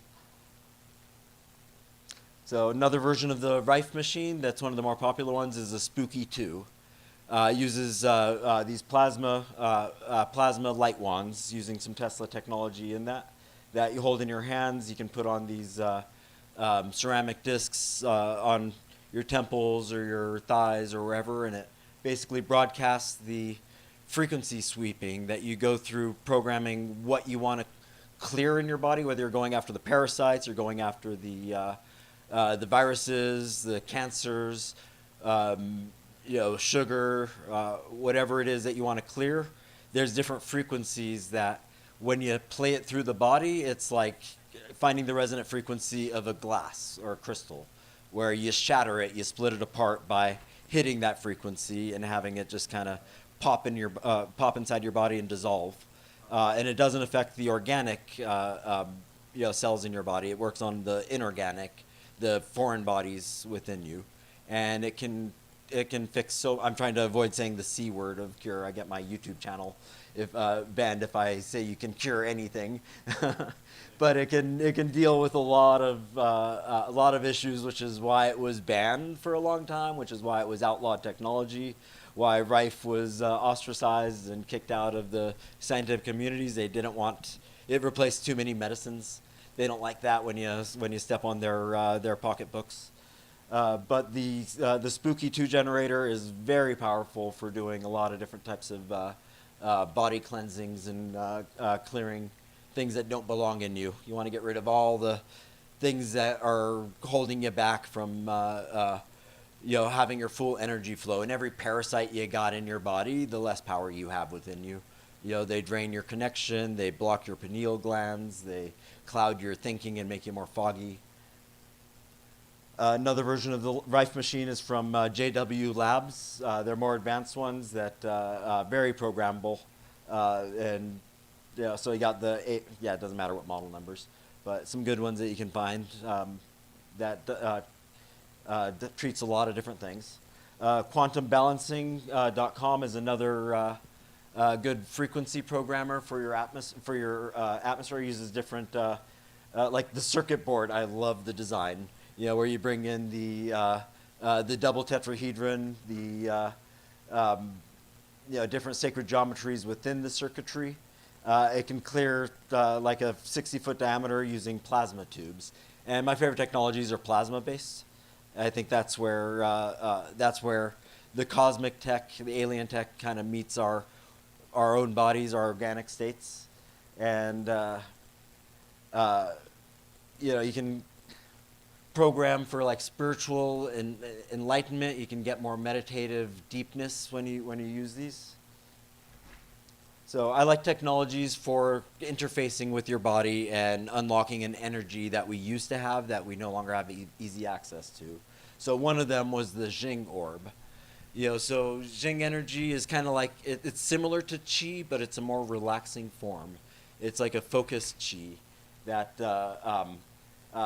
this particular device, when you put this orb in a tub of distilled water, broadcasts the frequency of the Jing energy with your hands dunked into it. So basically tunes your body to the Jing frequency, and this device has the ability to repair mental traumas, brain trauma. If you had like major accident and your brain doesn't function, if you have birth defects where your brain doesn't work properly, the synapses aren't firing correctly. For autistic children, this device they've done so much research with autism with the Jing orbs, where it's able to get them to connect with their emotions again, their speech centers, and they've got so many testimonials of nonverbal autistic children that are able to speak again for their first time, tell their parents they love them for their first time, and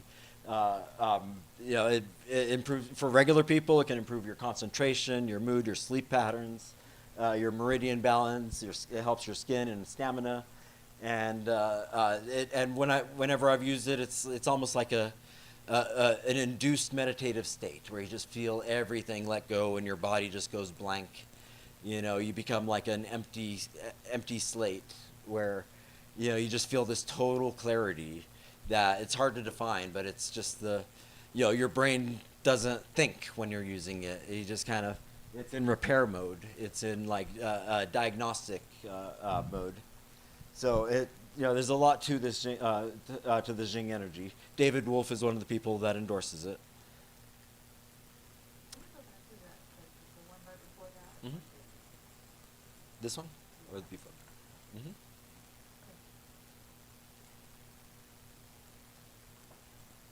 So another device that I use at all, he's used at all of our events. He's normally here as a vendor. Is the Vibrance energy pens, where he's got different versions of them that are one of the most like energizing for over your body, for activating certain things, getting rid of pains.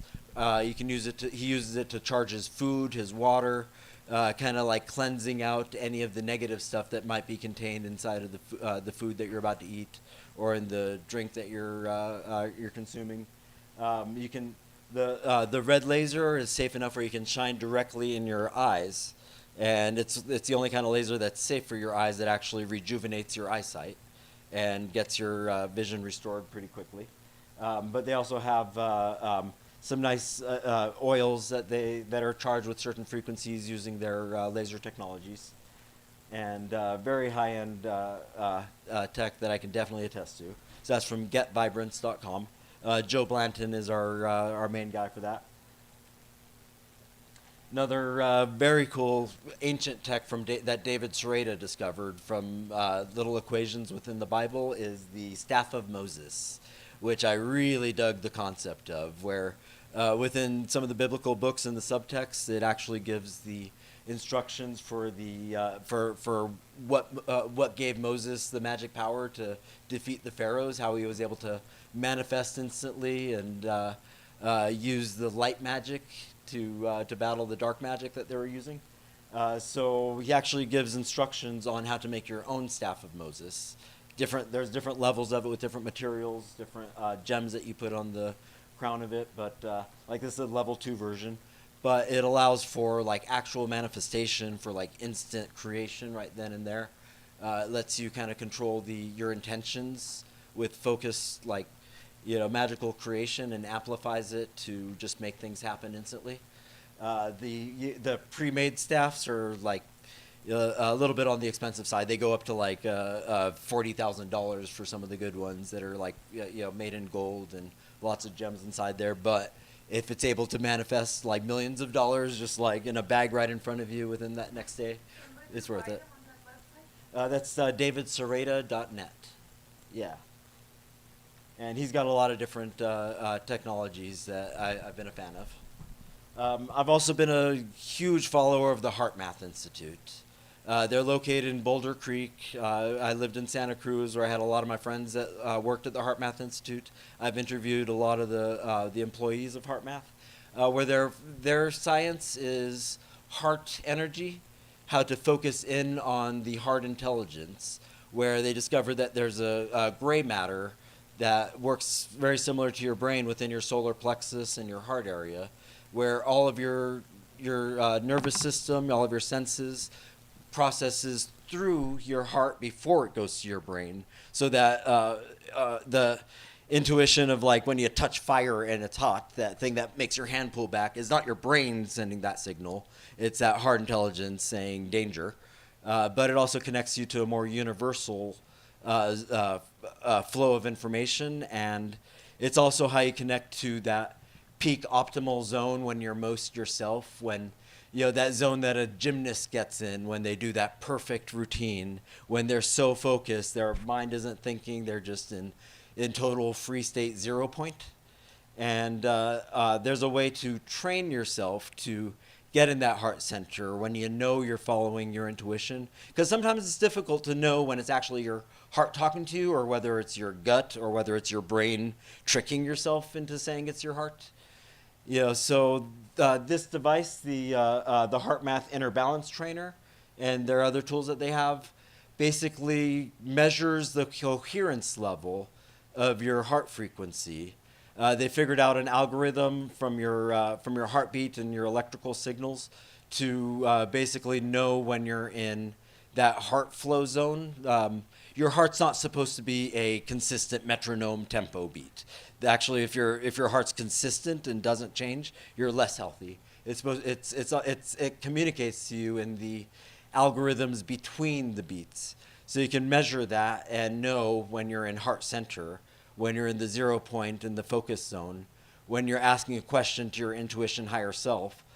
This device basically lets you train yourself to know when you're in that intuitive zone, when you're making the best decisions, when you're in the most focus, when you're communicating with the higher powers the best, and you're not deceiving yourself. So it's almost like it's better than meditation. Like, I believe in being in your heart zone more than being in a meditative zone, where if you can just go your whole day where your mind is shut off, you're not working with your head anymore, you're working entirely in heart center, where you don't need your memories, you don't need to like have this knowledge logical base, where anything you need to know you get from there at the moment. And like, I'm a highly technical person. Like, I've always been more focused in my brain and get knowledge and learn how to do this and train yourself to do that. But the more I got stuck there, I realized that there was that darkness in your brain where there's this isolated ego center that when you're in your head too much, you kind of separate yourself from this greater consciousness that we have access to through your heart technology that connects you to all living beings all throughout time, really. Where there's a quantum connection to all things from the heart. It's one of the best technologies that we're built with. So this device you can stick on your ear, and it senses your heart rhythm for your coherence zone, or you can use this version that goes on your finger. You can carry it around you and through the day. When you're connected, they've got the cell phone apps with and computer apps with games that teach you how to be in your heart zone, and very powerful to get there. Great for kids too, when they can learn early to stop thinking so much, which is what the schools indoctrinate them to do. That separates them from their true selves. So like when I code, I used to be all head based. Now I code like heart based, and I can just flow out like, you know, just automatically, like any, like just flawless, and not even, you know, not even thinking about it. Just like, you know, my heart's telling me what to write. So one of the related techniques to get into that heart zone that I found was from a partner of mine, Ron Amatron, who's a dear friend that was basically he was one of the light beings. He was connected to the Creation Light Ship, which was this alien craft that was kind of a non-physical ship that that, you know, hovered above our planet, that had these very interesting beings that were able to stop time and go to alternate realities where you've been cloned, where you'd find these cloned versions of yourself that is alien controlled on these other planes. Very controversial. A lot of people did not like Ron's message because it was, you know, nobody else, you know, saw what he saw and worked with the things that he worked with. But he would basically work with the Creation Light Ship to declone versions of you on the other worlds that they would drain your energy, kind of Matrix-like, where they would keep you in pain, they would keep illnesses on you, and they would suck off your battery and cause diseases here. So he would basically remove those versions of you in those other physical realms. And those are kind of where you go in your dream state. You go in physical body versions, not just these etheric body, like spirit place when you're in your dreams, but you can be in physical flesh and bone, cloned versions of you in other places. And for every version of you that they can eliminate, you get more power within this now. You know, kind of like the movie The One with Jet Li was one of my favorites, where he'd battle different versions of himself. Each time he killed one of himself, the others would get more powerful. And when there was two left, it was like that, the yin-yang fighting each other in that eternal battle of power. But anyways, one of the techniques that Ron taught us, that was one of the things he wanted people to take with them, is the mind-to-heart drop. And I actually created his cell phone app before he died. I had it all done. It tapped you into the Creation Light Ship to heal things remotely from your phone, to declone you, get rid of your death barcode that they put on you when you were supposed to die, get rid of your natal chart programming that was controlling you with the astrology, how to get out of those the bindings that they put under you, and how to get you out of the dark spaces that they kind of you know, forced us into. And the best technique that he taught, that's very simple, is the mind to heart drop. So this is from my cell phone app that had an animated version of it, where you picture a ball of energy in your head, where you start that out like glowing in your head. You picture that's your consciousness, that's your thought, that's your seat of life and thinking consciousness. And yeah. So you imagine that there to start out with, and you say out loud, I now command my spirit to take the thoughts from my head and drop them into my heart. And then you picture that ball slowly dropping down to your heart center like an elevator, while you count down 10, 9, 8, 7, 6, 5, 4, 3, 2, 1. Drops in your heart. You do it 3 times. You bring it back up to your head. 10, 9, 8, 7, 6, 5, 4, 3, 2, 1. And you see your thinking dropping into your heart. And on the 3rd time when you do it, you're in this lightheaded, free space. You'll know you did it right when you don't have mind chatter. You're not thinking. You can't think even if you tried. You're in a blissful state of just being in the now. You know, when you're in the true now, that's, you know, so that 3rd time you drop it there and you hold it there and you keep that consciousness like focused in the heart. So the mantra, the now, commanding in the present moment, you command your own cells, you command your body. It's yours. It's not managed by anything else outside of you. So you're commanding the spirit in you that has the true power of God to take your thoughts and to drop them into your heart. and it works every time. If I need to make an important phone call, I'll do this mind to heart drop. If I need to just kind of like recenter myself when I'm all scattered and stressed, it's just a quick and easy technique to get to the heart zone. So another one of my friends was Dr. Patrick Flanagan, who was actually a Sedona native for a while. He's worked on, a lot of people knew him quite well, but he was total genius, just too far ahead of his time. But one of my favorite texts that he made was this crystal energy that was a silica-based nano water additive that makes water wetter, or any liquid. It makes it wetter. It changes the surface tension of it and the cellular permeability of the liquid into your body cells in a way that no other liquid can penetrate. So it can rejuvenate your skin because your cells don't get regular water that can puncture through the membrane. The regular water molecules are too big to fully hydrate you. So he figured out this silica-based nanotechnology that makes the water structure, or any liquid. It's actually a hangover cure too, where you put it in your alcohol, and he would do it all the time, add it to his whiskey and get as drunk as he wanted, and no hangover whatsoever, no ill effects, and magical stuff. But it allows it to like get all your skin, your wrinkles can get removed with this stuff. So he has it as a amazing face cream, the Dream Cream, that he added the silica into the moisturizer, and different body balms, and the Mega Hydrate is the crystal energy in pill form, and very good stuff. I highly recommend finding this. If you want to buy it locally, last time I was at the Chocolate Tree, I saw the crystal energy there on their shelves. Mm-hmm.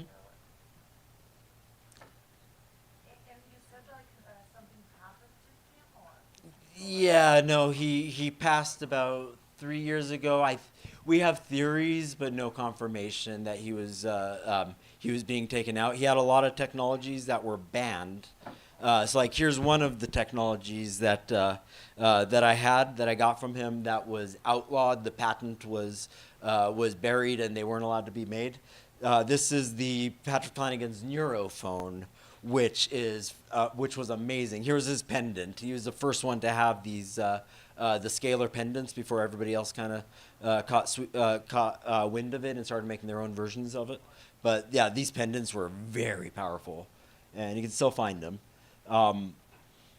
He worked a lot with toroidal field energies. Like, these were the copper-wrapped toruses where you can plug into audio broadcasters and put out like meditation music into the air around you, or play frequencies that you want to change, plugging it into an audio source. But the Neurophone was the most amazing device that I have encountered for broadcasting audio directly into your inner ear, bypassing your eardrums.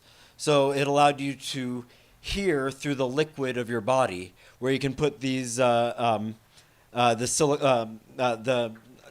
ceramic capacitors, like on your inner thigh, for example, or on your neck over here, or on your temples, or in other parts of your body, where it would transmit whatever sound you would play through it directly into your head without using your ear, where you're able to hear everything that's below your hearing range. So you can hear like 4 hertz, where your ear shuts off at around 22 to 30 hertz or something. You can't hear anything below that.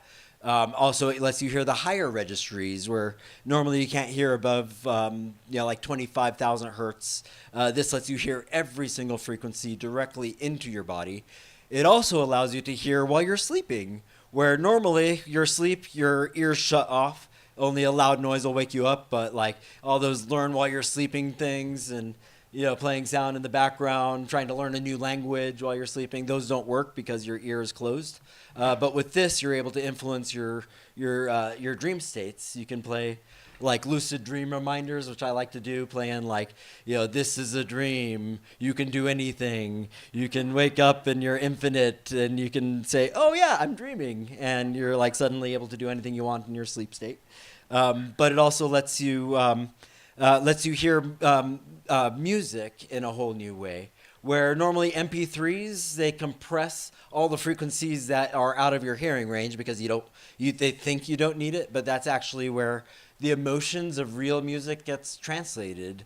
And all those frequencies are in the old vinyls, where vinyl records were able to get every single frequency that your ear doesn't hear on that disc. So when you listen to old music with the neurophones on, you get a whole nother experience of that, like layers in that jazz song. That's actually the thing that really is affecting your emotions, your mood, the thing that you really groove to in the music that gets lost for most people. But they banned the neurophones because it had too much danger for abuse, they felt.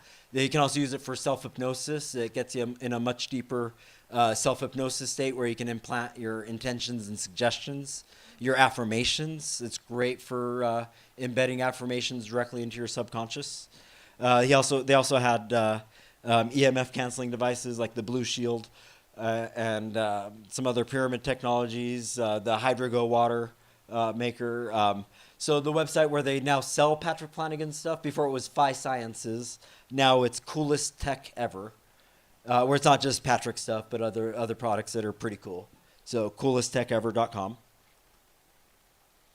And they also have some of the pyramid generators, and I really like these the toroidal-based technologies that is one of the more sacred things that connects to the planetary grid, to the creation of man. It's all around the torus, and when you can utilize that, it's got some power to it. Also, the Sri Yantra in 3D form, I like it better. Most people know the 2D form of it, but it's also a very powerful tool for instant manifestations. Where you can create things when you know how to use the Sri Yantra properly. So I like playing with magic where we can, trying to unlock those abilities, trying to use the natural tech to enhance our own latent abilities. I always love the pyramid technologies when they're the exact right dimensions of the pyramid, the right angle it's got to be, mimicking what's in the pyramids of Giza. And like this one has a compass attached where you point it to the north in a certain way. It's got crystals in the corners. Copper tubing is generally what these pyramids are made of. You can get the big form, which I want to get for myself, where you can put over your bed and it amplifies your dreams. It lets you remote view better. It lets you astral project in your sleep more efficiently. It lets you sleep deeper. But I use the little form of the pyramid that I got from Tools from Wellness and from Nick Edwards to charge my waters, to charge my foods. You can put a banana under this, for example, which is just an easy test you can do. Put one banana under the pyramid and the other banana over there and give it a week, right? The banana that's outside of the pyramid, will turn brown and start to decay and get all mushy. The banana you have in the pyramid stays perfectly yellow, perfectly fresh. It does not decay. It lasts forever, practically. You can charge. I use it to charge my razor blades for shaving. It actually makes the razors with a nano edge, makes your razor sharper underneath the pyramid. You can enhance the intentions you put in your water or any kind of your vitamins and your pills you can put under there and charge it up and give it an extra spin and detoxification. So they have some serious power within them that just why not take advantage of it. And also the orgonite pyramids. I love orgone and orgonite. They've become more popularized where you see them, but people don't quite understand what they are or how they're made. But they're very simple nature technology where they don't have to be pyramids. You can do it in all forms. But it's basically you take the metal swarf, like gold, copper, aluminum, mercury, whatever metals, and you get the crystals in there. Get all sand, which is all sand is just miniature quartz. You can get different anodized materials where you blowtorch it and it develops a carbon nano coating on it. And you add extra crystals. So what gives the orgonite power is when it's compressed, like the resin that they put it in or plaster that you use for it squeezes it with an extra piezoelectric charge. So when you squeeze a quartz crystal, that's when the power is released in it. Regular quartz at rest is just like it's there, it's whatever. But when you compress it very hard, that's when the electricity gets released from it. So Orgonite is the best for canceling out EMF around you. And there's no turning off the EMFs. You're not going to live out in the forest and like be away from all cell phone towers. Just screw that. You know, you want to cancel it out so it doesn't get stuck in you.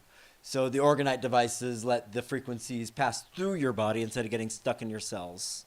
And, you know, I like putting Orgonite devices underneath electricity towers. You know, the tower busters. A lot of people have been getting in the habit of making cheap Orgonite devices and tossing it around underneath the cities, and they hate it when you do that because they had an agenda with why it's affecting our energies. But I'll get into a more amplified version of the Orgonite devices in a bit. This is another energy technology that's based on Tesla's free energy frequency. So, you know, he discovered the frequency that where the Earth's energy comes through, and they found a way to infuse that frequency into the atoms of the aluminum. So they created the purple plates that is specifically programmed with the free energy frequency within it, where, you know, I got the bracelet form where it charges the blood going through your veins and, you know, it gives you free energy inside your blood. You can put it around your head. It gets rid of migraines, helps you think better. They have necklace form and, you know, other versions. I use the plates like this for also charging my water. I put it under my pyramid and I put things on it. And when you hold it to your temple, you feel the energy from it. It's not psychosomatic at all. You know, I sometimes put it underneath my hat and gives me that extra little charge going through it. And they're very inexpensive and stuff, although mine got stolen because I let somebody play with it and they liked it too much and walked away. So I need to get another one. But very cool devices that, you know, just simple, it's easy, and when it works, it works. One of our favorite scientists that's been breaking amazing ground, touching areas of technology that nobody else has been approaching is Mehran Kesh. So we've had him as a speaker in our past events, where this guy he's been in hiding for I don't know how many years, where governments have been trying to take him out. You know, he's very controversial because he's been releasing all these you know, free energy devices that can charge electric cars with a MagGrav battery. It's like the MagGrav car power thing was so powerful that that alone they tried to kill him for. So he made it open source technology, and he gave everybody the plans on how to make their own MagGrav. And very powerful stuff. The pain pen is awesome, just like instant relief wherever you wave it around. But the cool ones are these that are way too expensive to own, but it's just amazing that they exist. They're plasma based. Okay, so this one is his vertical spaceship enhancement unit. That is one of it's better than most med beds that are out there. It puts your body into a more perfected state, connecting it through plasma energy to regenerate your cells. He claims that you know, you can grow back tissues with it. He's had people that claim they were able to regrow lost limbs with it, regrow their teeth with it, to have scars disappear. So these are very powerful using plasma alien technology. But this one here is the most amazing teleportation machines that are on this planet, where they're proven teleportation devices, where these spaceship pods, they're available for use, where you can basically travel off planet. You can go to different solar systems, or to the moon if you want to check out the moon and go on a little vacation. You can actually stay on those off-planet worlds for days at a time. He'll let you wander around, where this unit actually broadcasts plasma energy like the pyramids used to do.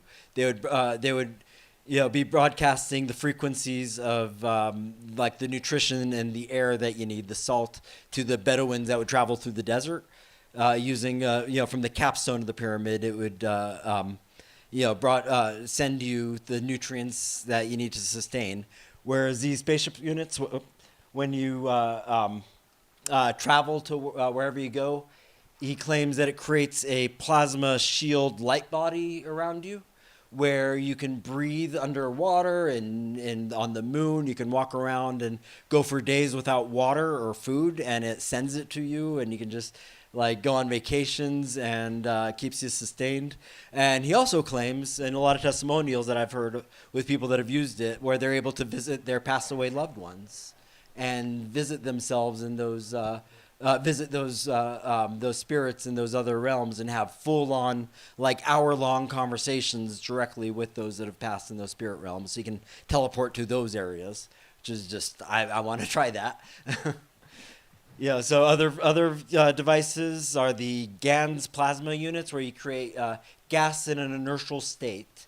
That has so many powerful uses. You can either buy it from them in the vials that they use for agriculture, where like he has a version with like fans you put on like your crop fields that make the plants grow freakishly fast, that keeps parasites away even with the GANs blowing on them. You can use it to, like around a necklace, charging your body. You can each GANs has different powers that you can make with it. This is one of the units, the Cup of Life 1 and 2 system, that can create the GANs for yourself. And what else do we have here? Yeah, these the suits that pushes the GANs inside your body. Very interesting. There's another healing chamber that works similar to this, just a standing unit, but has some different properties. And I saw a new one on his website just the other day. That's a maggrav for activating your twin. I was still trying to figure out exactly what it works. Your twin self charges with plasma electricity to make your spirit twin more powerful, and gives you like this other form of you that can do things on the side, almost like your avatar. And I want to figure out what that thing does. I was like trying, discovered it. I need to listen to his YouTubes more often. But website, kesh.foundation or keshfoundation.org. A lot of research, a lot of good stuff. So I've got to go faster. Our time's done. And she wanted to do a Okay. All right, so I'm gonna go rapid fire just to get through the good stuff. This is Montmorillonite crystal clay. This is a Tesla energy that can actually regrow teeth. It can get rid of scars. It's basically a natural plasma material. Here's a tissue regenerator version, the prostate clay, alien spa treatment. I got rock forms. You can. It has a toothpaste version of it that rebuilds enamel. My favorite salt is the Celtic sea salt, which is the best. I'm good friends with the people that mine it. I've got every version of their gourmet salts, the fossilized salts, and much better than Himalayan sea salt. But you can't overdose on this. I add it like teaspoons to my water just to energize. And you need more salt for if you wanted to ascend. If you want to actually like get your body in the more perfect state, you can't live without it. So this is ocean water, directly filtered.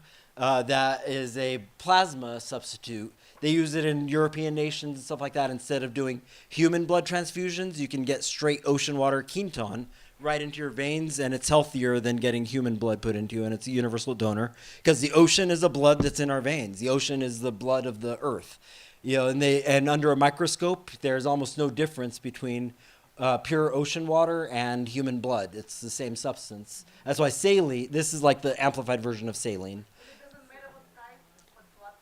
No, it doesn't matter what blood type. It actually balances out your hormone levels and your body levels. And you can drink this directly out of these vials, and it helps balance all your hormones, and they're great stuff. It's like taking the best gulp of beach water that's clean, filtered. This is my brother's company that I work with and deal with. It's Alive Waters raw spring water that we get from Oregon Spring. That is one of the only waters you can get that haven't been radiated or filtered in any way. It's fresh from the source, so you can't find any other water that has the same charge as this. It's got the best mouthfeel. It tastes like water was supposed to taste. I help make these Flower of Life bottles and their glasses and the orbs and stuff like that. Also using the sacred cubit ratios that I put into it. So alivewaters.com. We do delivery only because it's the only kind of water that doesn't last after like a month. Because it has the living enzymes in there, it actually starts to develop algae a lot quicker than others. You got to keep it out of the sun. My other favorite water is Starfire water from our friend Jeffrey that infuses it with frequencies and metals. It's got gold and platinum and all these extra like charges that he puts in there. He has it under the pyramids and everything and broadcasts sound into it and sacred geometry. Good technology. Black living water. This is a volcanic fulvic water that's pitch black, but taste. Close your eyes. You can't taste like exact regular water, but it's more probiotic, has more energy inside of it. Maple water is amazing. This is basically maple syrup straight from the tree before they evaporate it, where it's the real stuff that it's not even that sweet. Maple syrup is only after they distilled it and evaporated it way too much. But the maple water is just pure hydration. It's so good. Also, you can get the same thing from birch trees. The birch water is quite delicious.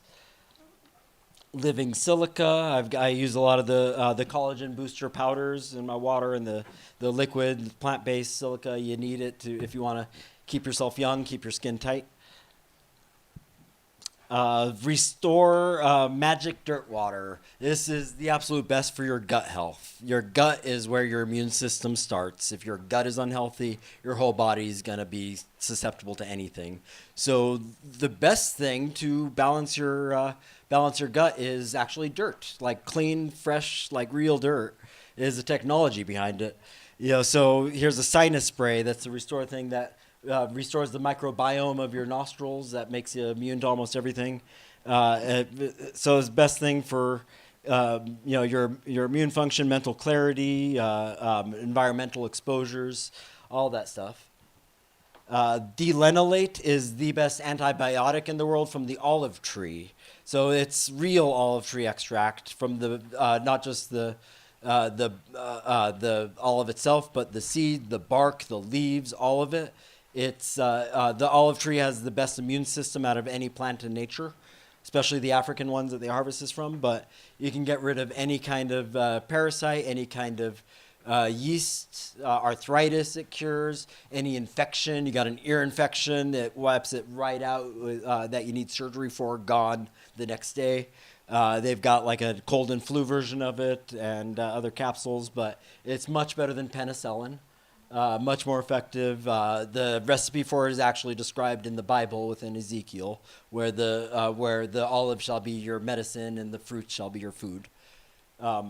Also has it as a delenolate pain serum, hormone balancing aid, and topical cream, all that good stuff. This is from livepine.com. I love this red pine needle oil. It's like young, fresh pine needles extracted, where it kills all parasites, all foreign bodies, all viruses. It's like you drop it into your water, and it's like drinking the forest. It's so good. Like our eyes just go bing. You're wide awake. It's a little bit potent, so you can take the pill version of it too. And they also have a really good black Himalayan sulfur salt. The black salt is really good, or the ocean sea minerals, awesome. So Live Pine, I highly recommend. I also got a nice bottle of their superfood stuff that they just came out with. My favorite health advocate is Gary Null. Gary Null is the lead researcher in anti-aging and curing any disease.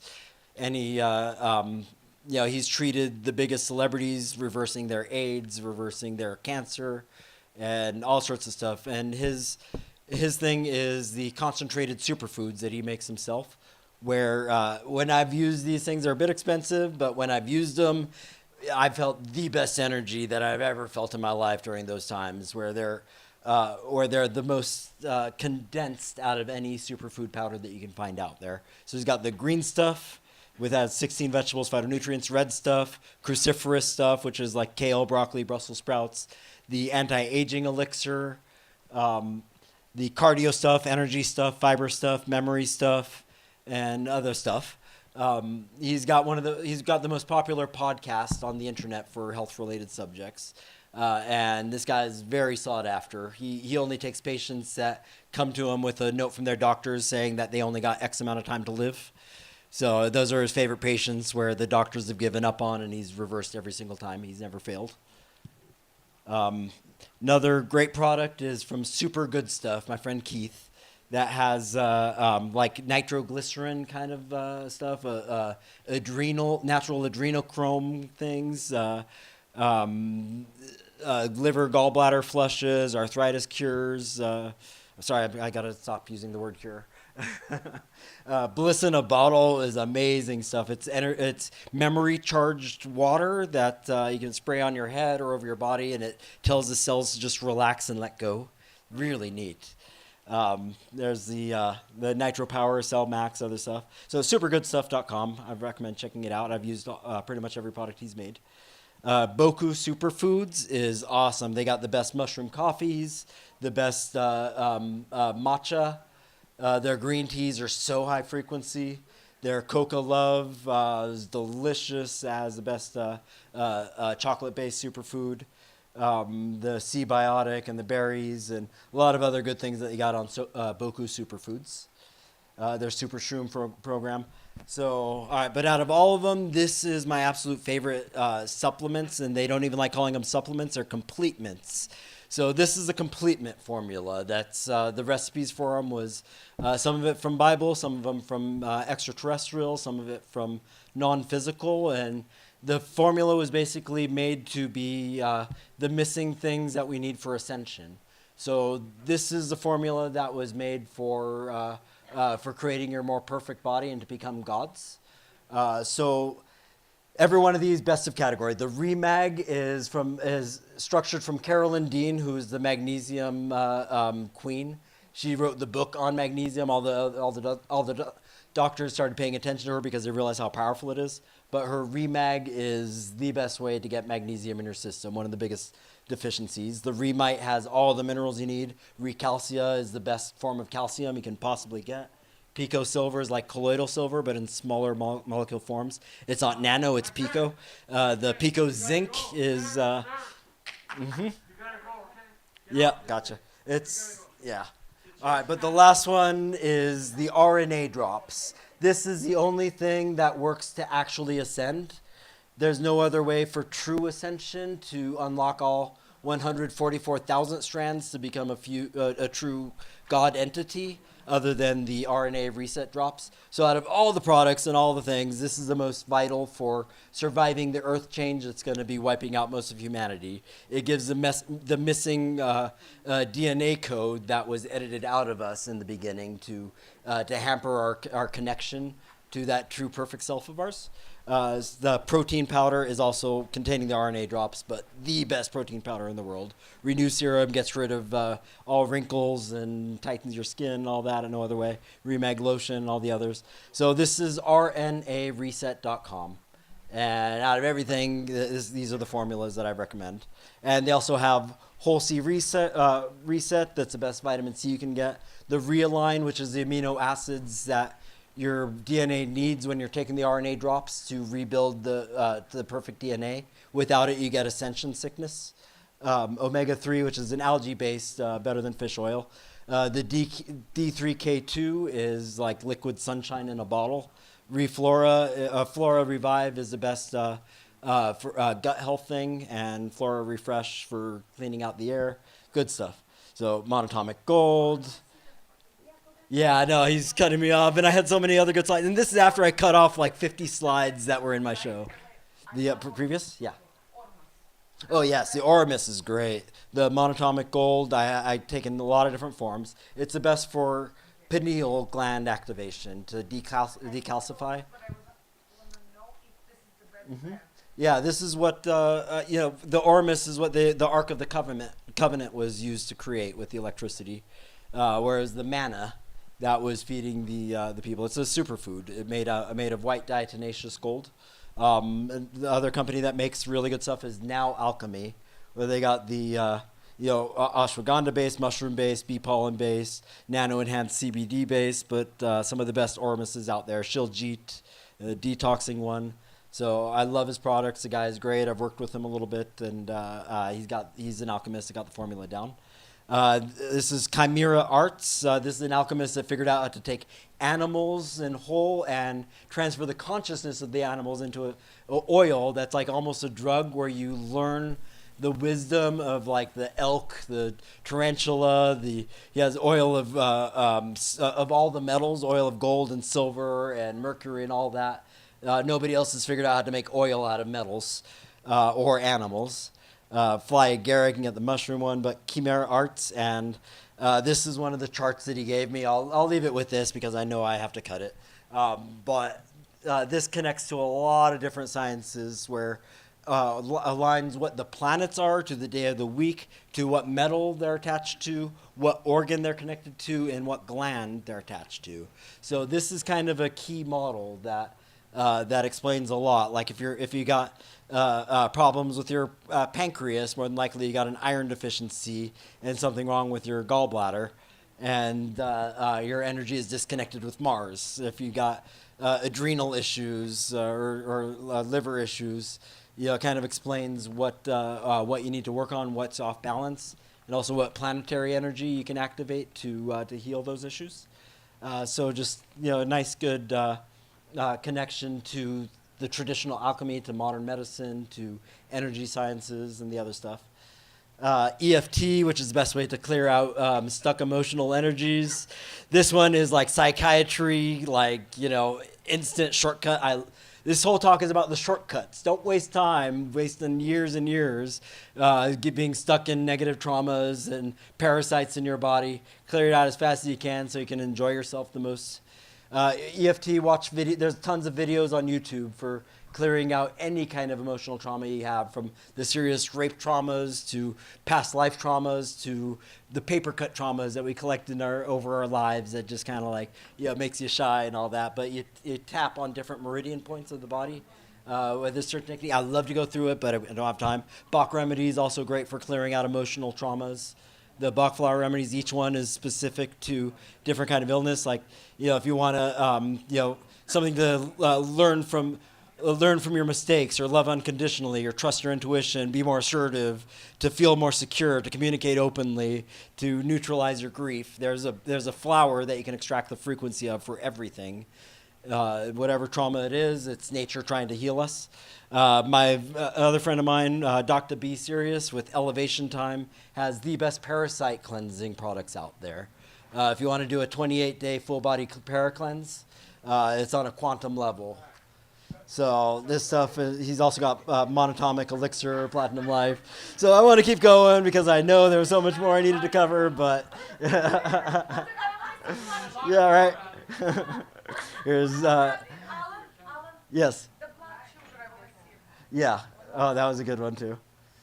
The blood sugar powder from Dr. B. Sirius. Yeah, so I'll be doing the full version of this talk in my Vegas show.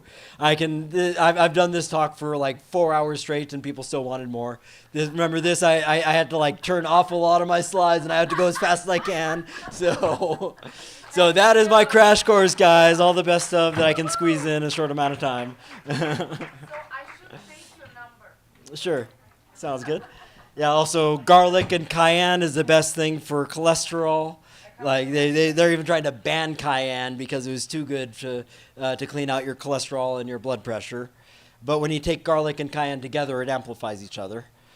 DMSO and the silver biotics for cleaning out wounds, or for tooth care, stuff like that. Primal Pit Paste is what I use as my main underarm deodorant. I don't need to take a shower anymore, really. Like, you use this Primal Pit Paste, also containing dirt, where you can, yeah, where. All right, thank you, guys.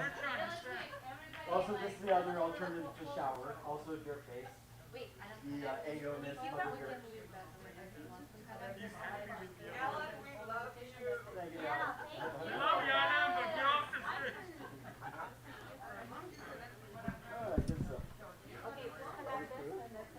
Guys, we have to just come to the circle and just hold hands, and we're gonna do quickly closing ceremony omen, because we don't really have time anymore, so we just have 10 minutes, and that's about it.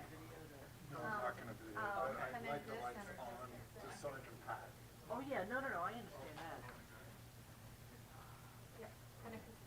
So just Are hold you it. connected? Oh, to your Bluetooth. Yeah, so we can have music. So whoever can hold hands, just, yeah, I would say we can even do this just so he can still have a video.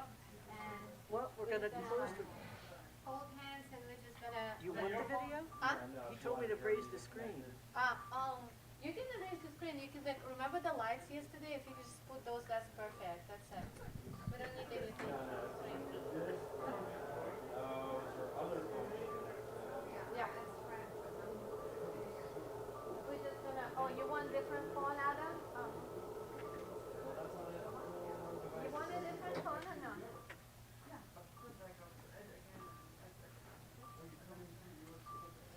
If you want a different phone,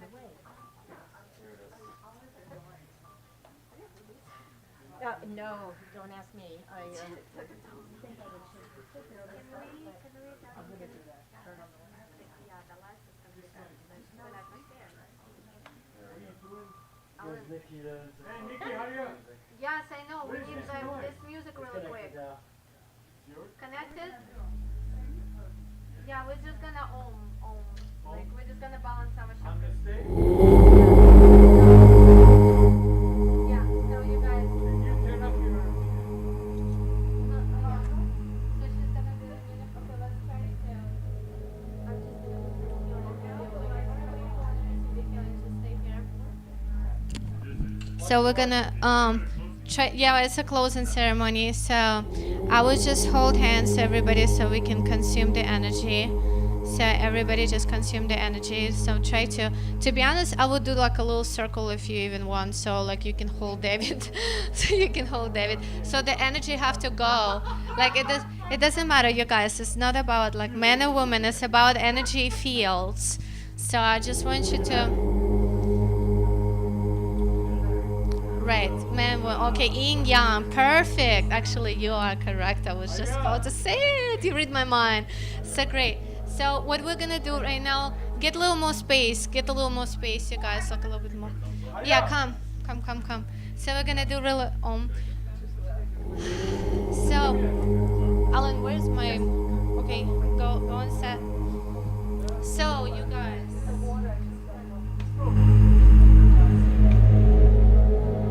Now, I would like you to focus on your third eye. Everybody close the eyes.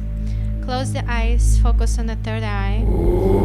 And start repeating the Om. Om is the most purifying sound. Sound of the universe. We're gonna balance all our chakras and try to Om. Everybody have to Om. Breathe in. Breathe out.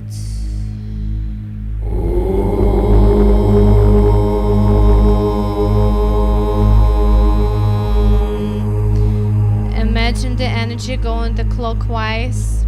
Everybody passing the energy to each other clockwise. We're gonna enhance that circle, enhance that energy.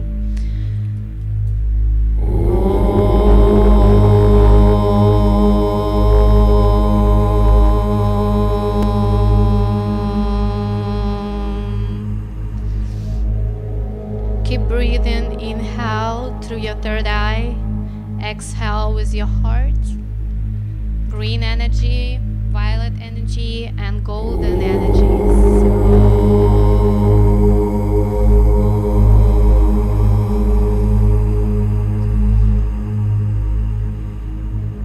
Energy going clockwise, so maybe we can slightly start moving from side to side. Just make sure everybody in the same direction, right to the left, just slightly. Okay, one, like, yeah, we want to make sure the energy goes this way. 1, 2. Okay, so when we go, like, let's balance it out. So we go in the same circle. David, I can see you messing it up. You have to focus, David.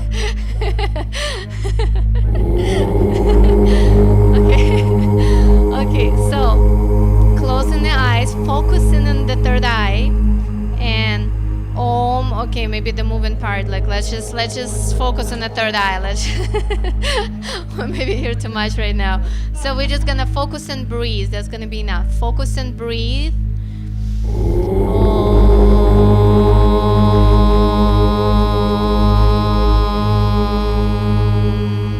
Feel the energy surround you all the way around, that protective shield around us. When you inhale in the positive blue violet light and feel in your body healing everything.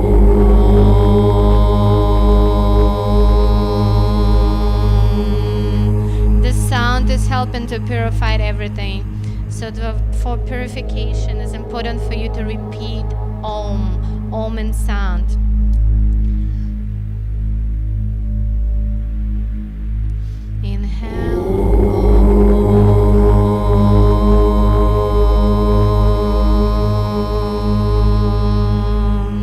You start feeling the warm energy into your arms and passing through each other clockwise. Let's get that energy flowing clockwise.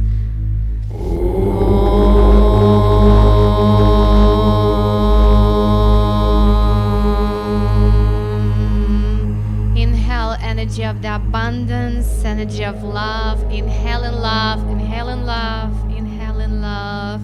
Purifying with Om sign.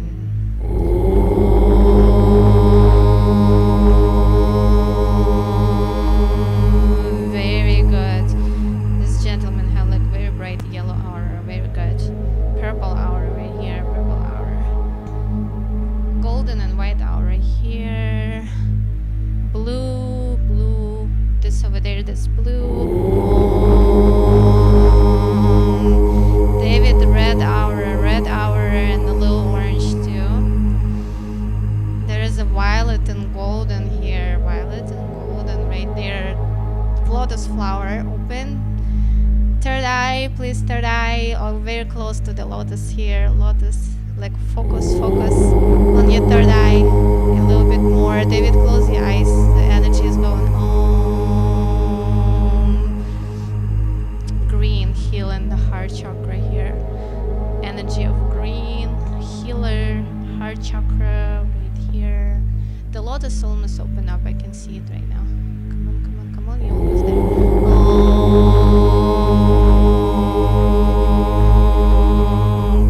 Whoever else wanna open the lotus flower, try to focus on the crown chakra and see your beautiful flower coming on the top of your head. And with a golden light, start open the little petal sleeves, and you're gonna start feeling warm on top of your crown chakra and receive the energy from the universe all the way down to see that process happening from the higher dimensions right now. Oh, that's changing now. That's changing from blue, a little bit orange now, orange to the purple. This is mixed colors. What about you? White, do you still white energy? No? Okay. White energy. Okay, this is orange. Use gold. This is orange. No more yellow. I would say yellow. Yes. David, focus. I still see a lot of red. Let's just a little bit clear you. Come on, David. Quick. Breathe in, more breathing. This helps. Inhale, exhale.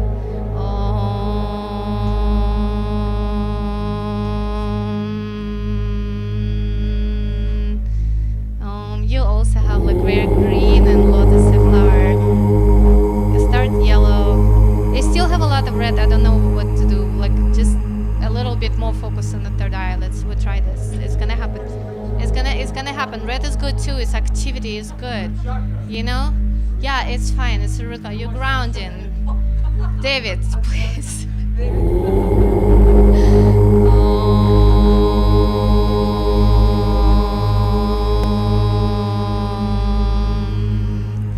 Now let's imagine the beautiful lotus flower in the middle, like right in the the middle, so we can all receive the benefit of that beautiful energy of divine flower, divine healing energy.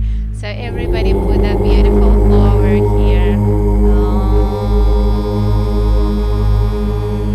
We're all protected. Everybody is protected in their own auric field. So we're only enhancing our aura. Very beautiful, very good. You should start feeling. Did you feel the energies flowing?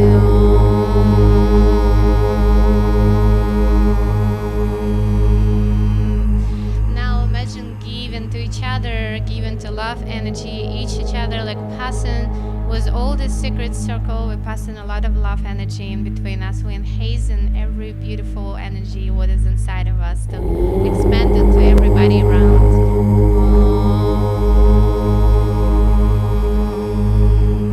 You turn very golden now. You did. Golden. That's nice. Yeah, she's golden now. Yeah. Yellow and